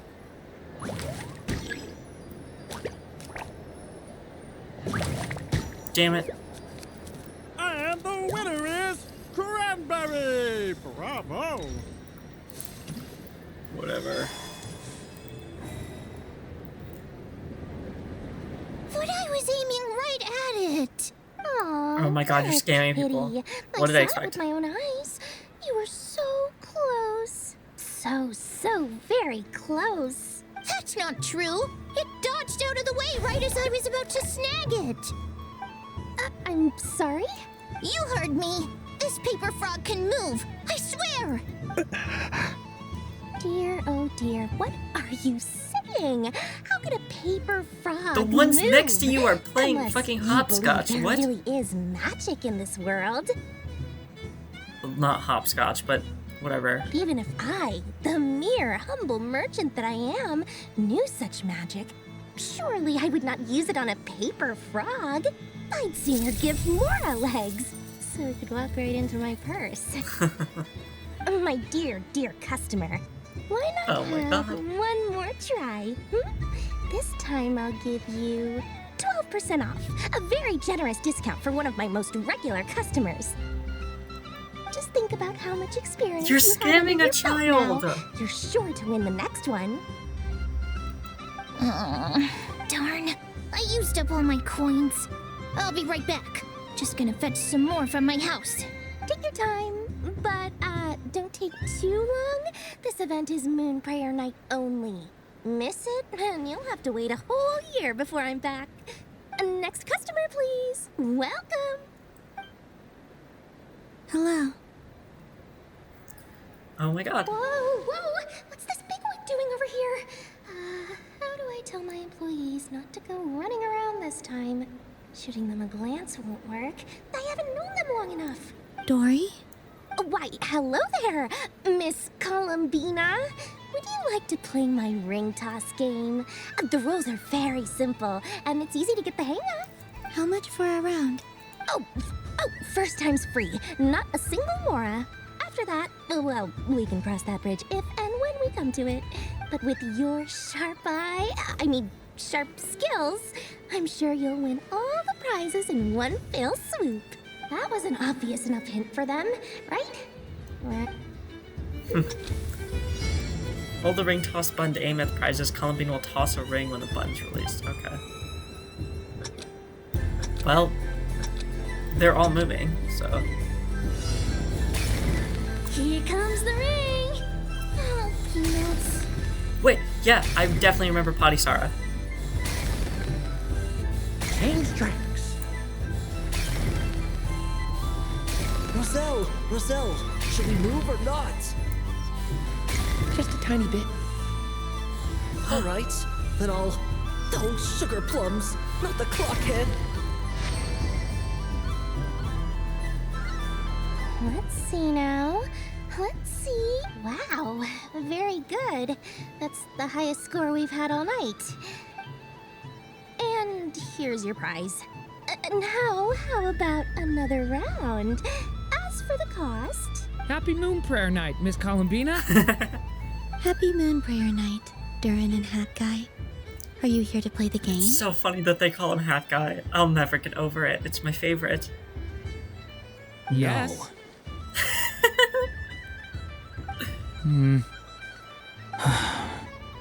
You said we were just coming here to say hello. I did, but then I recognized a few more people as I got closer. Do my eyes deceive me? Is that... It's our little dragon. He's all grown up. Someone's popular. Well now, since you came all this way, why don't you try out this lovely game we have going? First try is free. He'll have a go. I'll pass. It's only one free try per customer. You can't give your try to him. I'm aware. How has Elder Almond been lately? He's in great shape. He goes for a run in the forest every morning to stay fit and healthy. I'm aware. He tried to go boat racing with Firecracker a while back, but he couldn't even make it onto the Lotus Leaf. Firecracker was in fits of laughter. How about you, little dragon? Can you still fly? Yes, I can. But you've become less chatty.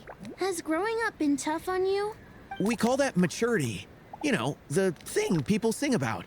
The knight wields a sword of stone to defend those hearts that are made of gold. Stone is very heavy. That's what keeps him from talking too much. Sure. That's awesome! I want to be a knight when I grow up too. Ring, here I come! Oh, the hat-wearing man. I never thought I'd see you again. You seem more determined than when I saw you last on the train. If you say so. Oh, I do say so. The people you once helped see it clearly. It's because you are once again on the right track. May the engine in our hearts propel us to the station of our dreams. I can move! I can move now, Roselle! What are they doing? Running into the rings like that? You got them all so quickly! I've never seen anything like this in all my travels. Is this guy actually an old friend of theirs? But how? They're origami animals and clockwork people from a fairy tale. Getting to know them would be quite an arduous task, unless they share a hometown? I have to get to the bottom of this. Next time I see the Great Mage Alice, I shall demand answers. I love that Alice just presumably gave her the resources needed to scam people. Thank you, Dory. I had a lot of fun. Now for your prize. Where did I put it? Give me a moment to dig it out. Oh, sweet grand prize. How I wish I didn't have to let you go. Good thing I've already turned a profit from the customers earlier in the night. Otherwise, I'd have wasted all my hard work. Okay, I'm back. What? I leave for 2 seconds and someone's already claimed the grand prize? He's gonna give it to her. Oh, well, these things happen, you know? Perhaps you'd be interested in one of the other prizes instead. We've got all kinds of wonderful goodies here. Is this the thing you wanted? Here, you can have it. Huh? But... Don't worry about it. It will be happier with you. Oh, thanks so much, miss. Moon Goddess. Oh, goodness gracious, Columbina. Give me strength. How am I supposed to make any more money from this child at this rate? Daddy, look! What the That's fuck? The game I was telling you about. What the fuck? Forget it. Why did that man It's just the rise Moon into... Goddess after all. What? I'll think of some other way to swing this. Maybe I can try to hook this new kid. What the hell? Huh? Oh, someone already won the grand prize. You can take mine if you want. What? Why? Why are all these bleeding hearts coming here to ruin my business? Happy Moon Prayer Night, everyone. Dude, Doria, have a little patience. This kid literally just lost his fucking dad. He just flew up into fucking space. You can part with one toy for him in these trying times. Happy Moon Prayer Night. Hexen Circle Tail Ring Saga.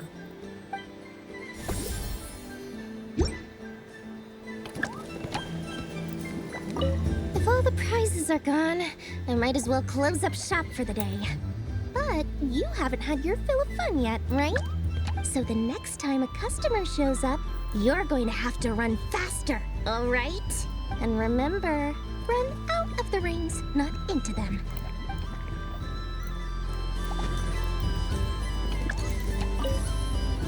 Done being a do-gooder yet? Thanks for coming here with me, Hat Guy. Are there any games you'd like to play? It's your turn to pick.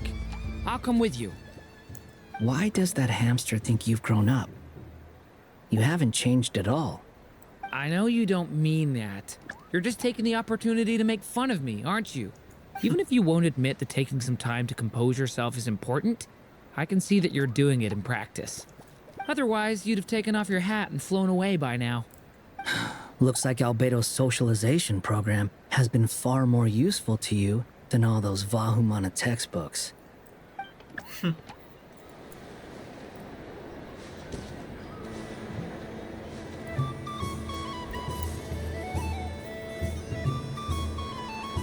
Dodoko's Whirligig! Come check out Dodoko's Whirligig! Ah, welcome home, Moon Goddess.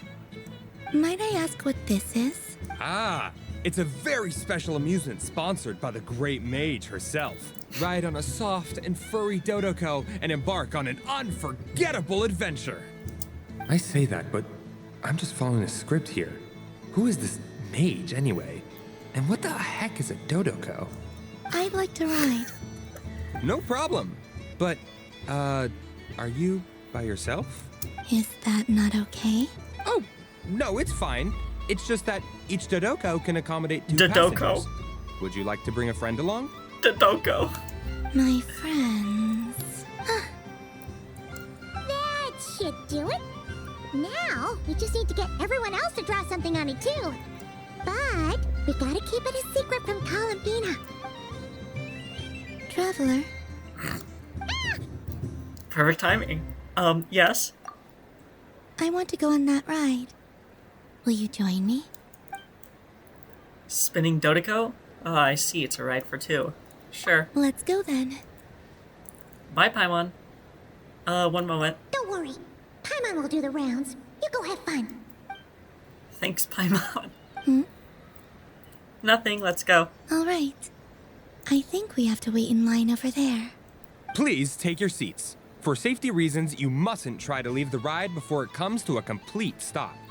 All right, you're all set. I wish you both a wonderful journey. You can always rely on Alice for weird and wonderful gadgets. What did you think? Not bad. It reminds me of riding a moon lane. Sometimes, the Kuhenki circle around me like this, playing their beautiful melodies. Oh, that sounds so sweet. Yeah. I'm going to miss them. I wonder what Columbina will find on the moon. Perhaps even she doesn't know. Does it scare you at all? It does. I've felt scared in the past, too. But this is a little different. You know something? I got to see a lot of fascinating things during my disappearance. I saw how the Frost Moon Scions act around their families. So different than how they used to act in my presence. And I also saw how they interact with their friends. It made me curious at first. Why do people act so sincere when they're worshipping gods, but save their truest, warmest feelings for each other? Slowly, I came to realize that it's because they trust one another. They know, deep down, that they'll be accepted for who they are. All of it. The good and the bad.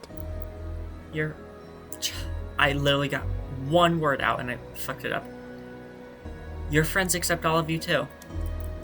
I know. I knew it the moment you started calling out my name. What I fear now is the end. I fear losing all this the very night I have gained it. You won't lose us. Hmm? Even after you return to the moon, your friends will still be here. Thank you for this conversation. Thank you for listening to me. Don't worry.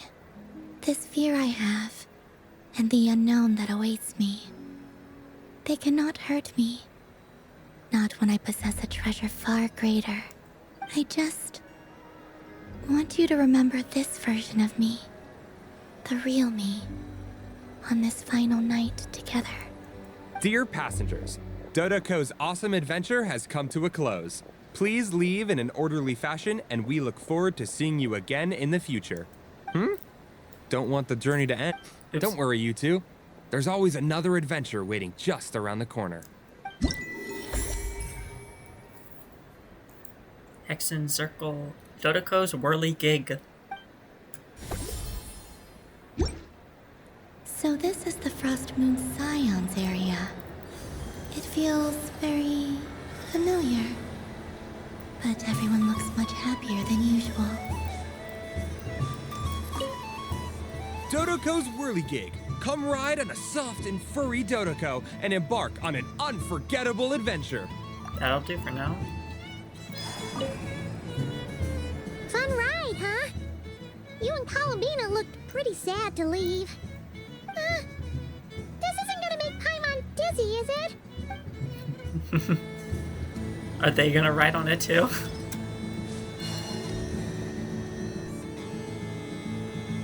Wow, the Frost Moon Scion stall looks kind of plain, but it's pretty cool once you get into it. I don't go to Hisi Island much, but it's got that, like, old world cultural feel. And if culture means we get more festivals, I'm all for it! Hello, Yahoda. Columbine? Hello, Moon Goddess? That was too close. I almost gave the game away in front of the staff. Oh, wait, what's the deal with her shoes? They don't make a sound when she walks. I could do with a pair of those. Do you like balloons too? balloons? Oh, you mean those? What's so fun about balloons? I'm not a kid anymore. They're probably more Oh my God. up Ali's alley. Oh my god. What is happening to her? She's being absorbed. Yes. The animals seem very curious about these strange flying objects.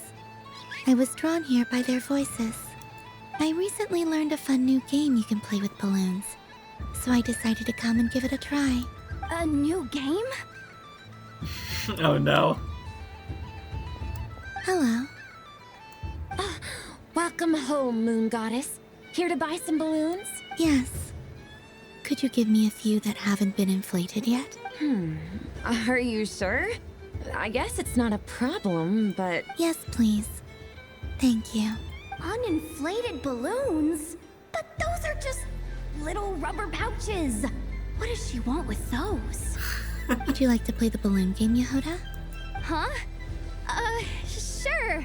I guess. How do you play it? Wait here a moment. Oh. This is so weird. What have I got myself into now? I thought I saw Columbina nearby. Uh-oh! That's the fourth Harbinger!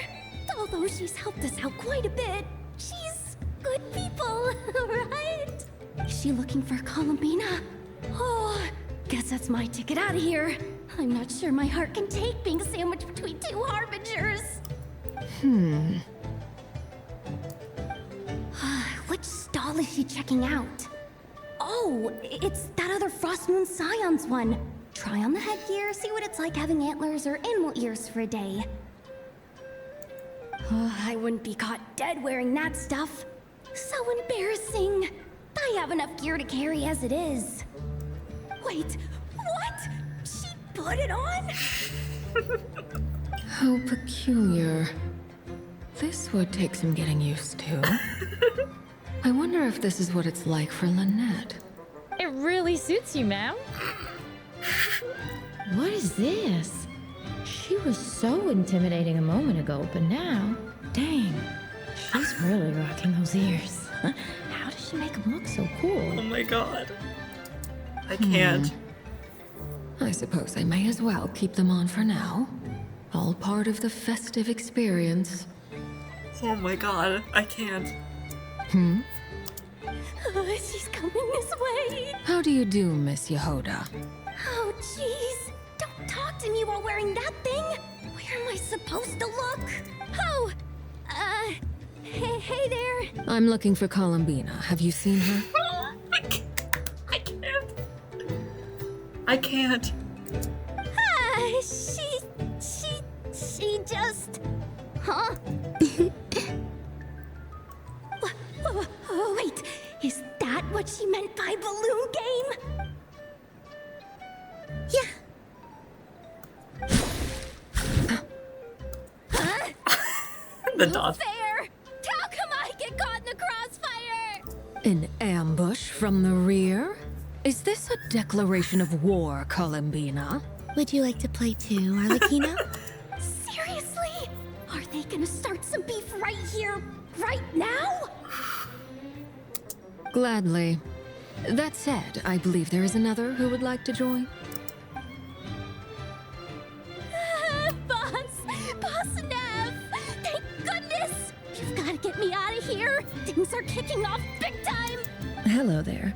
I'd like 10... no, make that 20 balloons, please. Uninflated. What? Oh my god. Oh my god. Miss Moon Goddess, I hope you're prepared to pay the price for assaulting my employee. Welcome to the game, Nefer. Just to be clear, let's keep this a fair fight, okay? No strange powers, please and thank you. I can't with this. I'm speechless. Naturally. Don't just stand there, Yehoda. Aren't you going to team up with me? Huh? Do I have to? Of course. Don't forget, the curatorium has a reputation to uphold. I knew something like this was gonna happen.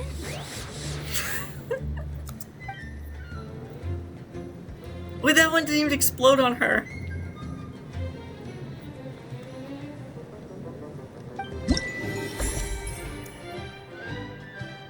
Frostmoon Scions, Balloonimals.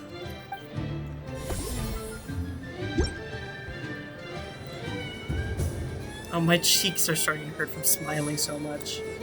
Jesus Christ. She still has the ears on. I've seen Linny and the other children play this game before. It would seem that it's not a bad way to relax, once in a while. I bet Yehoda was the only one getting hit by any of the balloons. Where did she run to? Oh, she's gone. She just fully ran away.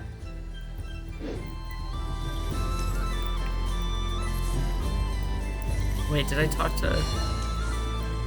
Yes, I did.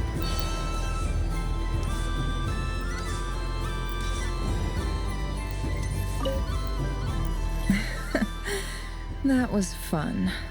It's a shame Ashru doesn't like playing with water, or I'd have roped him in as well.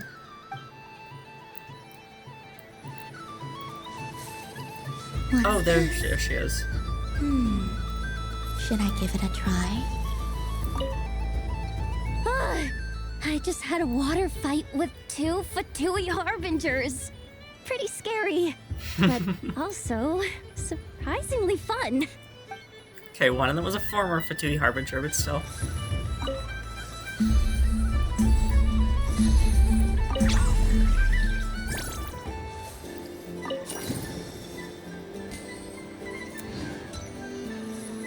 Hello, Katya.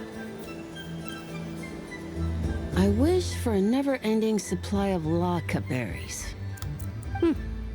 What a humble wish. Probably written by a child. Or an animal. Is that Llama the Moon Chanter?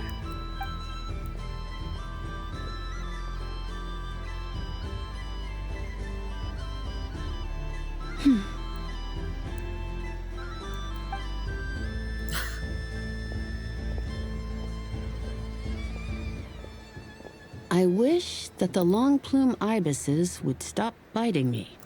Oh dear, poor Llama. All right. I'll write that one down for you. I got it. While everyone else is Poor celebrating llama. Moon Prayer Night, you're as busy as ever. I don't mind. It's rewarding work. A good kind of busy. My antlers are at their heaviest tonight, and the Kuvaki waves are especially strong. But as I help these dear friends hang their wishes up, I feel a great peace within myself that is hard to describe. You see, they are all such beautiful wishes, and they are ones that we can fulfill by our own strength. Do you blame me, Llama? I want to hear your honest answer. It is by the help of so many people that I can return to the moon. But I feel as though I've hardly done anything in return. You've done plenty, Columbina. I say this in earnest, both as someone who knows your history, and also as a friend who has seen what you've been through. What about as a moon chanter? I feel proud to honor our moon goddess's wish, and I'm sure any moon chanter in history would have felt the same way. Thank you for your kind words, Llama. But since you asked for my honesty, I won't lie to you.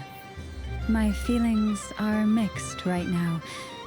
Besides pride, I also feel, I suppose it's a reluctance to let go. Once you return to the moon, we will be far apart and separated by a false sky.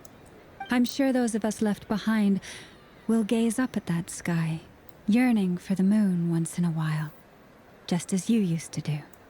I will miss you, Llama. I will miss you all. I hope to stay in touch. I will try and find some way to send messages down from the moon. Perhaps you could use Kuvaki. I've heard Yehoda say that signals can be sent using long and short waves, or strong and weak lights. That sounds a little complicated. What if we forget what the signals mean? We could prepare a codebook beforehand, but... You're right. It wouldn't really suit you. Still, whatever happens, I believe that you will find your own unique way of communicating with us. And now that I think about that, my heart feels lighter.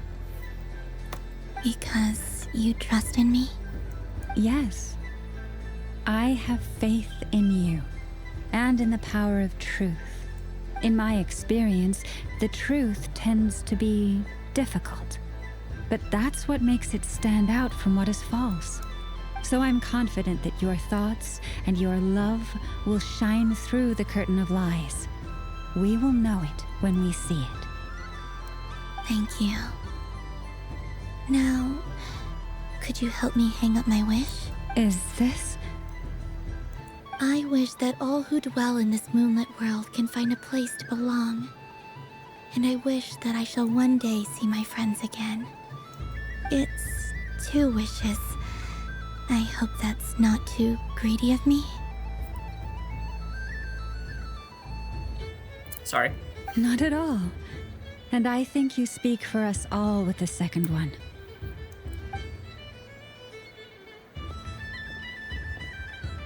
I shall continue to pray until the day that all of these wishes come true.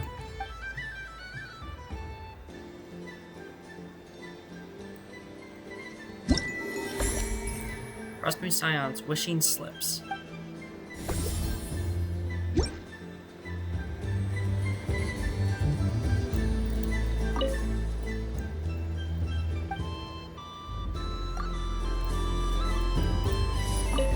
Yes. May everyone's wishes come true. And now Katya just thinks that Lauma gets attacked by birds.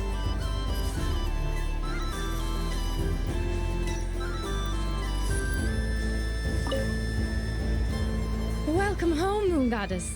Would you like to try on some animal-themed headwear? I always hear Lauma saying how heavy her antlers are. I wonder how it feels. Let me give it a try. Oh my! It really suits you. It's a little itchy. And it's hard to turn my head. Should I keep wearing it? I'll keep it on.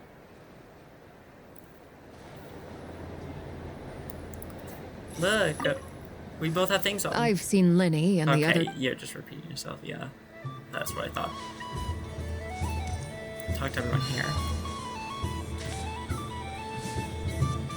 There are so many attractions here.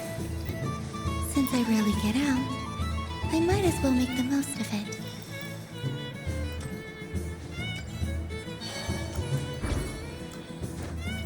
Whoa. Okay, well, didn't get to do it again. Oh my god.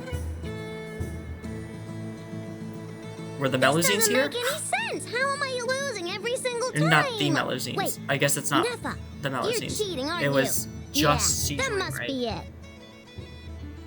Who was the sticker thing? No, because that was Writhsley, so it must have just been Siege Ring. Yes, it was Siege Ring. Was Siege Ring here? This just makes it how long is I am not cheating, I know. Uh-oh, sounds like Ineppa's turning into a big baloney bot. I think it's time for some serious maintenance. Moon Goddess, help me. Help me. Miss Columbina, I know, is attempting to cheat. What the? I'm not the cheater. You're the cheater. How dare you throw it back at me?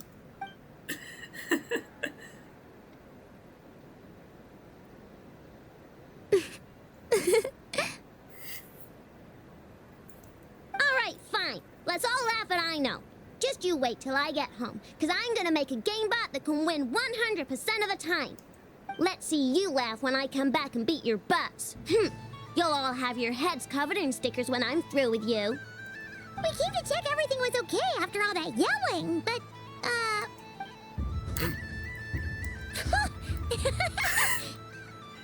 What are you playing? Whatever it is, it sounds like cheating is allowed. Kuhenki concentration. Each player starts with differently colored Kuhenki. Sounds like cheating's allowed. Each round, they draw one Kuhenki from their opponent. When a player has two Kuhenki of the same color, they make a pair and can be discarded. Any that can't form a pair must be kept. The round ends when a player can't form any more Kuhenki pairs, and that player gets a sticker. Ooh! Can 4 people play as well? That is fine, so long as the turn order is fixed beforehand. Alrighty then. In that case, the 2 of us will join as one team. Okay, but if you lose, you're both getting stickered. I don't want to hear any excuses. Sure. And if we win? If you win, only one of you gets to sticker someone else. I have taken to calling this. I know logic. Hey, lay off me, alright? Okay, so we're starting the game from scratch again, which means all my stickers so far don't count. Looks like Luonatar is the Kuhenki of honor for this game.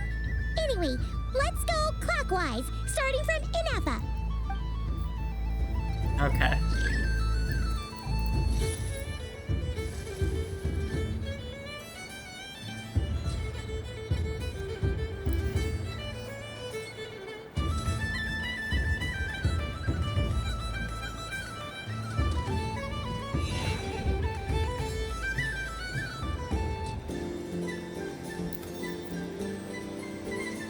Nice! That's a pair!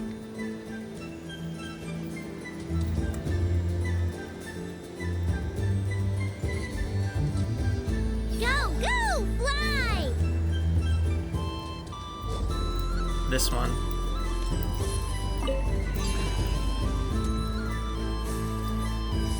Go on.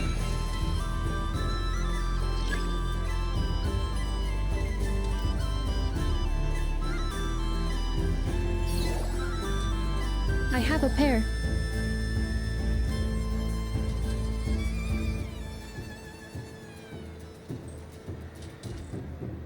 Uh-oh!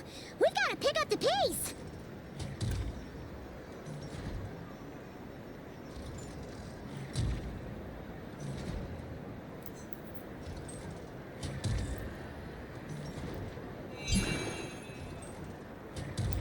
I don't quite understand how this works. Oh, can't perform pairs and puts back points, I guess. Red? Please say red. I have red. Let's go. I win. Phew,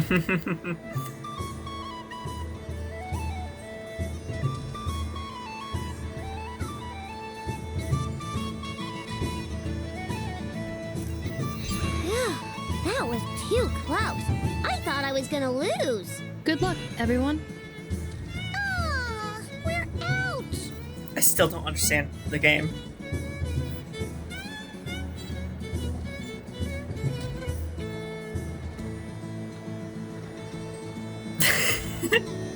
Let me pick a good one. What's it gonna be? You're looking very pleased with yourself there. What happened to being a huge Grumposaurus? I won. Duh.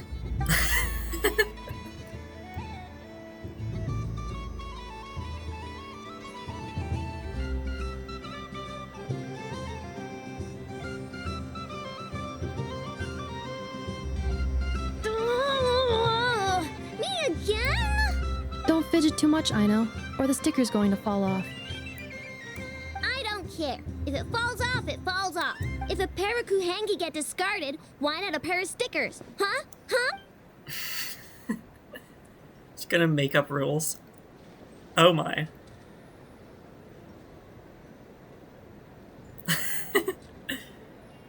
She must be cheating. Her eyes are analyzing shit. I've lost. Sticker, sticker, sticker! Ready? Here it comes.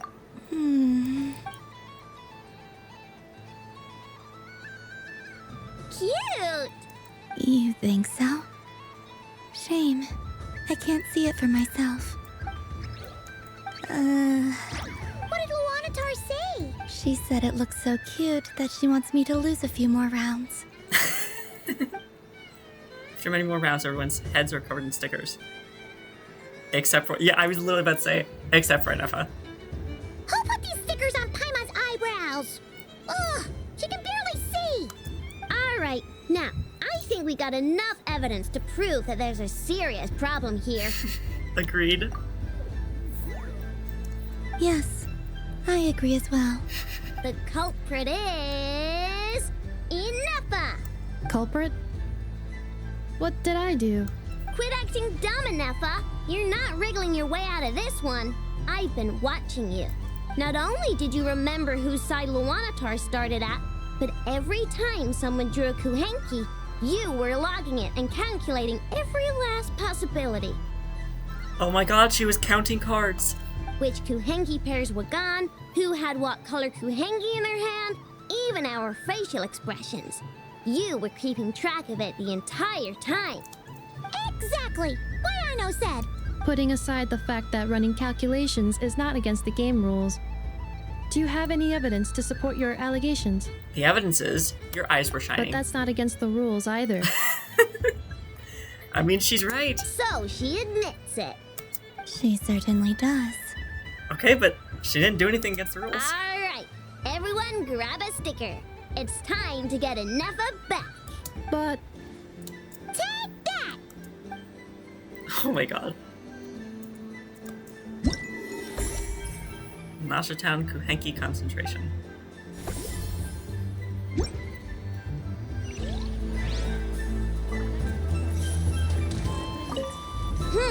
I'm never playing games with you ever again, Nefa.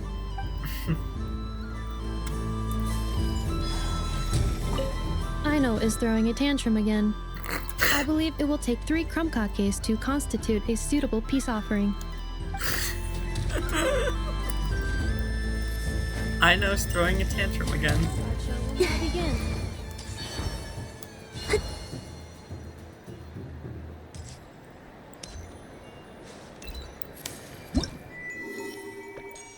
Frostmoon Science, Blue Theory, Frostmoon Science, Spirit Sugar Sculptures.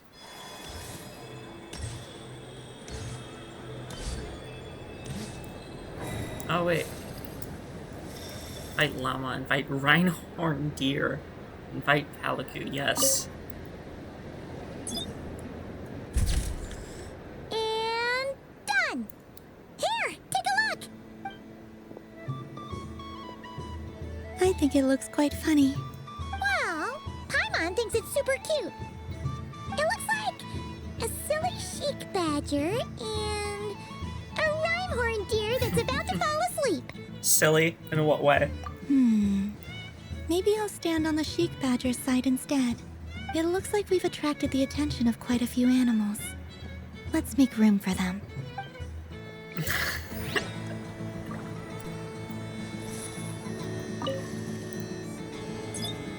No, it's the same thing, okay. I think it looks quite funny. Well, it looks like a silly... It looks like we've attracted the attention... Thought we would take that second picture that she wanted to take. Rhinehorn Deer. The Rhinehorn Deer. Jesus, Rhinehorn Deer as the Rhinehorn Deer. It's not that hard to say. Why am I fucking it up so much? Jesus, Mama. If this were any other day, I'm sure it would make for a great photo opportunity. But Moon Prayer Night has rendered my antlers uncomfortably large. Doesn't it look like this Rhinehorn deer has 2 sets of antlers? I mean, it barely poked through. Okay. Where is this? Here. Sunny days! I prefer sunny days. Ah, well, you are as warm as the sun itself, Moon Goddess.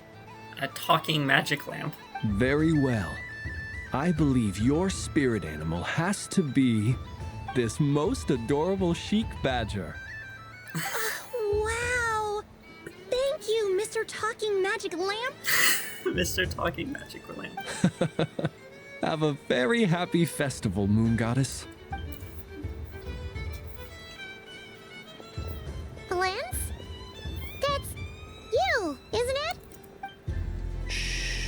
It's our little secret, my dear traveler in Paimon.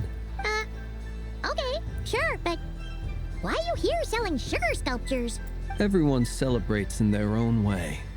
After gazing into the abyss and spending time around gravestones all year, what better way to relax than to see sunny smiles on the faces of the living?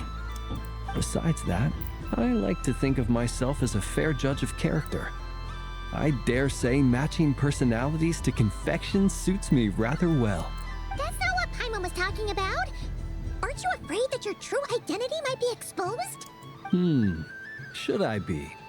There is all manner of magic in the air this moon prayer night, thanks to the work of the great mages. I see Miss Columbina is hiding in plain sight. Why should I not do the same? Why miss this rare opportunity to enjoy a special evening in my true form? Fair enough. You got a point there. People who don't know you will probably think you're just a talking lantern. Well, now that we see eye to eye, what brings you here? Not a search for your spirit animal, I presume? Ah, well, actually... Here, see for yourself. Oh, this is... How wonderful. A beautiful idea. Yeah, we just met Barca, and he said that having everyone draw their own section was kind of boring. So, he did your bit for you. Ah, Varka. Ever the maverick. I see his artistic skills are truly one of a kind. In that case, I shall paint something on Mr. Albedo's behalf in a short while. Oh my god. What? Why not now? Ahem. Welcome home, Moon Goddess. Phew, that was close. Hello, Flins.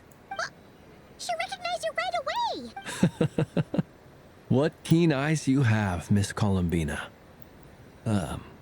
Especially considering they are shut. I did not see you. Rather, I sensed you. I can sense the fluctuations in Kuvaki all around me. One would expect no less of the Moon Goddess. Might I interest you in some candy? Yes, please.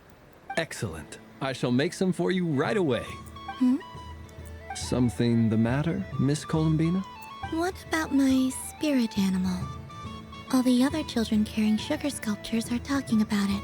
Wait, is she taking the test seriously? Ah, my apologies. How could I neglect that? You are quite right, Miss Columbina. Every one of us has a magical creature living in their heart. Would you permit me to help you find yours? Columbina has so much whimsy. Yes, please. And childlike wonder. Do you prefer the day or the night? I have a feeling, yep. Figured. Which of the 4 seasons is your favorite? Winter. I was gonna say winter! Think of a perfect day. What is the weather like? Sunny? Rainy? Or perhaps cloudy? Maybe she'll say sunny? Rainy in the morning, sunny at night. Okay, whatever. What kind Close of enough. answer is that? Well, I couldn't have guessed that. Forests, lakes, and open seas. Which do you prefer of these? Forced. I like them all. Okay. Imagine you opened your very She's own not shop. answering correctly. What would you sell there?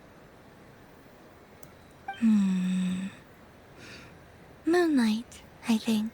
Wow, Paimon would totally shop there. How much would it sell for? It wouldn't cost anything. You'd just need to visit. Aha!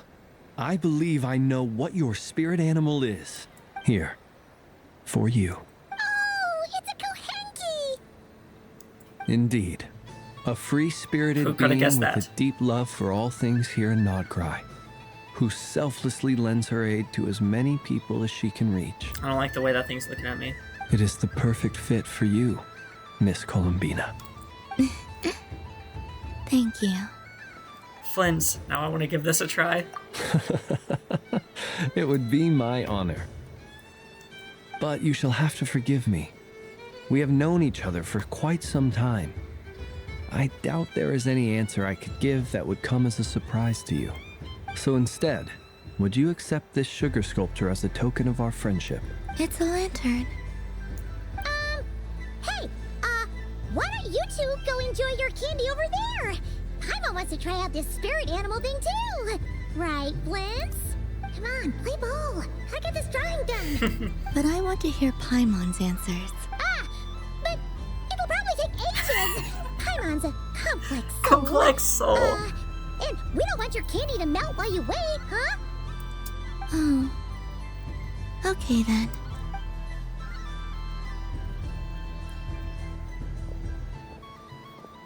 Phew.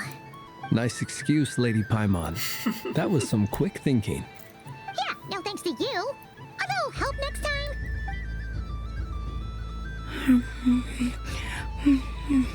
It's sweet. Is that Lockaberry? I wonder what flavor the traveler got.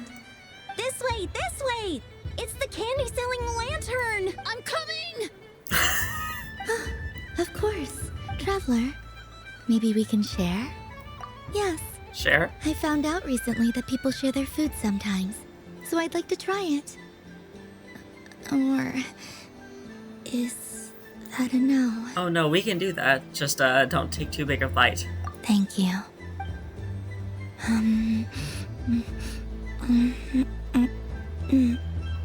Why does she make those sounds when she eats? What the fuck?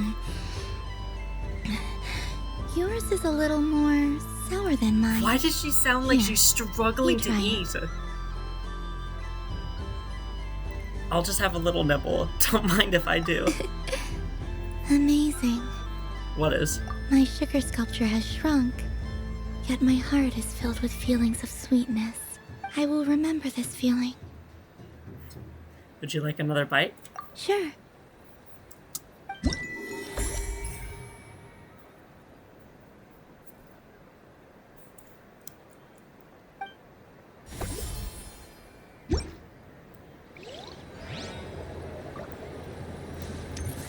Something about festive lighting always has a way of putting the warmest smiles on people's faces. Okay. 2 more. What's this? Should I give it a try?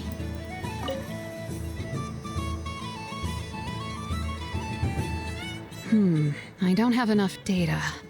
Need more samples. Who should I ask for help? Is this one of the amusements? Or is it a research project? Bit of column A, bit of column B. I'm currently running some synchronization tests on these bots. Basically, you need to press the button to help them successfully obtain the treasure. But you've got to time it right. I'll record your data, which will be used to improve the robot's accuracy. I was trying to figure out what the fuck these things were. It's like, why do they have a hole in them? No, those are the moon-shaped candies. Duh.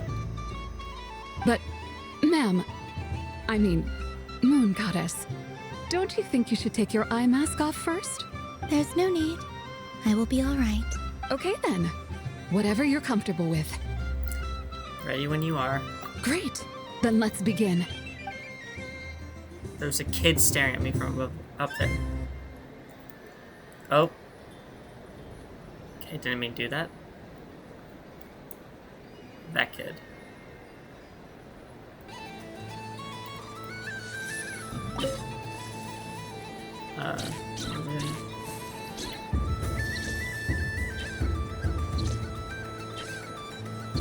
Boom.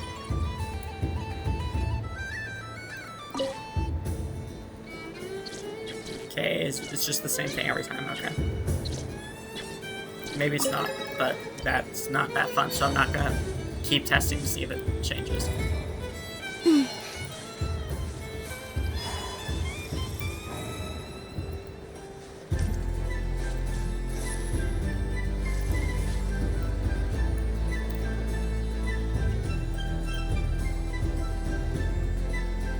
Well, well, look who it is. I heard someone went and disappeared on us the moment we let her out of our sight. They looked all over for you. Frankly, I didn't think you'd be back for Moon Prayer Night. Why does she have them too? Were you worried about me, Sandrone?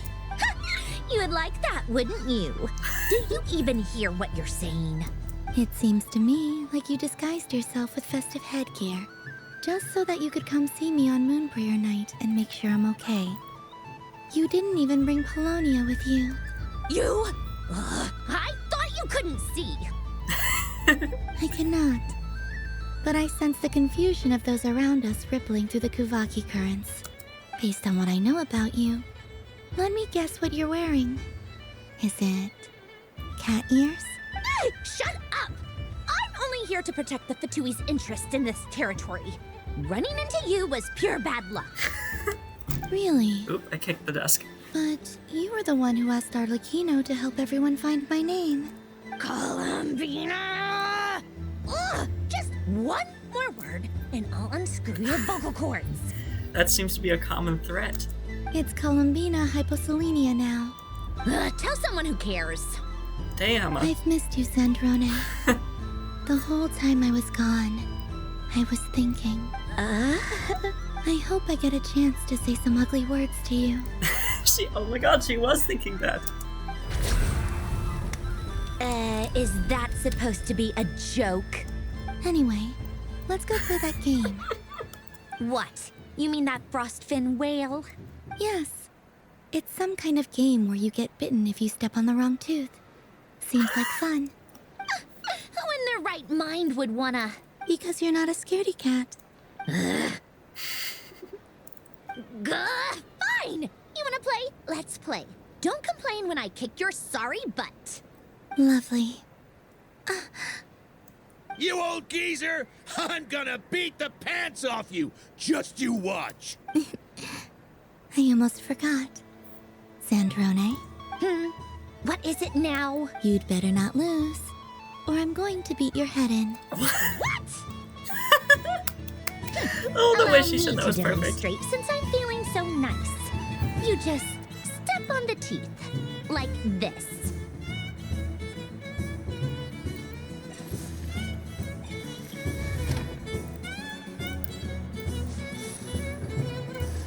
This one. Which should I pick? This one. I'm getting a bad feeling from this one. Oh my god. Set your turn, Sandrone. Oh my god.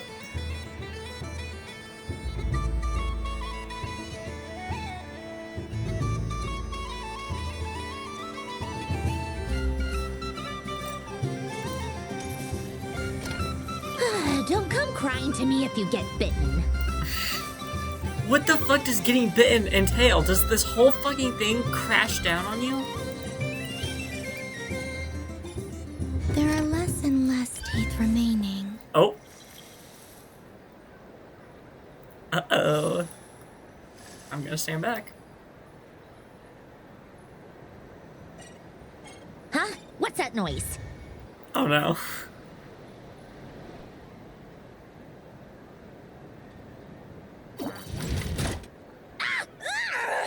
That looks like it's painful. I think you might have picked a bad tooth, Sandrone. Shut it! What the hell? This is not safe. Do you need any help? It seems like you're stuck. No! It's just a blasted toy! How is its grip this strong? Stop laughing! All right. Well, you lost. So just like I promised. Hey! What are you doing? Are you seriously? Hiya! Why, you... Oh, just you wait! Rematch! This thing seems dangerous. Are you all right, Sandrone? That was quite a strong bite. Are your clockwork parts? Quit your fussing! I don't need it! All right. I'll go first this time.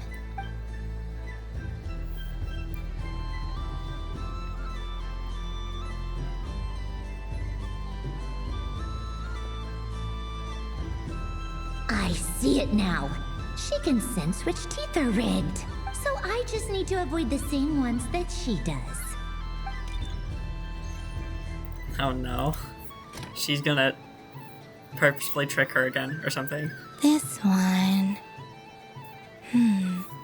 Seems fine. She avoided that one then? Now I've got you. All right, my turn.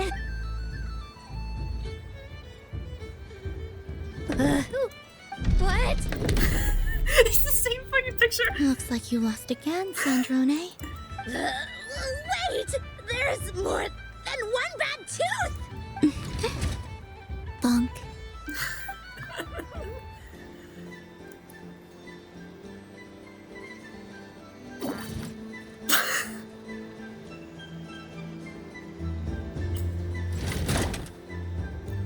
Stupid game! What idiot came up with this?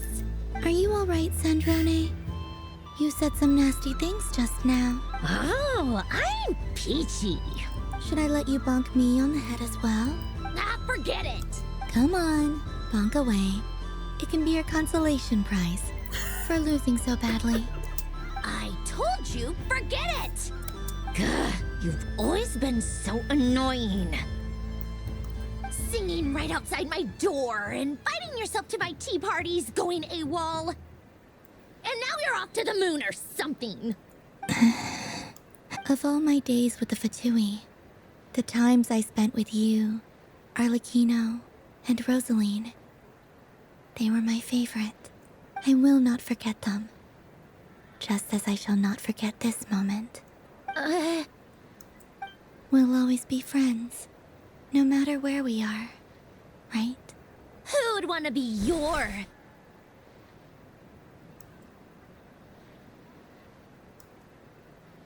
Okay, well, it's I'll miss you, slightly glitchy. Sandrone.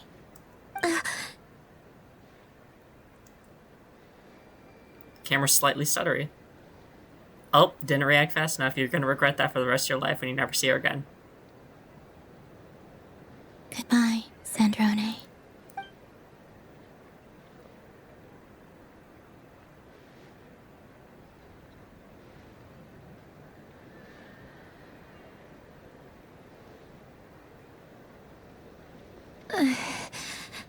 I'll miss you too, Columbina. Sorry, what was that? Yeesh! No need to freak out. What's wrong? We've been Paimon looking just everywhere appearing for out of you. nowhere. What do you want? Oh, nice ears. They don't match your vibe. They really suit you. What do you want? This. Huh? It's your turn to draw something. You're one of her friends too, aren't you? Doesn't know how lucky she is. Sorry? Nothing. I'm done. Take it. Oh, that was fast. Oh, and one more thing. Last time we spoke, you mentioned you were interested in the Narcissan Kreuz Ordo's research, remember? There were too many people when we last met, so we didn't get the chance to do this. What are you talking about? Are we gonna give her the photo? I'd like you to have a look at this. Oh my god. This is... Oh. Alain, Renee, and Marianne. And this. Huh. The Holy Blade. A savior's plaything. You don't approve of their goals?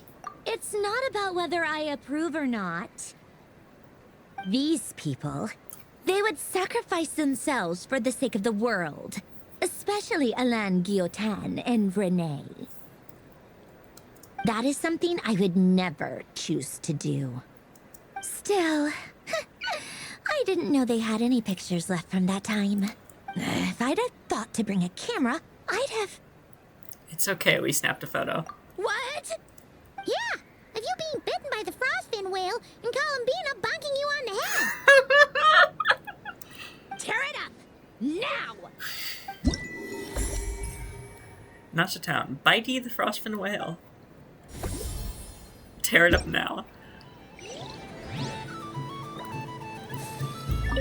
What's there to see on that moon anyway?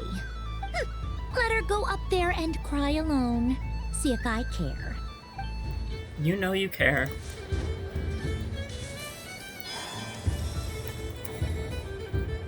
Moon Prayer Candy! Beautiful, tasty Moon Prayer Candy!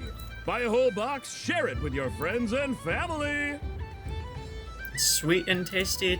No, not sweet. Sorry, I said sweet because he was talking about candy. Cheap and tasty, chop suey. Candy? To share? I wonder what flavors everyone would like. Welcome home, Moon Goddess. Fancy a box of Moon Prayer Candy? Sure.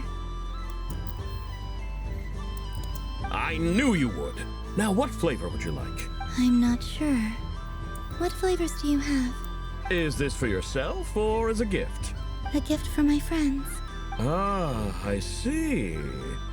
In that case, I'd recommend apple, lockaberry, or midsummerberry. Those are the most popular. Do you have nocturnal blossom flavor? Huh. I've seen couples give those as gifts before, but I did not know they were edible. No? Okay then. Moonfall silver? You did say this was for friends, right? Maybe smetana then. Hey, now that's a creative idea! I've never tried it before, but if you're happy to wait, I can see about whipping up a batch on the spot. While we're at it, you got any other ideas? Green grass, crumkake, extra strong coffee. Columbina describes the flavors that come to mind. The scent of exotic candy soon draws over the nearby children, who decidedly form a line. Before long, everyone is brainstorming new ideas for flavors. Smoked fish steak, berries and fried meat, rain-soaked moon prayer blossom. The stall owner, peppered with expectant gazes on every side, lets his courage soar free, and colorful candies are placed in the box one after another. Here you go. Every flavor you asked for is in there. Moon prayer candy from Columbina. Thank you. I should be the one thanking you! You brought me a whole bunch of new business. It's like a genuine blessing from the Moon Goddess. I hope you and your friends have a lovely night. She doesn't look like she's having a lovely night. Ashitown 100 flavored moon prayer candy.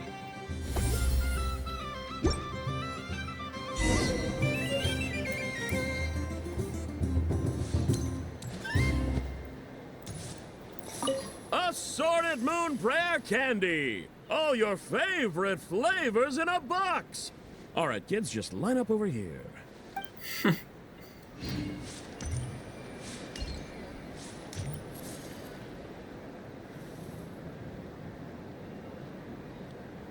What is going on over here? It looks like fun. Hold it right there! You can't run away from me, Moon Goddess. Are you talking to me? Of course. Do you see anyone else here dressed up as the Moon Goddess besides me and you? Hey, come on. Call me by my title. Happy Moon Prayer Night, Moon Goddess. And the same to you. Anyway, there's no time to waste. Get ready for the duel of a lifetime. Okay. Duel? Meet my partner, Stacko. Come on out, Stacko. Okay, that's more than one, but sure. Well, don't just stand there. Let's see your partner. Partner?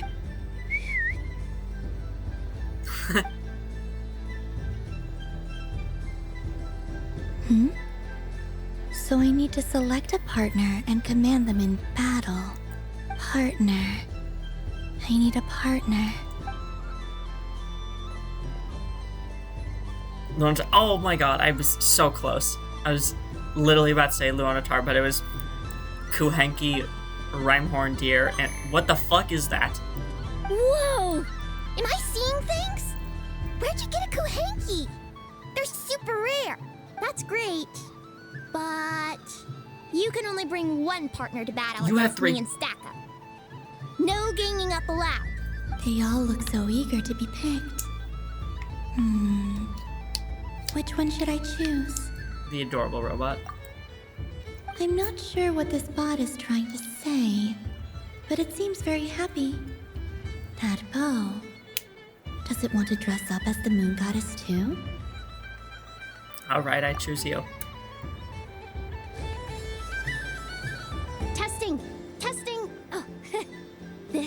It's an emergency broadcast! An exciting battle is about to take place right here at the Nasha Town Special Arena! In this corner, we have the Moon Goddess and her robot partner. And in the other, we have the Moon Goddess and her other robot partner. This announcer stuff is harder than I thought. Why does everything I say sound so dumb? If I could cringe any harder, I'd fold in on myself. Only one Moon Goddess can be victorious in this ultimate battle. I love of these destiny. characters so much. I've said it so many times. There's only But I one love way the to characters in find out. Nocturne so much. Now, without further ado, let the Battle of the Moons begin! I don't care who we're up against. Stacko and I ain't gonna lose. Let's strike first. Stacko, formation shift. You cheated, by the way, because that is 3 robots. Ho ho ho! The robot has kicked things off with a change of formation. But how will this affect the battle? Nobody knows. Attack. The other party chooses to attack. Let's see how their partner performs. Stacko! The attack lands! And if those sizzling sounds are anything to go by, it was very effective. Okay then. Stacko, maintain formation and enter your empowered state. Empowered state?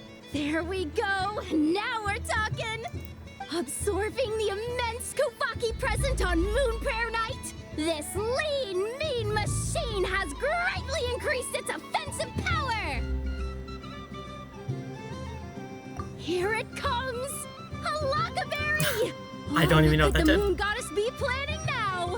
Frankly, I don't have a clue, so your guess is as good as mine. The battle is heating up fast. I'm about to start sweating machine oil over here.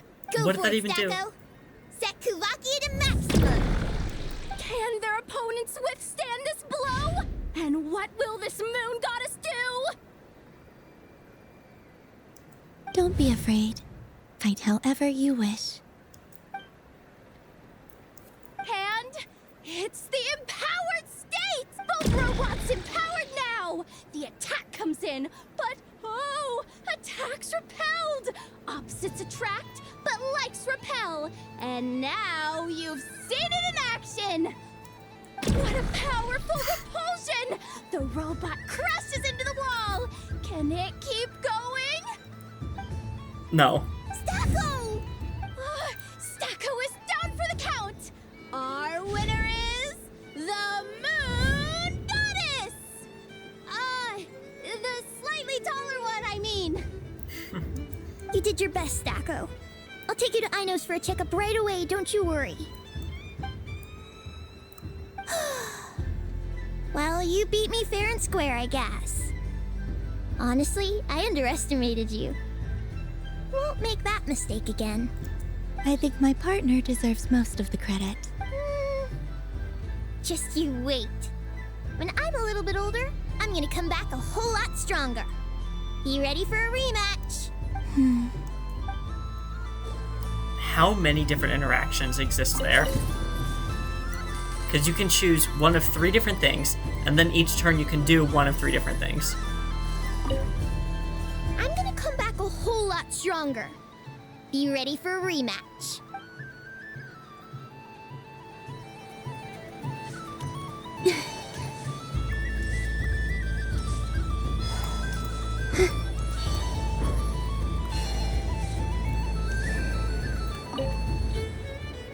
Traveler, Hey there, Colomina! Are you done checking out the festive amusements already? Are you sure you don't want to look around some more? You might not get another opportunity like this for a while. right now, what I'd like to do is... Think of heaven. Would you like some Moon Prayer candy? Oh, candy for us? Thanks a bunch, Colomina. Don't mind if we do. Whoa! This one's intense. But it's so tasty. You know what? Now I want one of those like boxes of assorted taffy. I think yeah, that's what the boxes of assorted taffy. Those are so good. What about you, traveler? How does yours taste? Like smetana, I think. Smetana, I think is what it's called. Smetana, I think. A very novel flavor. I don't know what that is. Oh, sounds good.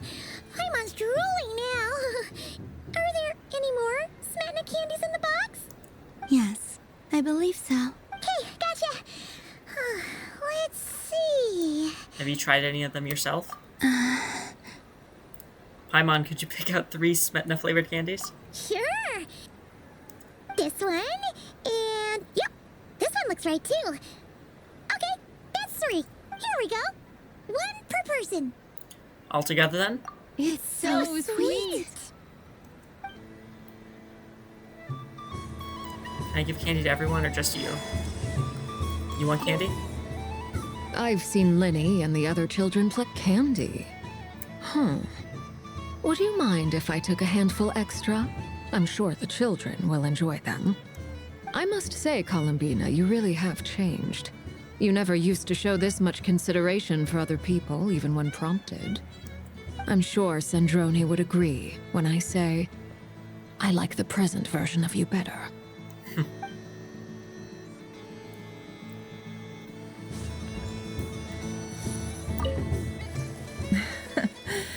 That was fun. It's a shame Ashru doesn't. Would you like some candy? A gift? You shouldn't have, Miss Columbina. Very nice indeed. Candy is one of many luxuries that the desert folk could never afford. How I yearned for candy when I could not have it. Yet, now that it is readily available to me, I never seem to crave it. May your moon prayer night be one free from regrets. Yehoda. I just had a water fight with Would you like some moon prayer candy? Oh man, this feels kind of wrong. Like, shouldn't we be the ones giving you candy rather than the other way around? I guess I'll just take one. What flavor is that?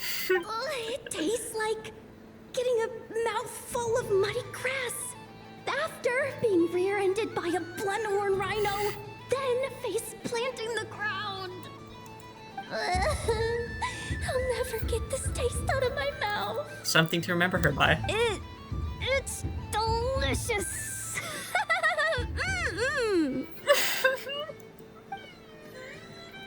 Dude, every single time that Yehoda opens her mouth, she goes up in my ranks of my character ranking. Every time.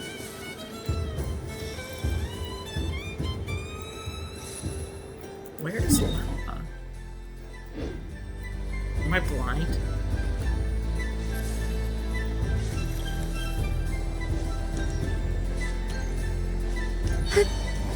Am I fucking blind? Miss Laliki! A kitten's been following you all this time. Oh, so it has. Hello there, little kitty. May the moon light your path. Did Lady Llama send you? Or was there something you needed? You'd like some moon prayer candies? No? I believe it wants that box. The one with the moon prayer candies in it. Oh, I see. Here, kitty. Come on. Here you go. Is he gonna get in the box? Thank you, lady. Oh, it's taking the box. Huh. Mr. Cantor, did you see that young lady dressed as the moon goddess? When did she leave? Sorry, no, I was looking at... I was watching the... cat. I see. Sure. The resemblance was uncanny. She seemed like the true Lady Kutar, the one who guides souls. Yeah, I don't fucking see Lauma.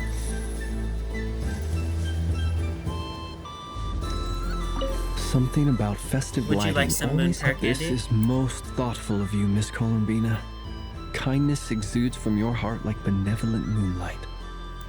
Forgive me, but I shall have to enjoy this gift a little later. I hope that the flavor I chose is not the only one of its kind. If others were denied the chance to sample such kindness as you have shown to me, it would be a great pity indeed.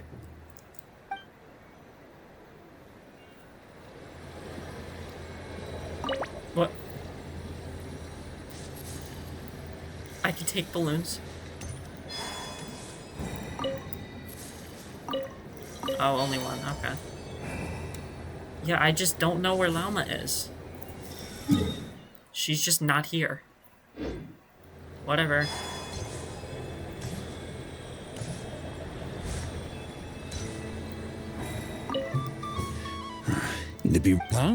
Albedo? This sketch is for you, Grandmaster. Oh, a gift from the North Wind left in the lurch. What does that mean? That sounds like fucking code word, but it's probably just means something normal. I just don't know what that is. Mr. Albedo, would you like some moon pear candy? Thank you. It seems I've picked lemon. It strikes a good balance between sweet and sour. This has piqued my curiosity. What if we were to add citrus and other spices, then enhance the flavor via caramelization? I wonder what the end product would be like. Perhaps I should take the time to try this out. And Varka? Albedo? This sketch is for you. Oh, the North Wind left in the Mr. lurch. Varka, would you like some moon pear candy? Ooh, I get one too? Nice, thanks. What is that?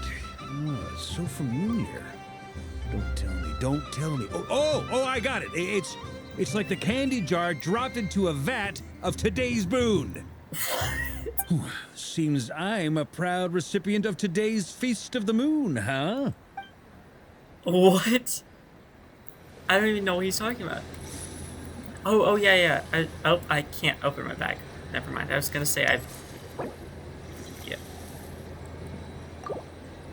Dude, imagine how bad it would be if you left. Would you have to redo all of this?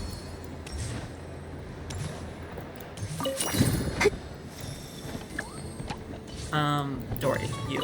If all the prizes are so the next time, and remember, Would you like some moon prayer candy? Moon prayer? Yeah, moon prayer. Lord Sangamabe can never speak. is going up in the world. Wow, candy from the moon goddess herself. If I bag this up, no, what am I saying? Box this up in exquisite gift boxes. Yes, I can make a fortune. Maybe I don't even need to go to all that trouble. Any old boxes will do. I just need to tell my customers that this candy is blessed by the moon goddess. Yeah, that ought to do it. Sounds like a plan. Time to have Irwa earn his keep when I get back. Always focus on money. Done being a do-gooder? Thanks for coming here. Are there any Why does that I know you don't, even if you won't admit, otherwise you'd have taken... Looks like Albedo's socialization Jaren, program would you like some moon has prayer been candy? far more... A moon prayer candy? Oops. It smells like... A moon prayer candy for me? Huh, thank you. It smells like... baked apples and butter. Reminds me of Good Hunter, a restaurant in Mondstadt. I always have to resist the temptation to go there unless I'm ordering food. I understand your homesickness, Miss Columbina. I have a double dose of it, because both Simulanka and Mondstadt are my home. Done being a... Thanks for coming. Are there any... Why does that happen? I know you don't... Even if you won't admit, otherwise you'd have... Looks like Albedo's socialization Guy, would you program like some has moon been prayer far candy? more useful. I thought you'd actually spend your precious time doing something more worthwhile. Everyone has to take one? Well, fine. I'll take mine.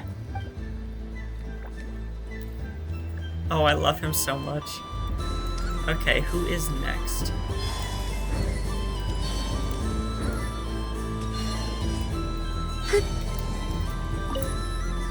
What's there to see on that moon anyway? Let her go up there and cry alone. Would you See like if some I moon care. prayer candy? You're giving me candy? That isn't like you. This had better not be some weird prank. Coffee flavor? I thought you hated coffee. It's extra strong too. Huh. You didn't do all this just for me, did you? Hey! Don't take it away! I never said I didn't want it. I mean, you can't unmake the candy now.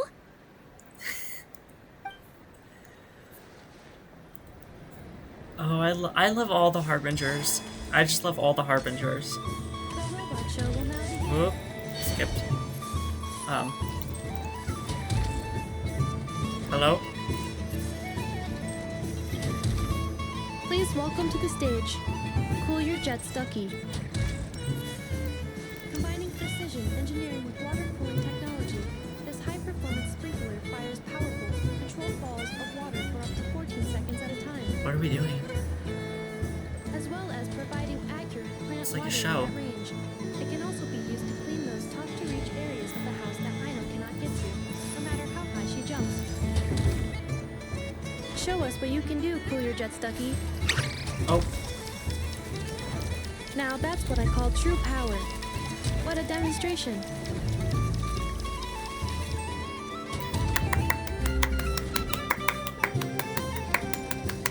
Good show. She's Healing clean. stage waterlogging.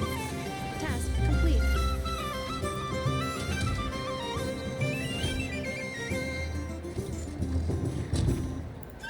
Is there another one coming up, or can I talk to you now? Ding dong. The next robot show will start in 5 minutes. We thank you for your patience. Hello, Aino Anetha. is throwing a tantrum again. Would you like some moon I prayer believe candy? scanning candy composition and ingredient ratios. Selection confirmed. I would like the crumb-kaki flavor. Flavor profile simulates real crumb-kakis with 27% accuracy. This is a non-viable substitute for Aino's afternoon snack. 1 moment, please. Done. Please sample this freshly baked crumb-kake, Miss Columbina. The robot show will now begin. Oh no, I wanted to talk to you. Do I really have to sit through a robot show before I can talk to you? Holy shit!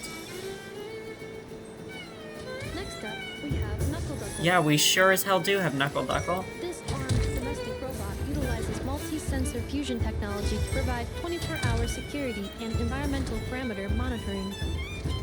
It sure does. Duster mode redefines the meaning of dusting, providing our companions with a holistic, thorough, and effective cleaning service for the long term. Take it away, Knuckle Duckle.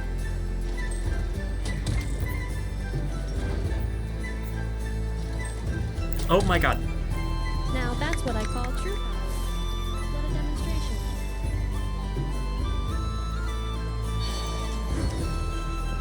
I can't follow. There it goes. Clearing stage of Kubaki stamping die. Task complete. Can I talk to you now?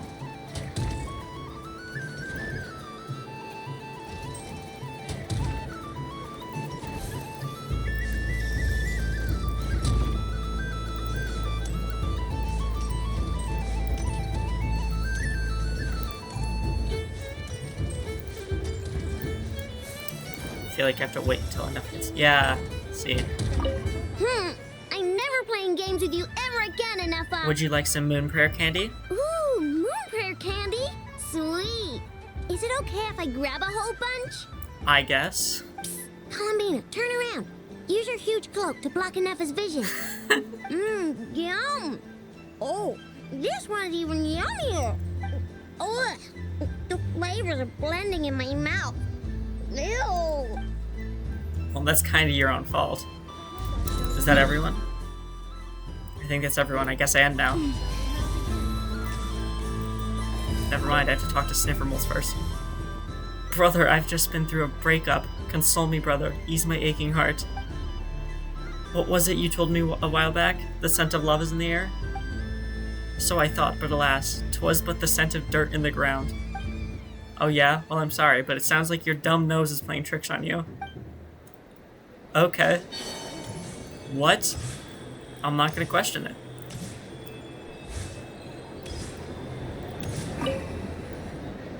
Traveler. Columbina! Finished with the festival I think I've had my fill. Really?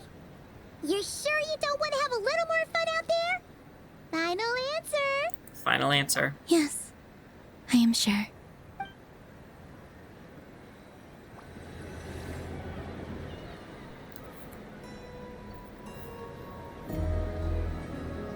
This was the most fun I've ever had on a moon prayer night. Everywhere I went, people were saying, "Welcome home," and there were friends at every turn.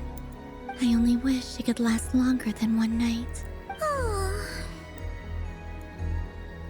Your friends will always be here. Yes, you're right. The moon prayer blossoms. Ooh, look! Look!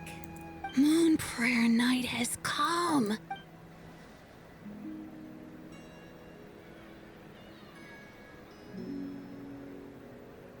The moon. It's so beautiful. Happy moon prayer night, dear. Happy moon prayer night. Happy moon prayer night.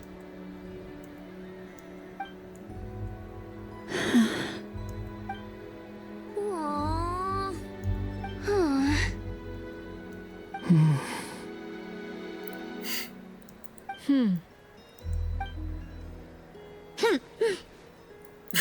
Of course.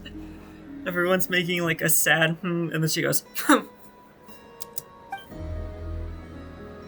Time flies when you're having fun. Wow, it feels like 3 hours ago that I talked to you.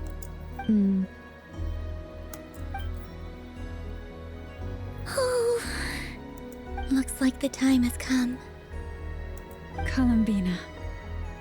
I never got to give you candy because you just fucking disappeared. You're heading off then? Yes, to the ruins you mentioned. And from there, back home to the moon. Wait! I know? At least...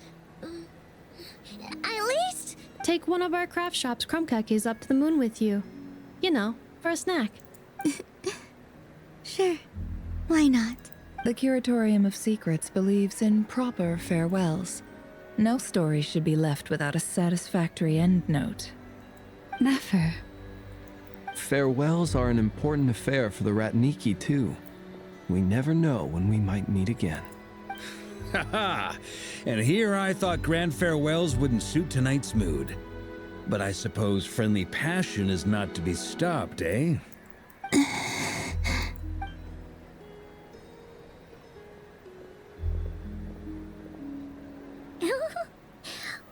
made a little something for you, Columbina. Ta-da! What is it? What? That is not what she just said. A Moon Prayer Night greeting card with drawings by all of your friends.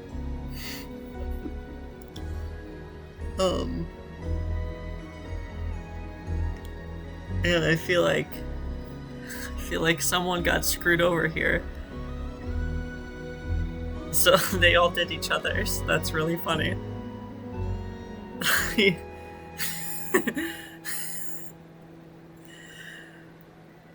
I love this.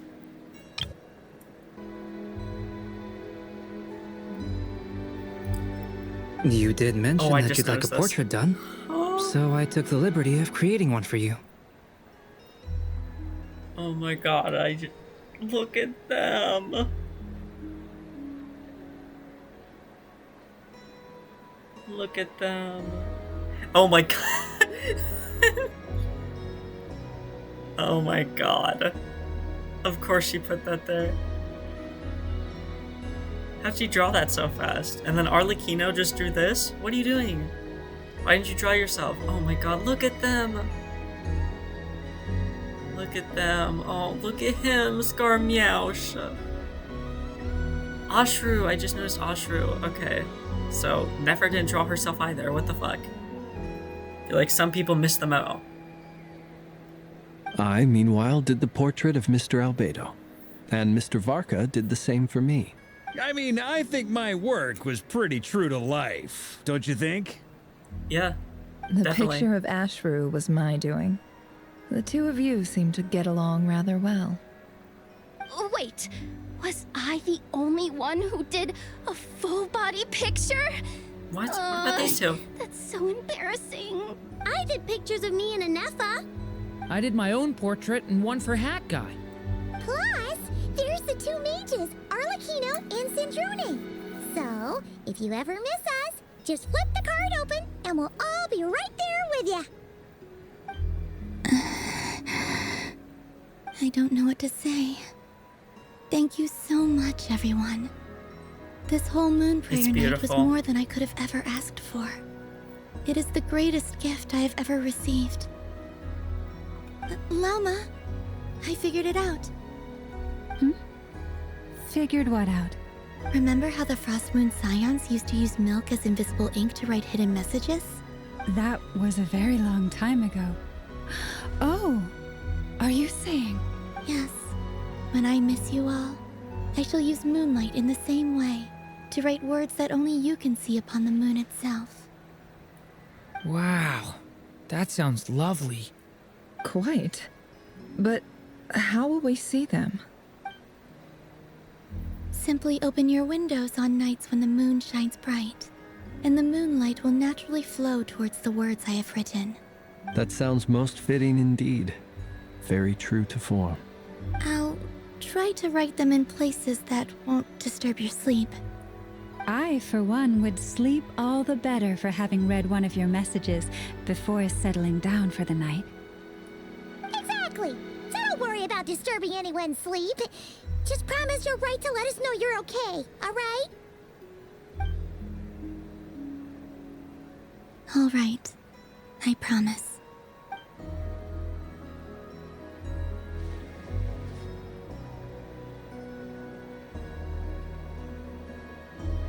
In that case, Columbina. I'm ready. Let's go. I'll stay with you to the end. Very well. Let's go.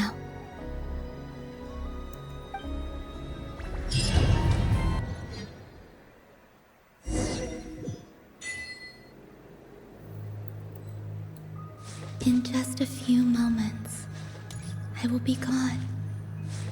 I still don't know what to expect on the moon. Will I really be able to send messages to my friends? The Kuhenki, the animals of Not Cry. I'll never get to see them again. I wonder where I'll be when the No! I thought I could get closer. I hope that was the last line of dialogue and that I didn't miss extra. This is where the people of Hyperborea used to communicate with the moons. Eternal moon, frost moon, iridescent moon. When the power of all three converge, the gate to the moons shall open. Moon marrow preparations are complete. Only the final step remains. I'm sure Nasha Town is livelier than ever at this moment. Yeah, it's a shame you couldn't be there for it, but it's now or never, right? It's fine. I'm more than happy with this. My last piece of luggage. My only piece of luggage. The only piece of luggage.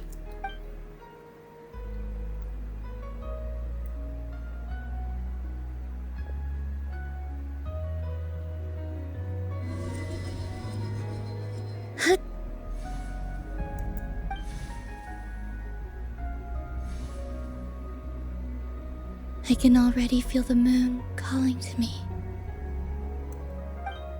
That looks very similar to the thing that's sealing Bakunawa. It's probably just because it's a similar shape and has no connection, but still. Your home lies on the far side of this light, Columbina. from now on, we will at last have a reason to pray to the true moon. Columbina. Yes? I'm listening. Be sure to come back and see us when you get the chance.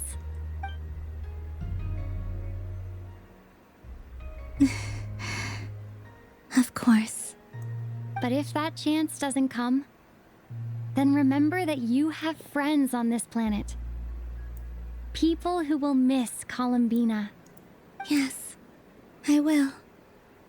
Thank you for everything you've done for me. And remember, come night or day, the moonlight shall always connect us. Well then, farewell, my friends.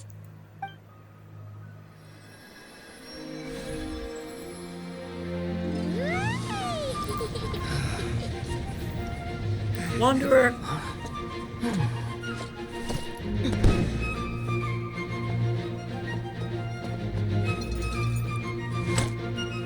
Of course they're drinking. Thank you. This was my happiest night in Tevat. Farewell, Columbina.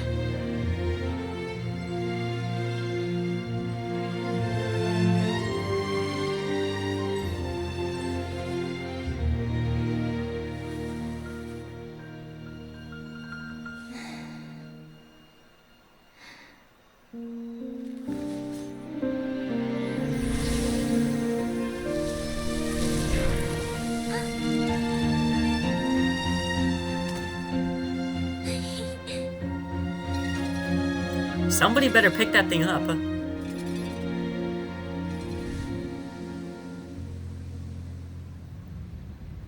The moon really is closer than ever tonight. Oh my god.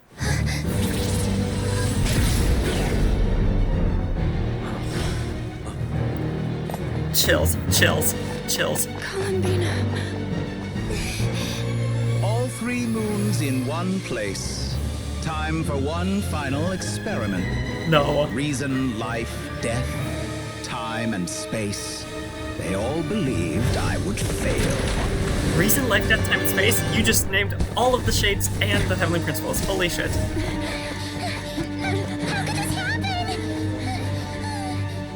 But Tevat's primordial power never did belong to the throne of heaven. And now, they are mine. The snap? Holy shit. Oh my god, yes.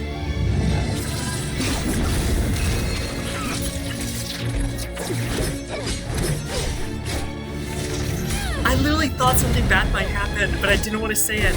Oh my god.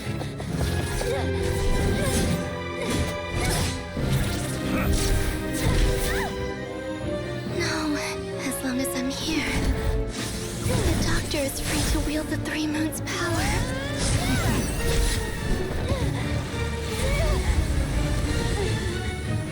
It's the only way.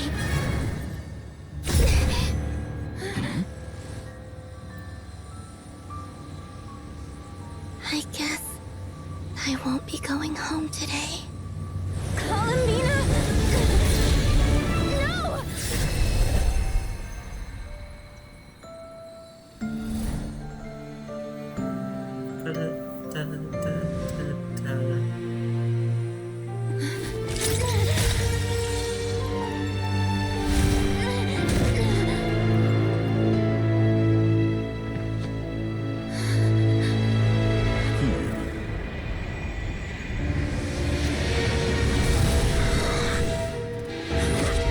Stubborn world, do not try to control me.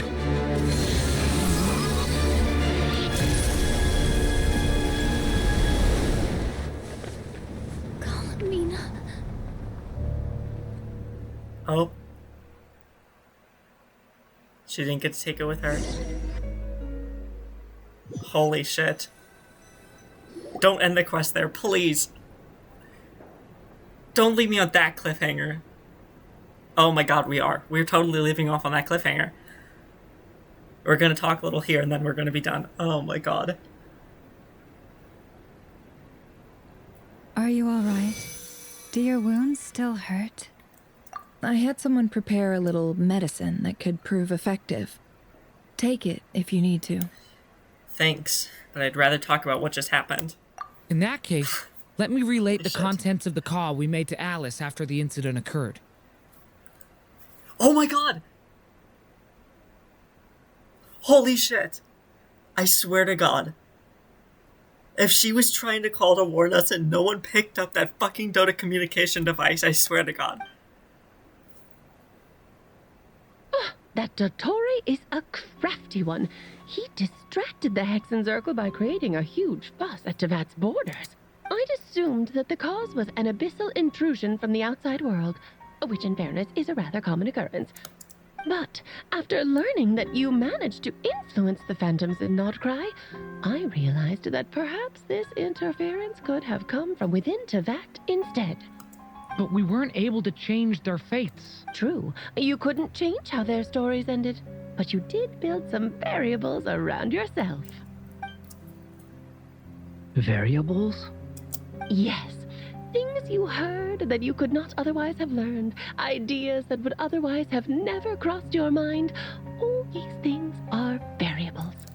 Of course, most variables usually pale into insignificance with the myriad of possibilities floating around. But the moment you start treating them as building blocks and intentionally stacking them, that changes things. That's what Dottore did, and it's how he created the necessary conditions so that when you activated the portal tonight, it played right into his plan. However, we have no way of knowing exactly what he did. Yeah, we also need to ascertain Columbina's status. And that about well, sums she's it with up. Revere now, so... As I suspected, Dottore has disappeared completely. If it's any consolation, he wasn't able to control Columbina as he might have wished to. I'm afraid that's small consolation, given the reason why. Oh no! To disrupt the Doctor's plan, she escaped into the moon's reflection. What? She did what? Wait, didn't any of you see her do that?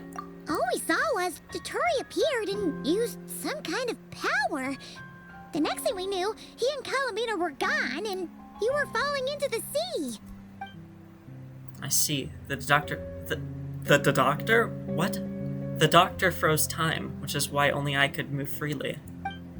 From their perspective, the battle and Columbina's decision all happened in a single instant. So that's the power of the three moons. But why wasn't I affected? Is it because I'm a descender? So, Columbina intentionally opened the moon gate and escaped into the same mysterious world as Rarier and Thalindis. Sounds like bad news. This must be why Dottore's been lying. I can't speak. This must be why Dottore's been lying low this whole time. He was biding his time until he could execute his plan. Seen in that way, the trilunar syzygy and Revere's emergence, Dottore might have been pulling the strings in both cases. According to Miss Alice, he is attempting to transcend his destiny and finish an experiment that only a god might complete. An utter lunatic. Well, I mean, he is trying to steal the moon's power. The moon's power, so that makes sense. Wait a sec. My mind is breaking at this point. Seems like he'd want to be here for this. Yeah, no, I was thinking that too. He took off with the Dodo communication device after we spoke to Alice. He said he had a hunch that he wanted to investigate by himself. Figures. The look on his face was terrifying. I've never seen him like that before. Probably anger and frustration at the fact that Dottore was one step ahead, despite his best efforts. I swear to God, if this could have been avoided, if someone had picked up that goddamn Dodo communication device, I swear to God. And honestly, I feel the same way. I'm back. Oh, hey. Hat guy! I went to look for the Hyperborean phantoms again. I think I've gotten to the bottom of it. I got them to talk to Nicole on the other end of the communications line. Turns out, the history they describe is different from how Nicole remembers it. Really? But how? Surely Nicole can't have been wrong. Because the phantoms are the ones who are deceived. They speak of a savior who appeared in their history. One who never should have existed. Oh, that's who the he was. This savior promised to create a new moon within the false sky, and even bring back their moon goddesses. Foolishly, they believed in him and told him everything he wanted to know about the moons. It's obvious that this was Dottores' doing. God. Now you mention it, the first time we entered the Hyperborean ruins, we heard the phantoms discussing their history, and I remember Nicole commenting that something sounded a little strange. But Dottore shouldn't have been able to get in there in the first place. He didn't. Nicole said that this was an anomalous state triggered by disruptions in the causal connections between phantoms from the same era. The variables that Dottore put in place were substantial enough that they even affected phantoms that he never met. So it's not that their memories were unclear. They'd been tampered with. That's exactly the possibility Dottore was trying to manufacture. He turned these variables into knowledge and engineered the situation so all that knowledge would fall into his hands. Then, he harnessed that knowledge on Moon Prayer Night to truly create a false moon. How is that even possible? To be precise, he exploited a weakness in the way the spell works. The spell senses Kuvaki to detect the moon's location. So, as long as the false moon more strongly resembled the moon than the frost moon beyond the skies, the gate would teleport Columbina to the false moon's location. In other words, to Dottore's side. Once he had her under control, the teleportation spell remained active, and he manipulated her power to seize both moon marrows. At that moment, the moon marrows disappeared right before our eyes. It was already too late, even as we were leaving the ruins. By then, Dottore had already amassed the power of all 3 moons. So, where does that leave us? What do we do now? Exactly. What the fuck do we do? I'd certainly like to know what Her Majesty thinks, now that the concerns I expressed to her have come to pass. But we cannot simply sit and wait for her to decide the matter. And in any case, it is not the Fatui Harbinger Damselette who sees us as her friends, but rather Columbina Hyposelenia. If, even in such extreme circumstances, Her Majesty will not lift the prohibition on Harbingers drawing steel against one another, then I will do as my heart demands. I will fight as Peruware instead. Oh, Arlecchino! Time is short, so I'll make the first move.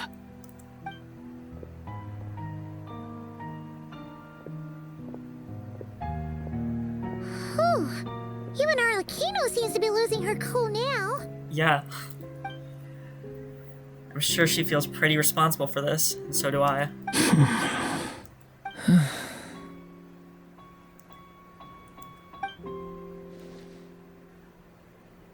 All right. Lose those dejected looks for a moment and let me get a word in. It looks bad, I won't lie. Very bad, in fact. So Dottore's pulled some real dirty tricks to gain the upper hand. For now. And yeah, it's to the point where even the mages say that his variables have affected destiny. I'm not so sure, though. Many have told me that Tevat's destiny is fixed, and that does appear to be the case. Well, what makes Dottore so sure he'll be the exception? And since he was able to stack these variables up, who's to say we can't do the same? You of all people should not be discouraged, traveler from afar. This isn't over yet. Still, I can't help but blame myself. And you're not alone in that. Everyone here does, whether they've spoken thus far or not. But none of us are the type to sit back and wait for the sun to shine again. That's exactly how a knight should roll. If they knock you down, you get back up and get back in it. Don't forget, Honorary Knight, you're a legitimate member of Mondstadt too. Mark is right. This is far from over. Dottore's already way overdue a butt-kicking given his past shenanigans. And after this, he's earned himself a double dose. That's what I'm talking about. How's everyone else feeling? Not confident. I'll use Kuvaki to investigate Columbina's whereabouts. I am not ready to give up either. Leave the intel gathering to me. Whatever happens within Nodcry's borders, when the Curatorium of Secrets wants to be in the know, we always find a way. Aino and I will do all we can to support you. We will attempt to reverse engineer Dotori's actions and seek a breakthrough that way. Alice and Nicole are busy dealing with an emergency at Tavat's borders, so they can't return just yet. But they're both very angry about this. They've asked Albedo and me to act on the Hexen Circle's behalf and do everything in our power to fight back against Dotori. Where's the rest of the Hexen Circle? Why can't they help? What the fuck is Barbaloth doing? Where is Barbaloth? She can't help? Are you ready then? We're going to have to conduct a lot of research. Wait. Even in the early stages. Did she not see this coming? Did Barbaloth not see this coming? I'll do my best. As for me, I'm pretty familiar with Dotori's way of doing things, so I can try to predict his next move. I'll help with your investigation. Nice! Looks like we have our basic division of labor. I'll get in touch with Flint's and Itlua, get them to have a chat with their Starshiner. It couldn't hurt to bring the Lightkeepers on board as well. At the same time, I'll pass on instructions to the Knights present in Nodcry to assist the Lightkeepers and other organizations in ensuring the safety of those living here. Understood. You've got to be prepared for anything. Yeah! We'll show him! That's it then. Good luck, everyone.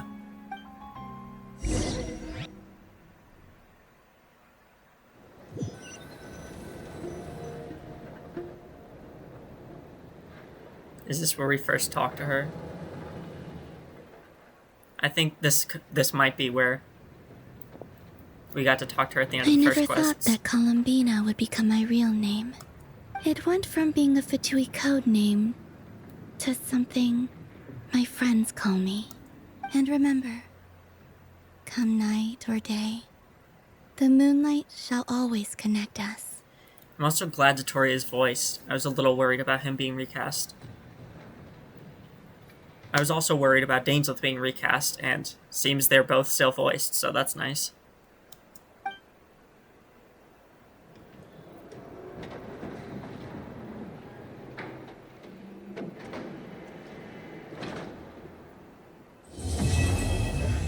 Melting moonlight in the morning mist. Oh.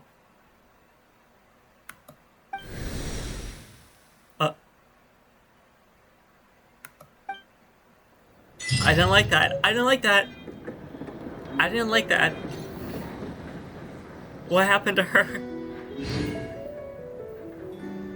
What happened to her?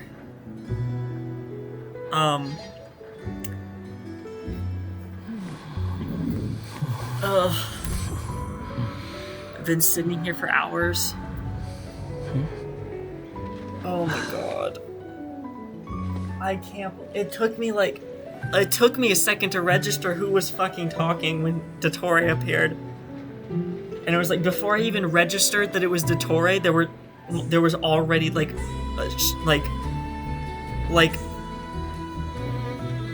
I got the shivers. There's no such thing as pure freedom in this world. Even Stop. cannot blow on forever. Okay, well, he didn't stop. He just finished the line. Anyway. Here. Even before I registered as Dotori, I got shivers, and, my stomach dropped. My heart dropped, or whatever it is. Yeah, pit in my stomach, heart dropped. I knew something was wrong. Right as he started talking, before I even realized it was Dotori. Oh my god. Oh my god!